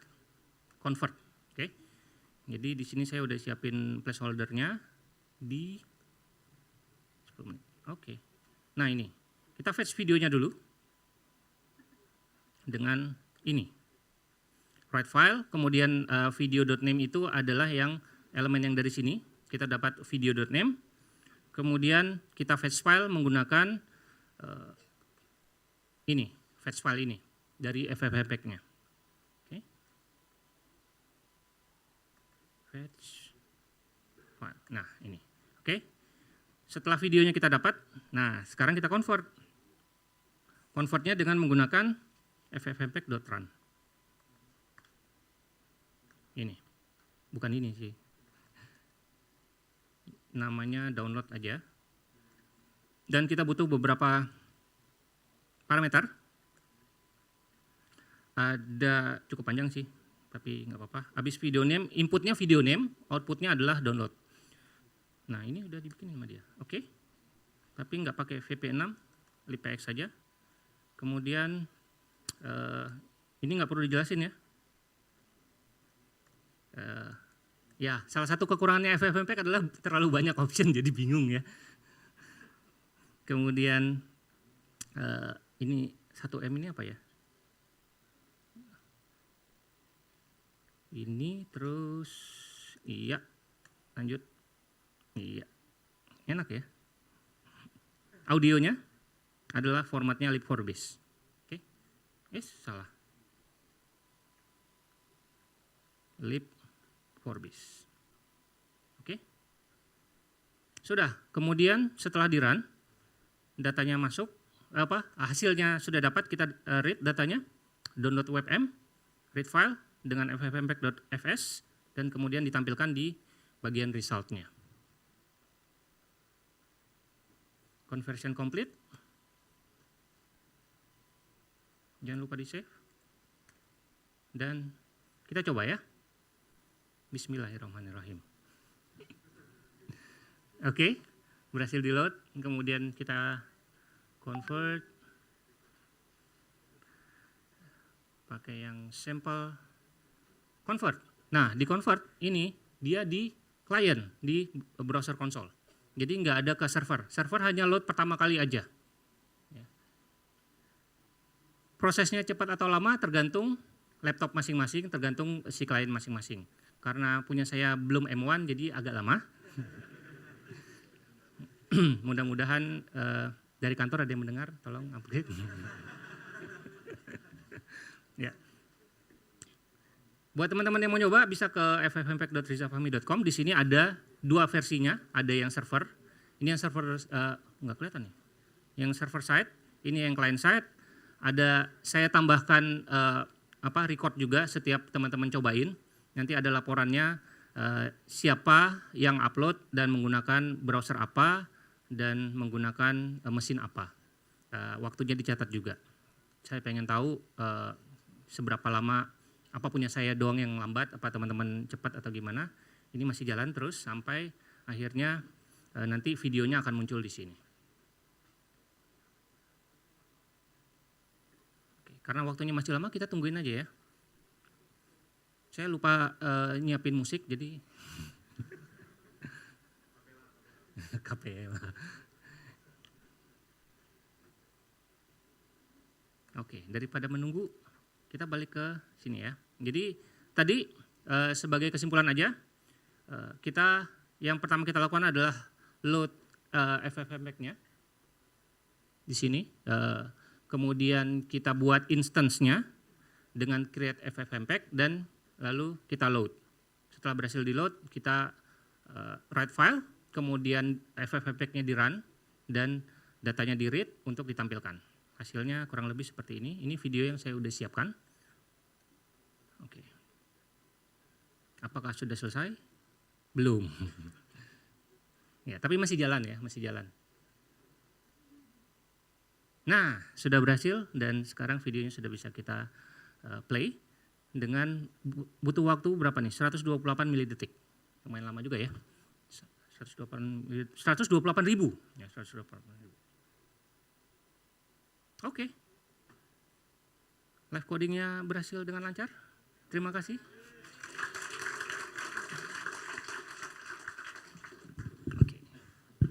Sebagai penutup, jadi kita bisa memanfaatkan WebAssembly untuk membuat code base atau business logic yang dapat digunakan antar platform, baik dari backend atau mobile atau web, itu bisa jadi satu. Hemat biaya secara infrastruktur, server dan juga bandwidth. Data pengguna, kalau misalkan teman-teman bikin aplikasi yang tidak boleh mengirimkan data ke server, gitu ya. Nah, gimana caranya? Ya harus di klien. Jadi bisa pakai solusi WebAssembly. Misalkan teman-teman punya aplikasi jadul, misalkan POS yang masih jalan di DOS misalkan. Oh, saya nggak tahu tuh bisa nggak ya? dikonversi dengan WebAssembly ke web gitu daripada harus ditulis ulang. Itu juga use case yang bagus. Contoh lainnya misalkan Google Earth. Google Earth dulu hanya bisa diakses di desktop, sekarang sudah bisa di browser. Dan use case seperti ini bisa digunakan untuk mengubah aplikasi yang tadinya tidak bisa jalan di web, sekarang bisa jalan di web. Oke, itu saja dari saya. Lebih dan kurangnya saya mohon maaf. Semoga apa yang saya sampaikan bermanfaat. Yang mau follow silakan. Yang mau ngobrol-ngobrol web ya. Kita tiap hari Selasa kita ngobrolin web Selasa malam bareng GDE web yang lain, kita bertiga dan bintang tamu juga sesekali. Jadi sekian dari saya. Terima kasih. Wassalamualaikum warahmatullahi wabarakatuh. Terima kasih kepada Mas Reza Fahmi atas presentasi.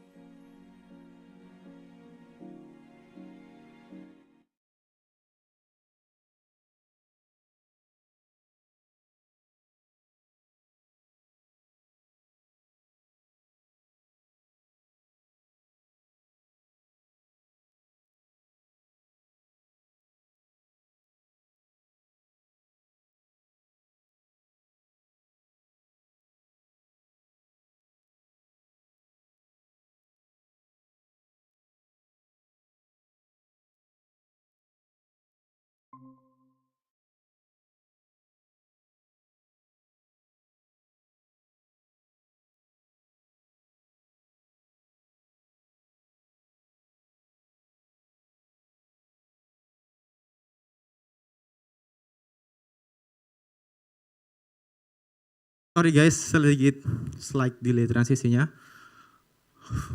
Gimana? Masih semangat? Sedikit lagi, satu lagi aja. Bertahan. Oke, kan biar kita lebih semangat lagi. Kita mungkin bisa lagi sedikit lebih hype dulu. Ketika gue bilang ayo ke Jakarta, kalian bilang Jakarta. Oke? Tuh, 2, 3. Ayo ke Jakarta.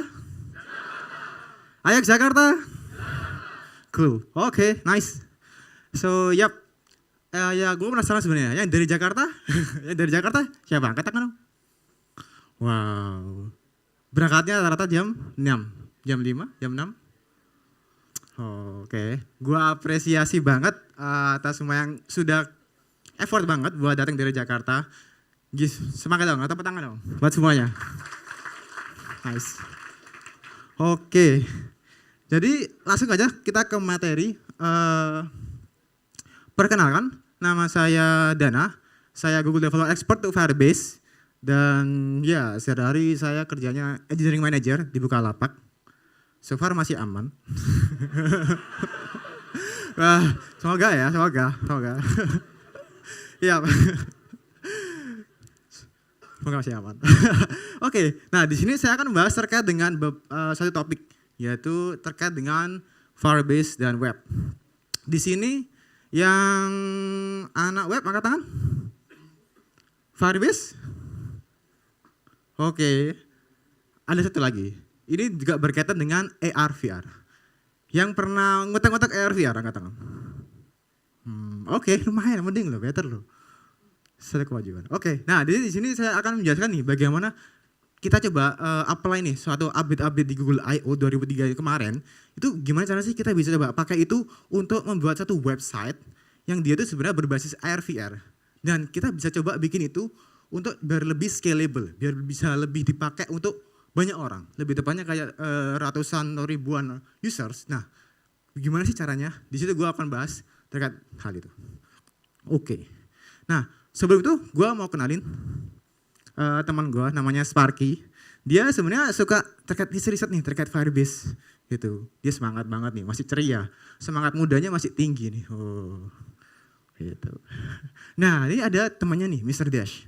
Mr. Dash ini dia ibaratnya kayak teman dekatnya Sparky sih. Dan dia sebenarnya mentornya juga. Kayak gitu.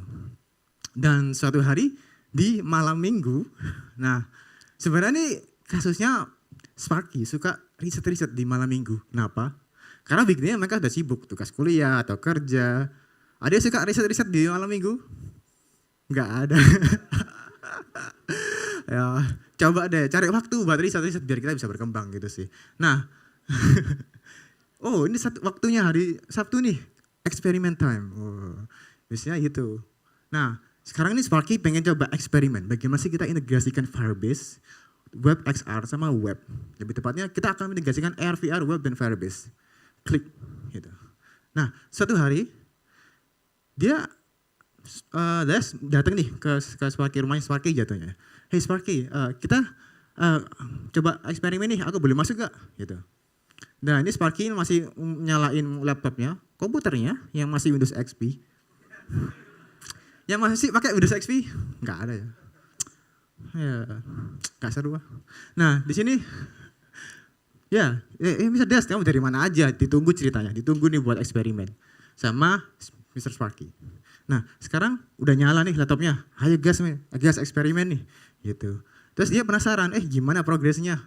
Mereka kayak sudah kolaborasi lah, gitu. So far so good, masih oke lah, masih stuck nyalain ya, kayak gitu, set. Dan ya masih stuck di improvement maksudnya, kayak bagaimana progres dari eksperimennya, gitu. Oke, let me see. Nah sekarang progresnya Sparky itu adalah sekarang dia ingin bikin nih yang sesuai gue bilang tadi, bagaimana kita bikin web AR VR yang jadi sudah bisa dibilang cukup oke, scalable dengan Firebase gitu. Nah oke, I'm quite familiar with that. Nah sekarang coba tunjukin dong. Nah gitu, Sparky penasaran. Dan oke, sure. Akhirnya kita akan bahas kayak seperti ini. Kurang lebih sebenarnya web XR itu bisa diakses di semua platform basically. Jadi di sini kita bisa let's say kita ada satu device handphone di mana dia itu sebenarnya berbasis web. Kita buka browser dan isinya webnya itu adalah AR VR atau 3 dimensi gitu. Jadi seperti ini. Nah, sekarang kalau misalnya kita coba cek di videonya sini biar kita dapat gambaran ya. Mungkin kalian agak bingung nih, maksudnya web AR VR itu kayak gimana sih? Nah, mungkin bisa kita coba ini, gue nyalain. Coba kita cek bentar.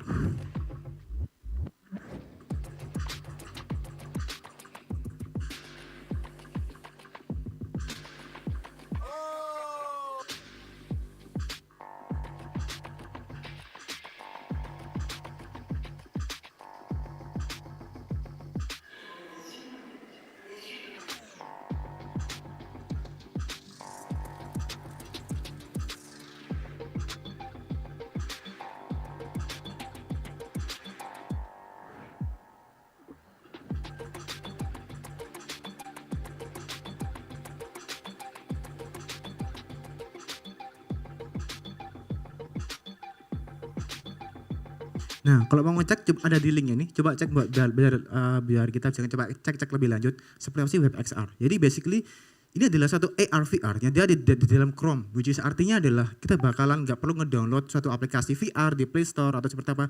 Kita cuma perlu masuk ke linknya dan semua kita bisa akses. Dan kita bisa akses URL-nya dari device manapun, HP, laptop, atau mungkin Oculus atau mungkin AR VR gear atau headset gitu. Nah.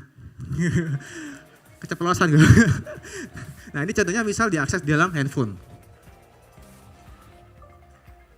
What's the address?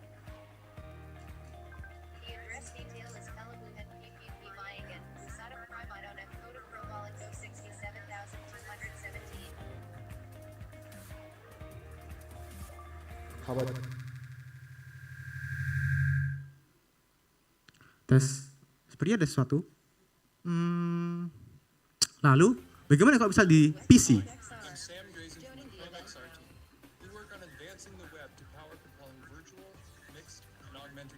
Jadi kita bisa kayak ngelihat cinema atau literally bagaimana kita mau lihat dengan experience yang berbeda.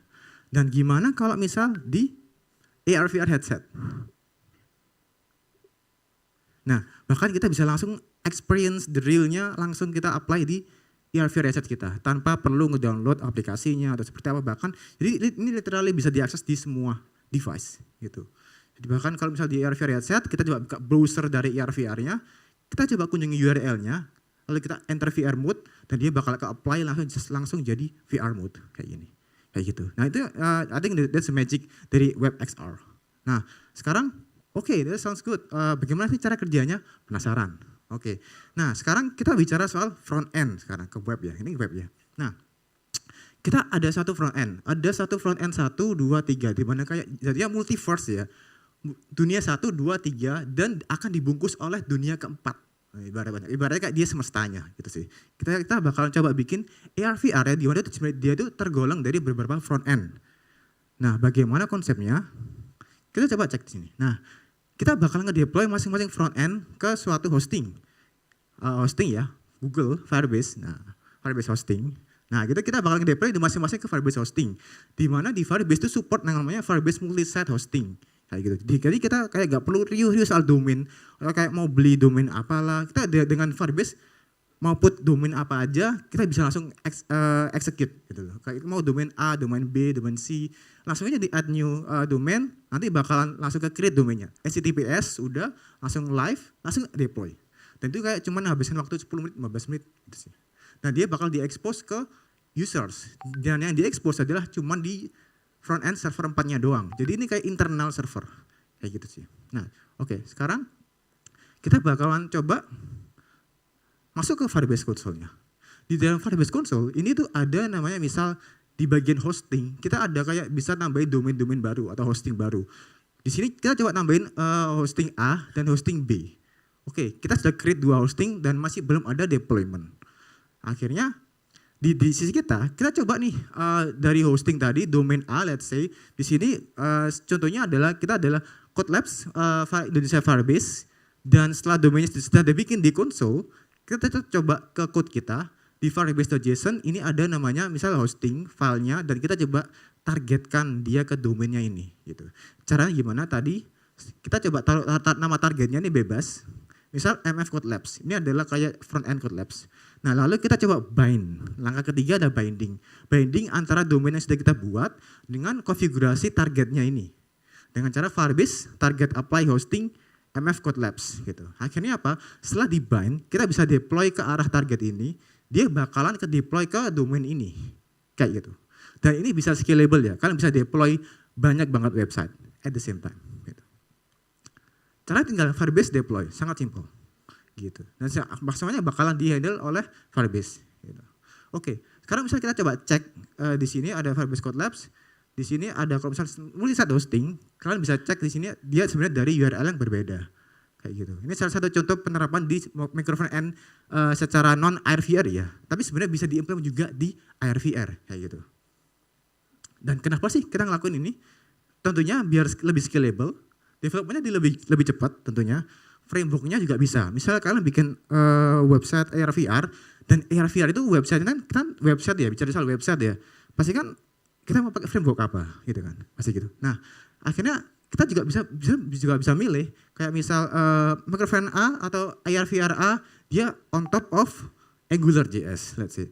Lalu untuk yang AR VR B kita mungkin on top of another framework mungkin yang enggak kita sebutin atau mungkin React sebutin aja atau Next.js. Nah, gitu. Bisa aja ya gitu. Kita bisa multiple frameworks kayak gitu. Artinya apa? Jadi lebih dinamis kalau misal ada yang mau deploy atau mau pakai ini 10 tahun ke depan mau pakai framework yang lain bisa-bisa aja kayak gitu. Dan akhirnya deploymentnya gampang karena kita cuma fokus ke 3 dimensi doang dan easier tesnya lebih gampang dan tentunya jadi lebih stable gitu. Sedikit gambaran lagi. Di sini misalnya kita ada container, server container, dan dia ada space. Gua ada 3 server, server container, server space, bumi, dan Mars, let's say. Jadi masing-masing masing objek kita ini dia dari server yang berbeda. Ini kayak mau sekedar prototype doang ya. Jadi misal di sini dia dari port 3001, ini untuk bumi port 3002, dan luar angkasanya adalah port 3000 gitu. Nah, akhirnya misal kita ada yang down, let's say bukan down, bahkan kalau misalnya crash, misal dari server bumi nih crash tiba-tiba, back. Biasanya kalau kita di web, kalau ada yang crash kan di production pasti ngeblank, ya kan. Kalau di development mode dia bakal muncul error-error merah-merah gitu kan di file ini, di ini. Nah, tapi kalau kita pakai konsep multiverse seperti ini, dia nggak bakal impact ke front end lainnya gitu. Misal Earth-nya down, dia cuma muncul merahnya doang. Mars dan luar angkasanya masih oke-oke aja kayak gitu. Dan sebaliknya, misal ada yang Mars yang down atau kayak crash error, misal ada satu objek atau data yang null atau undefined, ya masih oke-oke aja. Ini masih bisa diakses ya gitu. Jadi artinya apa? Multiverse website kita jadi lebih stable. Maupun ada yang down atau yang enggak, atau ada yang crash atau enggak, dan tentunya jadi lebih enak developmentnya gitu. Multiverse front end, dia ada kita bisa ini kan kenapa sih kita pakai web AR VR? Karena di web kita juga bisa casing. Artinya apa? Kita bisa nge-case 3D modelnya. Misal kita ada di bola merah, bola biru, itu bisa case juga. Bisa kita case, dan the next time kita coba buka web AR VR-nya, dia bakal keluar dari case-nya. Artinya apa? Bakal lebih cepat. Seolah-olah itu adalah native application kayak gitu. Dan itu semua all in development. Kita juga bisa dynamic rendering karena kita pakai Firebase gitu. Oke, menarik tuh.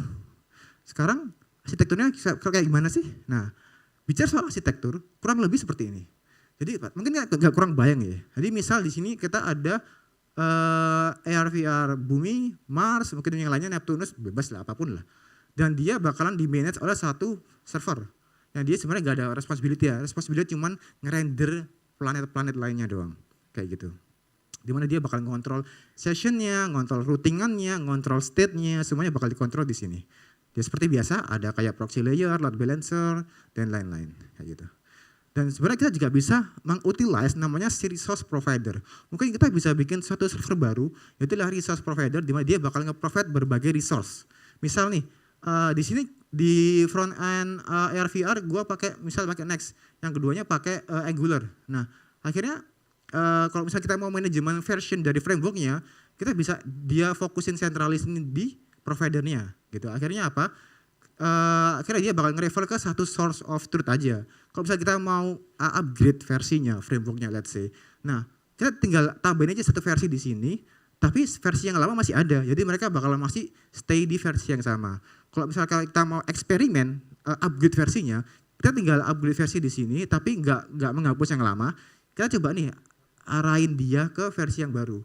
Apakah aman atau enggak kayak gitu sih. Dan ini biasanya ada di staging sih, enggak di production. Cuman dengan kayak gini kita jadi lebih gampang ngetesnya kayak gitu. Jadi enggak bakal nge-impact ke yang lain. Kalau misalnya kalian perusahaannya gede, ini banyak timnya gitu kan, pasti kan impact ke tim lain. Nanti dia omel-omelin. Ini kenapa ini gitu. Nah, demonstrasinya ada satu contoh. Kalau misalnya kalian penasaran nih pengen nyoba di rumah, let's say, kalian bisa coba nih ambil CLI-nya, XR Microphone Generator. Ini yang sudah pernah saya bikin, banyak bugnya, mohon maaf.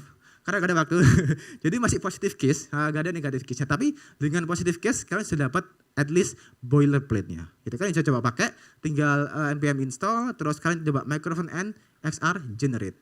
Nanti ada gitu. Nah, untuk biar lebih dapat gambarannya, di sini ada videonya. Kita coba run. Ini run yang tadi yang kita bilang, bahas ini ada bumi. Oke, nice. Kita booming, kita cek di DevTools, sepertinya cukup oke. Nah, dari responnya kita cek di DevTools-nya ada beberapa elemennya di load. Ini dia balikin 200, which is artinya berhasil. Kita ambil dari server lain. Sekarang mungkin kita coba nih, kalau sudah selesai coba inspect ini, kita coba mati ini, mungkin suatu server yang lain atau seperti apa gitu. Mungkin juga bisa kayak gitu. Nah, di sini mungkin tulisannya agak kurang kelihatan ya. Gak apa-apa.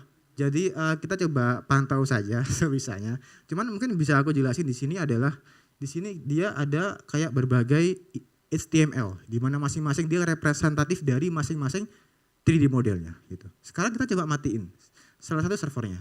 Kita refresh, dia bakal hilang. Tapi luar angkasanya masih ada dan dia masih bisa diakses secara normal. Walaupun dia ada yang merah di sini. Kayak gitu. Nah, jangan lupa, dia ada kayak komunikasi antar dunia jatuhnya, antar server. Kita perlu namanya nambahin hostnya, kayak whitelist lah. Oh, yang boleh akses model ini cuman server ini doang kayak gitu. Itu perlu sih. Gitu. Nah, oke, sekarang that's incredible. Wow, sangat oke ya. Dan sekarang sarannya, jadi Mr. Dad punya saran nih terkait penerapan microphone and XR untuk berdasarkan dari Google I/O. Nah, sekarang oke, coba kita cek. Dari research-nya sebenarnya kita bisa implement nih terkait hal itu. Pertama yaitu kita coba dengerin Mr. Dad. Pertama kita bisa dynamic framework. Artinya adalah sekarang Firebase juga bisa support berbagai framework yang bisa kita pakai untuk web XR kita. Misal kita tadi on top of Next.js, on top of React.js atau AngularJS bisa gitu. Dia bakal ketika Firebase deploy semua bakal dikonfigur secara otomatis out of the box gitu. Kita kayak nggak perlu tahu deploymentnya gimana, deployment AR/VR webnya gimana ya, gue nggak tahu. Semuanya udah dikonfigur. Kalian cuma perlu fokus ke konsepnya, konsep dari AR/VR-nya, konsep dari nge-load asetnya kayak gitu. Dan ya ini sebenarnya juga bisa untuk yang lain juga. Misal di Firebase kalian pakai cloud function atau mungkin yang lain itu juga bisa buat nge-generate juga kayak gitu. Sekarang sekarang jadi lebih cepat nih. Dan sebenarnya dari sisi misal kita pakai Next.js atau Angular Universal di mana dia ada backend-nya juga atau servernya yang buat nge-provide suatu datanya. Di sini kalian juga bisa setup nih, nggak kelihatan ya. Jadi dia bisa setup instance-nya berapa. Kayak berapa instance dari servernya sih untuk backend-nya kayak gitu sih. Dari Firebase juga udah support gitu. Nah, sekarang even kita pakai framework yang berbeda-beda, sebenarnya kita juga bisa support buat yang lain. Jadi Firebase Deploy dia support terkait dengan Astro, Svelte, Flask, Django, yang Python dan bahkan Flutter Web. Dia juga support juga kayak gitu. Ya, semakin gampang lah kalau misalnya kita mau bikin web XVR, walaupun mau pakai di mana aja, framework apa aja, kita bisa deploy dengan cepat. Oke, sekarang untuk aktifin ini, kalian tinggal coba aktifin aja di Firebase Experiments Titik 2, enable web frameworks. Setelah ini diaktifin, nanti kalian bakalan otomatis nih nge-deploy. Kalau pakai Angular atau Next.js itu bisa juga. Gitu. Nah, sekarang yang paling salah satu biasanya bisa implementable atau gampang diimplement adalah element prioritization. Ini salah satu yang di-up di Google I/O 2023. Kayak saran ya, kalian tuh better kayak gimana sih biar core web vitals-nya lebih baik. Nah, di sini misal secara default kita elemen suatu assets kayak misalnya gambar itu dia bakalan di-render jauh di belakang setelah HTML-nya diproses. Sekarang gimana caranya biar dia bisa maju lebih cepat artinya dia bakal diproses lebih cepat, experience-nya jadi lebih bagus yaitu dengan cara fetch priority gitu. Artinya adalah asetnya atau image itu bakal di-render lebih cepat gitu. Dan tentunya bakal ada drawback-nya juga. Misal di sini kita ada beberapa image atau beberapa assets, misal 3D model juga kan juga coba fetch priority-nya low atau high. Nah, implementasinya mungkin kita bisa aja di web XR kita taruh iklan 3 dimensi. Oh, kayak ada hologram, ada 3 dimensi seperti itu dan itu juga bisa bagus misalnya buat iklan kayak gitu, ads. Ya. Mungkin kayak buat user ya mau akses web XR atau akses web apapun yang muncul iklan duluan. Ya karena emang iklannya yang paling penting. Kalau nggak ada iklan nggak ada cuan gitu kan ibaratnya. Kalau kontennya muncul duluan, iklannya nggak muncul ya rugi juga. Tapi tergantung bisnisnya kayak gimana. Mereka prioritasnya kayak gimana. Oke. Nah, sekarang update terakhir. Update yang paling bisa dibilang sangat interesting adalah terkait dengan web GPU gitu. Ada yang tahu GPU? Gamers pasti tahu lah. Ngutak-ngutak atau emulator atau seperti apa. Biasanya kalau ada kayak emulatornya Windows, mungkin kalian buka emulatornya Windows di Mac bisa, itu juga bisa. Nah, itu adalah suatu core prosesor untuk grafik. Sekarang tuh dia available di web gitu. Artinya adalah artinya di sini adalah GPU natifnya itu sekarang ada di web, bisa dipakai di website. Artinya apa? Kita coba cek. Artinya sekarang web XR 3D modelnya, grafiknya jadi lebih bagus. Ini kayak agak buram ya, tapi sebenarnya kalau tahu gambar sebenarnya itu jauh lebih bagus. Kayak setara level at least PS3, PS4 mungkin. Nah kayak gitu sih. Bisa bilang kayak kalian coba akses web XR terus grafiknya sebagus ini dan sebenarnya loading time-nya nggak setinggi itu. Itu why not? Bagus banget kan? Kayak gitu sih. Grafiknya bisa diimprove gitu. Dulu kita pakai namanya WebGL 2. itu kayak agak patah-patah, terus grafiknya juga nggak terlalu dalam gitu.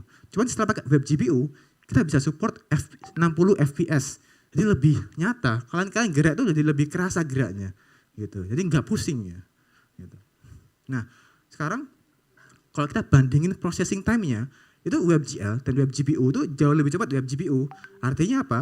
Kalau misal dia ngerender di web XR, ini webnya nih, XR-nya nih lumayan banyak nih 3D modelnya, lemot ibaratnya. Tapi kalau pakai web GPU, ini jadi nggak lemot lagi, jadi lebih cepat, lebih enak, experience-nya juga cukup oke gitu. Nah, sayangnya saat ini cuma disupport di desktop aja sih gitu. Kedepannya bakal disupport di device lain kayak Android, mobile, bahkan AR VR headset. For now, tapi masih ada di desktop.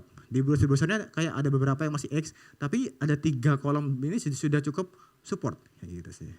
Mungkin bisa dipantau lagi aja. Soalnya apa? Ini sangat oke lah. Kalau misalnya kita bisa deploy web XR cukup oke dan itu bisa diakses di berbagai device, sangat-sangat bisa menjangkau banyak user gitu.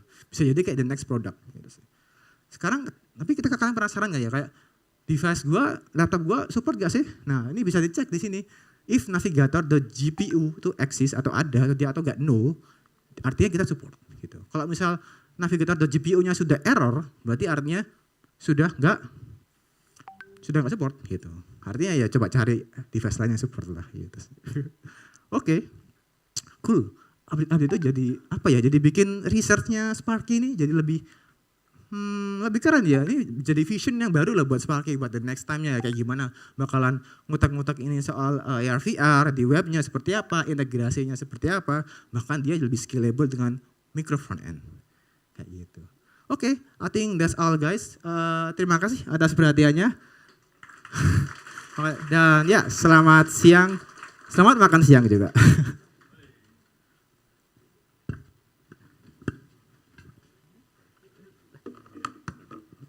Oke, terima kasih untuk Mas Dana dan Mas Riza atas presentasi yang luar biasa. Yuk, beri tepuk tangan lagi semuanya untuk para speaker kita. Oke, untuk kali ini kita akan masuki sesi tanya jawab seperti biasa. Nah, seperti yang biasa diinfokan di awal ya. Nah, kalau untuk setiap sesi Q&A ini akan ada total 6 special merchandise dan 1 door prize untuk pertanyaan terbaik apabila teman-teman memberikan pertanyaan secara langsung. Dan juga teman-teman bisa mengajukan pertanyaan lewat Slido jika teman-teman tidak berkesempatan bertanya secara langsung. Mungkin yang ingin bertanya dipersilahkan. Dan kita ajak 2 speaker kita naik ke atas panggung ya. Ke depan.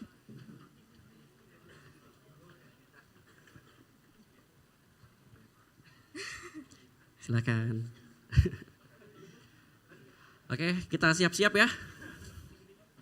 Siap-siap ya teman-teman. 2, 3.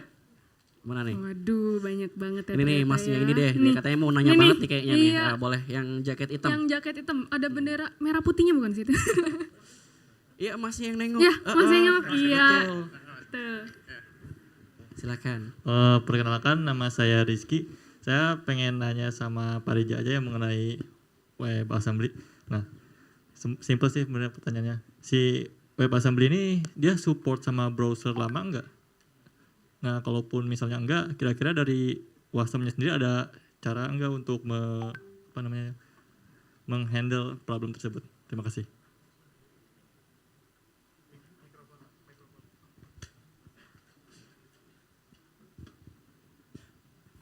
Kok saya deja vu dengan pertanyaannya ya? Oke.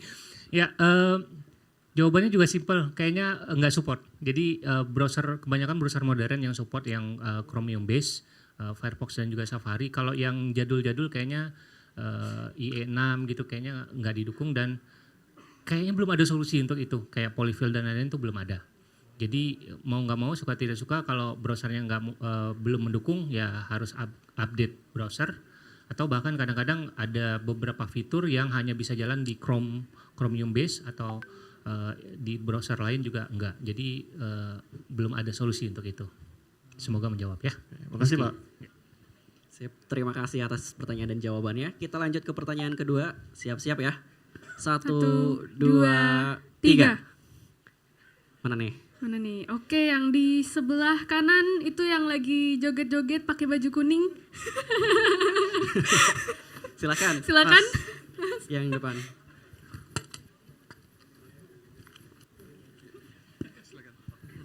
Tes. Perkenalkan saya Oblias. Pengen nanya untuk mengenai WebAssembly 2 aja. Pertama, apakah WebAssembly itu akan menjadi alternatif untuk kontainer? Kan dia kan, ya seperti tahu lah. Yang kedua itu, tadi di slide itu ada AutoCAD yang versi web kan, di mana dia dibilang ada beberapa policy yang tidak support. Nah, apakah dengan memakai WebAssembly ini ada yang mengorbankan dari segi keamanan? Itu aja. Oke, menarik. Jadi pertanyaan kedua dulu kali ya. Kalau untuk AutoCAD detailnya saya nggak tahu banyak kan ini software yang tadinya desktop pasti membutuhkan akses ke hardware gitu ya. Apakah itu GPU kah ataupun apapun lah gitu. Maupun device-device yang lain mungkin pakai USB dan lain-lain. Cuman sebagian besar sekarang web juga sudah mendukung kan. Kayak udah ada web GPU, sudah ada web USB, serial dan lain-lain itu udah didukung. Cuman kan codingannya beda gitu. Yang tadinya coding native dengan C++ dengan cara mengakses hardware di web kan tentu beda. Jadi perbedaannya hanya di situ sebenarnya. Selebihnya detailnya saya nggak tahu banyak, terutama tentang AutoCAD. Saya sendiri bukan memakai AutoCAD, jadi nggak tahu hardware apa aja yang diperlukan untuk AutoCAD. Cuman secara umum web hampir bisa semua sih. Oke, terjawab pertanyaan kedua? Pertanyaan pertama apa tadi? Pertanyaan pertama itu apakah WebAssembly akan menjadi alternatif untuk kontainer? Oh, kontainer sebenarnya ini kontainer kita ngomongin bukan CSS kan? Kontainer query bukan kan? Oh, bukan. Kontainer ini ya Docker dan lain-lain ya. Tolong dikoreksi kalau saya salah. Kalau nggak salah si kontainer ini justru menggunakan WebAssembly. Ya, kayak Blitz gitu ada ininya. Jadi kita bisa menjalankan Linux versi minimal di browser itu udah bisa. Bisa menjalankan Node.js, jalanin server di browser juga udah bisa dengan WebAssembly. Jadi bukan menggantikan sih, saling mendukung aja gitu. Jadi bahkan ada yang berpendapat kalau ya nanti masa depannya kontainer ya di web aja udah gitu. Seperti itu. Terjawab? Terjawab. Oke, terima kasih. Oke, terima kasih atas pertanyaan dan jawabannya. Kita lanjut ke pertanyaan ketiga. Siap-siap ya. 1, 2, 3. Oke, silakan kakaknya yang perempuan. Ya, yang pakai jaket hijau itu ya. Ya, silakan teman-teman runner dibantu.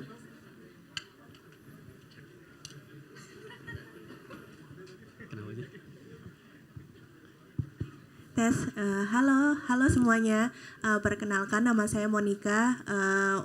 Untuk saat ini saya sebenarnya nggak terlalu tech related ya jobnya, tapi masih tertarik ngikutin perkembangan tech juga. Mungkin saya ada pertanyaan untuk Mas Dana ya. Jadi untuk yang WebXR micro front end ini saya juga baru pertama kali dengar dan tadi jadinya sempat cari-cari juga. Mungkin mau tanya aja sebenarnya ini tuh kayak bedanya dibandingkan VR sama AR yang udah existing itu apa, dan mungkin kira-kira kedepannya implementasi real yang bisa dipakai itu sebagai apa ya, gitu aja sih. Terima kasih. Oke, terima kasih Onik jawabannya. Pertama perbedaan dengan existing AR VR. Existing ini agak ambigu sebenarnya awalnya ya. Cuman bisa aku asumsikan existing AR VR-nya adalah yang sebelum-sebelumnya, seperti di platform-platform natif sebelumnya, kayak di Android atau mungkin biasanya di Android sih ya, kayak mungkin game horror VR di Play Store. Bedanya adalah sekarang di WebXR dia sudah support rendering dari sisi AR VR-nya ke web gitu. Artinya apa? Walaupun dia di web, walaupun dia bukan natif, tapi sebenarnya dia capability buat ngerender AR VR-nya sudah ada, dan bahkan sudah bisa dibilang sudah nggak lemot lagi, sudah kayak bisa dibilang algoritma dan grafik kualitasnya itu jauh lebih baik juga gitu. Artinya perbedaannya sekarang mungkin dulu kita harus build secara natif dan kayak nge-import SDK-nya dan lain, tapi kalau dengan WebXR kita tinggal import script-nya, kita develop AR VR-nya dan langsung bisa di-deploy gitu. Dan mungkin enaknya dari sisi web AR/VR-nya otomatis kan kita nggak perlu rilis kan, kayak nggak perlu rilis dan nggak perlu hal-hal yang bersifat natif sebelumnya. Kita bisa jadi lebih dinamis gitu. Apalagi ini kan AR/VR. Jadi kalau misalnya kita suatu waktu ada kayak update model tertentu, ya udah kita tinggal langsung update aja dari webnya kayak gitu sih. Secara kesimpulan yang di poin 1 adalah yang dulu awalnya kayak bisa dibilang SDK-nya cukup kaku di AR/VR sebelumnya, sekarang jadi lebih dinamis di webnya karena di web sudah banyak teknologi-teknologi yang bisa support AR/VR juga. Kayak yang kedua tadi implementasinya banyak. Kalau existing yang sekarang implementasinya sudah ke-implement adalah misal Google Maps AR. Itu juga bisa. Dan sebenarnya web XR kan dia juga nggak cuma AR/VR tapi sebenarnya dia juga bisa support AR Core. Artinya di mana kameranya itu juga bisa punya kualitas yang sama dengan AR Core. Jadi kayak buat ngedeteksi permukaan, ngedeteksi bahwa ini airnya tuh bisa ada physics interaction dengan suatu permukaan itu juga bisa ada sekarang di web gitu. Jadi implementasinya selain misal buat Google Maps arah-arahan buat AR, bahkan kayak mungkin kita bisa coba suatu games secara global yang akhirnya kita bisa coba muncul ini 3D model atau kayak misal Pokemon lah gampangnya. Pokemon di web terus dia muncul di sini, user lain juga bisa tahu kalau di situ juga ada Pokemon kayak gitu. Jadi mungkin lebih advance di sini karena mungkin yang existing kan kayak cuman GPS doang kan base yang ya gitulah existing ya. Tapi sekarang itu juga bisa lebih scalable di webnya karena kan AR/VR kan termasuk berat. Kalau misal semakin gede ukurannya otomatis APK-nya semakin gede. Tapi dengan web XR ini diimplement secara micro front end, dia ukurannya bakal terbagi-bagi. Jadi lebih ringan dari si user, ringan dari si server dan lebih oke sih gitu. Oh ya, udah cukup menjawab. Terima kasih Dana. Terima kasih. Oke, terima kasih atas pertanyaan dan jawabannya. Kita masih ada waktu ya? Masih? Oke, satu pertanyaan lagi mungkin ya. Siap-siap ya, sabar. Siap-siap ya. 1, 2, 3. Kayaknya Mas yang tengah deh. Mas yang tengah. Itu tuh. Nah, ya yang paling tinggi tuh Mas itu. Ya, Mas itu yang nengok Mas. Ya. Iya itu. Betul. Yang di tengah. Itu Mas yang nengok. Yang pakai kacamata. Kacamata. Ya. Boleh. Sorry ya Mas ya. Ini prank emang nih ya. Ya, saya Farel, web dev juga. Saya ingin bertanya ke Pak Riza mengenai WebAssembly. Jika WebAssembly fully berjalan di client side dan dapat berjalan tanpa menggunakan internet, bagaimana kita bisa memastikan bahwa kebutuhan bisnis kita bisa berjalan dengan baik? Mungkin bisa dilihat dari contoh converting video. Jika saat kita melakukan konversi dan di tengah jalan internetnya putus, lebih buruknya atau hardware klien tidak memadai, bagaimana cara kita untuk menghandle hal tersebut agar kebutuhan bisnis kayak contohnya di perusahaan saya atau saya bisa tetap berjalan dengan baik. Terima kasih. Oke, pertanyaannya bagus sekali. Ya, tadi saya nggak nyontohin ya pada saat lagi dikonversi terus offline gitu ya harusnya, tapi tetap berjalan. Nah, gimana cara menghandlenya ya mau nggak mau kan kita tetap harus koneksi sama server kan. Tapi koneksinya itu minimum, artinya pertama loading aja itu butuh koneksi. Setelah berhasil di loading FFmpeg-nya misalkan atau library yang lain, kemudian bisa jalan secara offline atau pada saat lagi konversi atau lagi konversi terus tiba-tiba putus, harapannya adalah setelah nyambung lagi dia bisa komunikasi lagi ke server bahwa kasih tahu statusnya ini berhasil, ini gagal. Itu juga yang saya lakukan ketika di contoh aplikasinya itu saya tambahkan tembak ke database untuk mengetahui hasil berapa lama waktu yang dihasilkan pada saat konversi untuk setiap mesin. Jadi ada proses ke situ. Jadi ketika selesai kita bisa dari klien ya tinggal fetch ke API servernya, kasih tahu bahwa ini statusnya selesai, menghabiskan waktu berapa detik, menggunakan browser apa dan arsitektur ini mesinnya apa. Jadi walaupun bisa diakses digunakan secara offline, tapi mau nggak mau tidak suka namanya aplikasi web tentu butuh komunikasi dengan server. Jadi seperti itu. semoga menjawab. Oh ya, terjawab Pak. Terima kasih banyak ya. Terima kasih. Oke, ini sebenarnya udah semua ya. Waktunya juga sudah cukup. Oke, mungkin kita undang semua penanya untuk maju ke atas panggung untuk pemberian hadiah. Mungkin bapak-bapak mas-masnya milih salah satu penanya terbaik yang mana kira-kira? Satu. Tadi yang nanyain tentang kontainer. Oh boleh. Ya. Untuk teman-teman yang tadi 4 Silakan orang masuk ya? 4 orang mohon maju ke depan ya. Silakan yang penanya boleh bisa ke depan. Teman-teman boleh dibantu buat hadiahnya. Kasih dulu, boleh. Baris di sini aja ya. Gantian.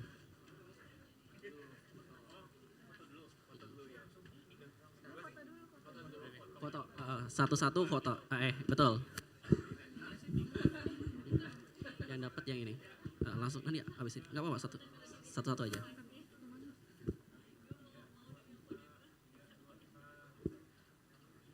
Oke, sekali lagi ini yang hadiah spesialnya. Iya, selamat ya. Ini tiket nonton. Congratulations. Iya. Lagi bentar Mas, foto dulu Mas. Sabar Mas. Ya, nanti kita akan foto lagi ya, Kak. Tiket nonton.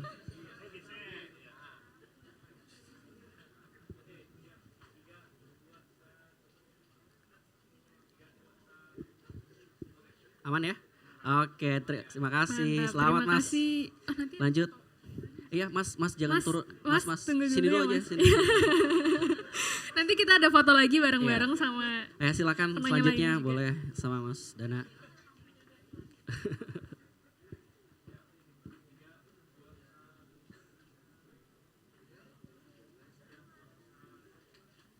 Aman? Oke, Mantap. selamat. Selanjutnya. Congratulations.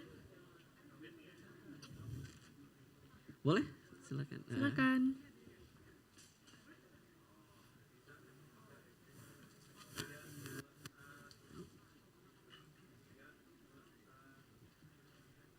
Oke, selamat. Selanjutnya. Yang terakhir. Nih, silakan.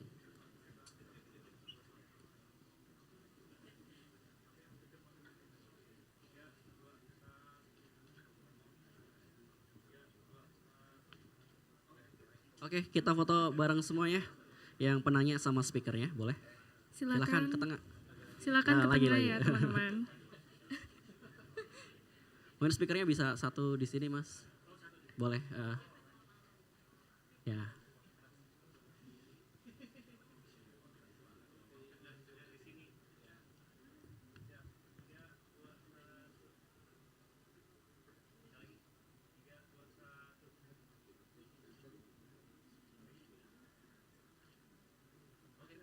Oke, terima kasih Mantap, semuanya. terima kasih semuanya.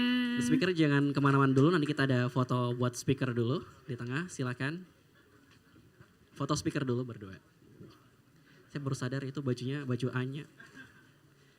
Iya.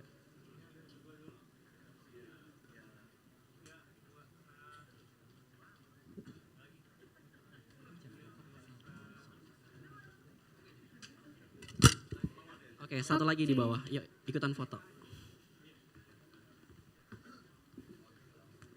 Yuk, ikutan foto semuanya. Ya guys.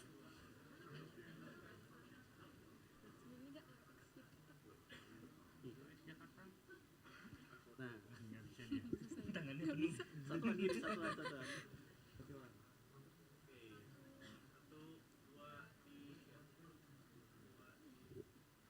Awas dia. Aduh.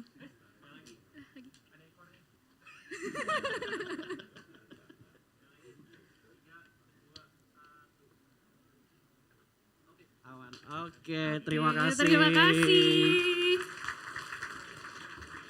Oke, sebelum kita lanjut ke sesi selanjutnya, saya ingin mengucapkan terima kasih kepada seluruh sponsor dan juga partner yang telah mendukung acara kita hari ini. Yang pertama ada Digital Hub, Sinar Maslen, Tiket.com, dan juga Selaksa.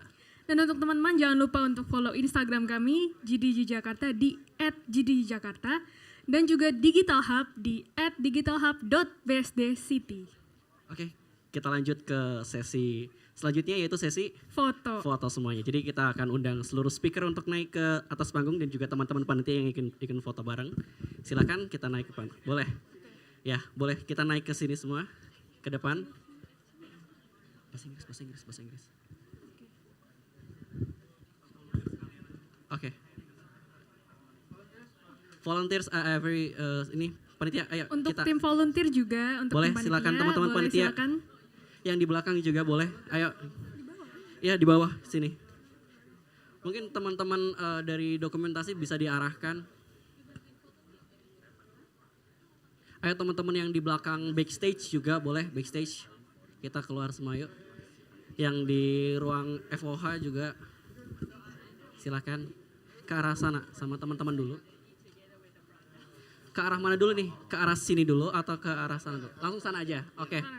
Kita lama ngarah ke sana ya.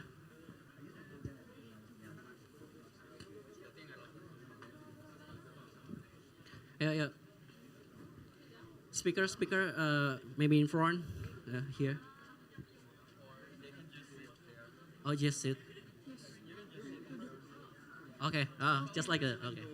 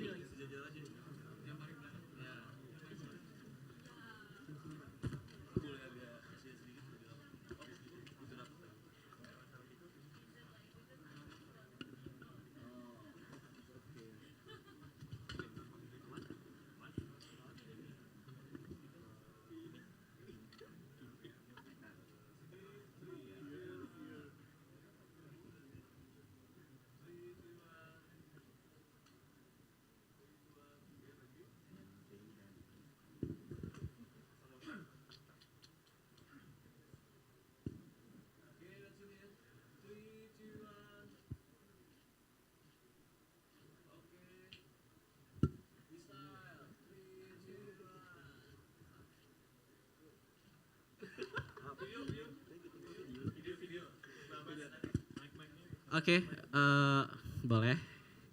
Di tengah aja kali ya, boleh biar lebih kelihatan mahasiswa. Oke, ingat ya kalau kita bilang I/O Extended, Google I/O Extended, kalian bilang Jakarta.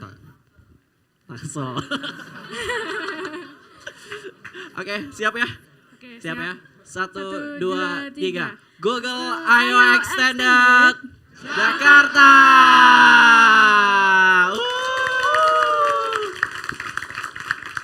Mantap, keren ya, mantap. Udah, cukup. Oke, good. Thank you semuanya. Ya.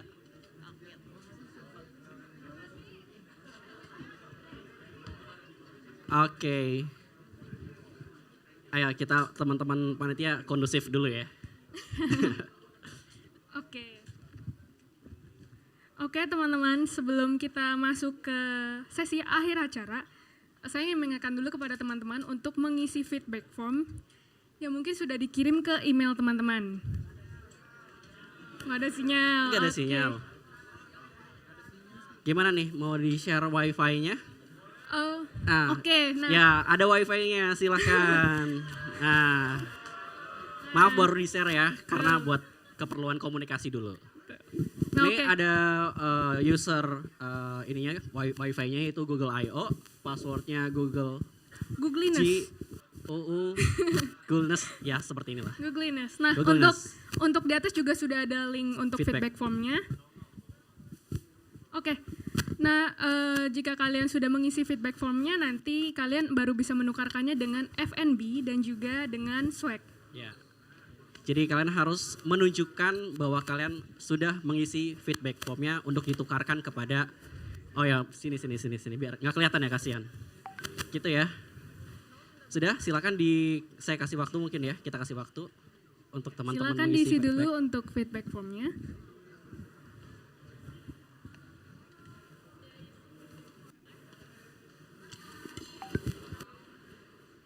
Kalau mau di screenshot dulu ya, silakan teman-teman. Mau difoto dulu.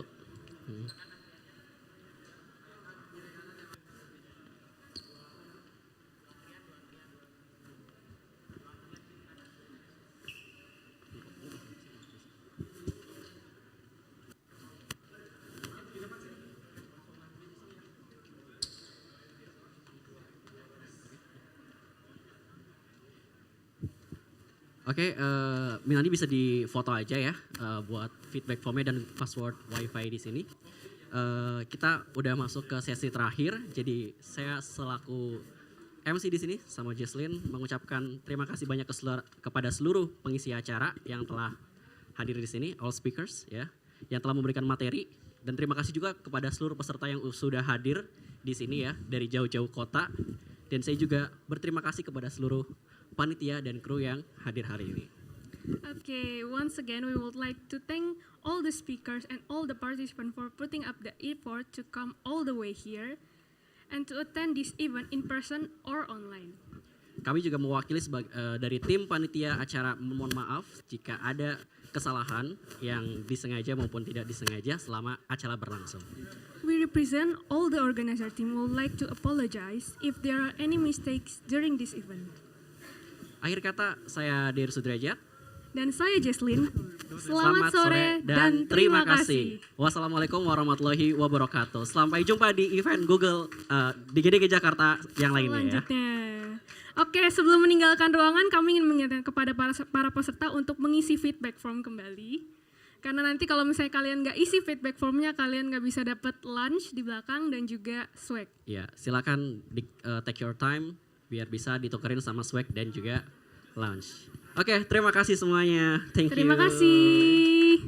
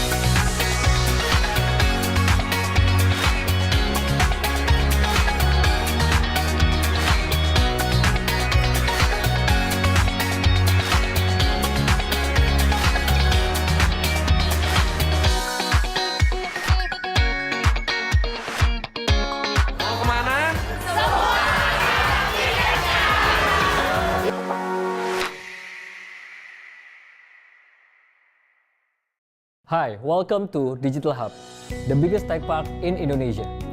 A 25-hectare space that attracts technology companies, tech talents, digital entrepreneurs, and even R&D practitioners. Digital Hub is built on the most advanced infrastructures in the country. Fiber optics that provide high-speed data connection and digital services to support the day-to-day life activities.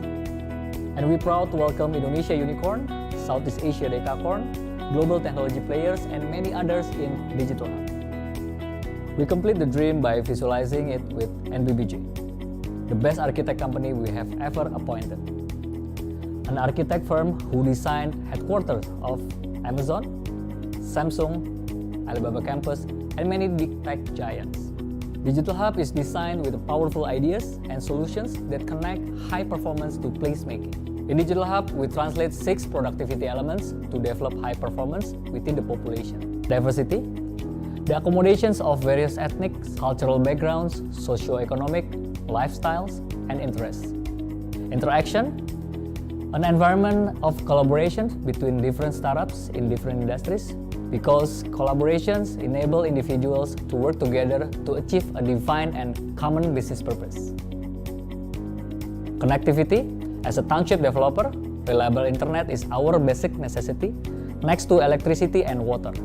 Mobility, easy access, near to far, in or out of BSC city is one of our top priorities.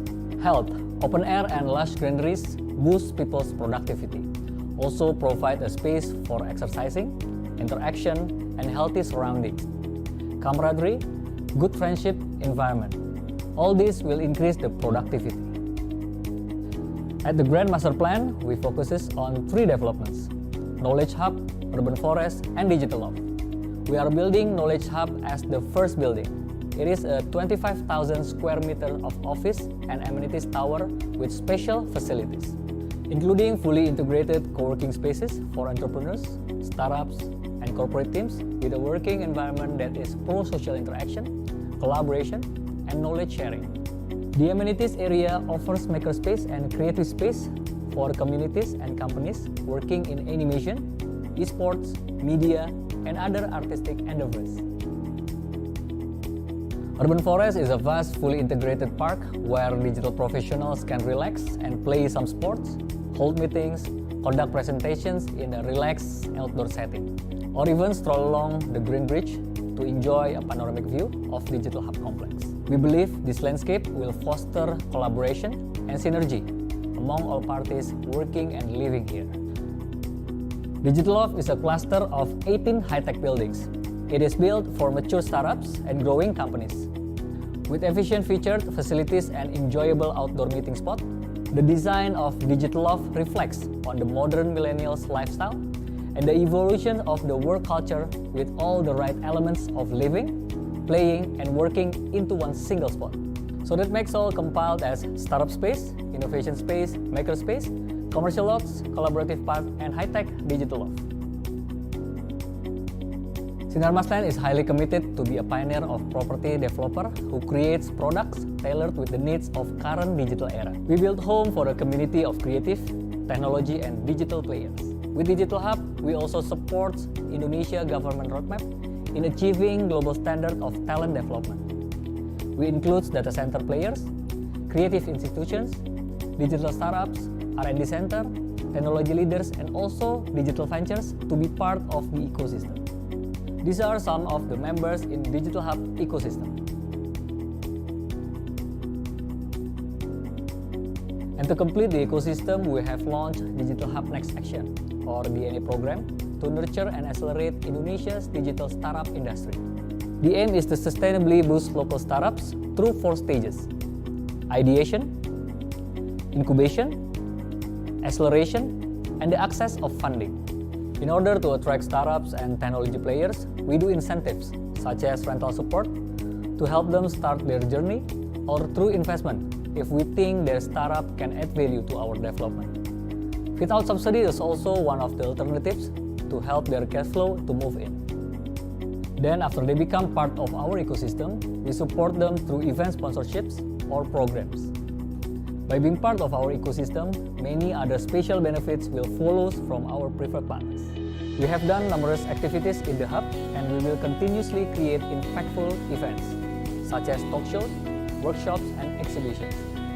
Together with Google, Facebook, AWS, and other global technology leaders to grow mindset of entrepreneurship, collaboration, and innovation. We developed Digital Hub with the ultimate goal to be a truly living ecosystem of all tech and creative industries related. So that's Digital Hub. Thank you.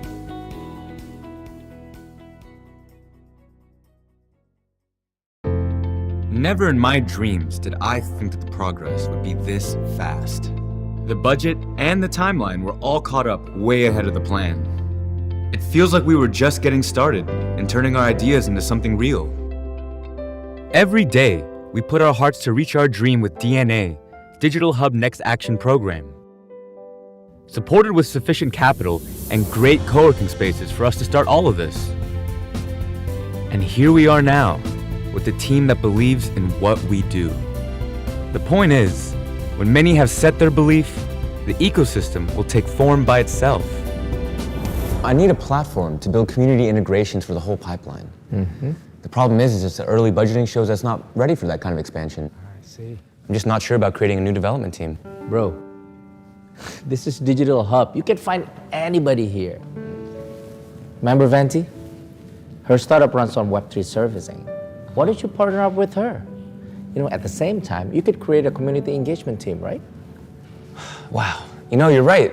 I mean, I've been wanting to turn all this loyalty into something more valuable. Yep. And Venti also worked together with Patrick for loyalty membership integrations. I mean, if we could integrate all that big data, it would be perfect for marketing. See? In less than a year, your number will surely get some attention from a multinational company. It'll be a national campaign. Sounds great. Cheers. Cheers to that. Nowadays, people connect in all kinds of ways. But this is just way beyond. When you're still dreaming, but walking on the right track, you just know everything's gonna work out. People right here in Digital Hub have succeeded in realizing their dreams. How about you?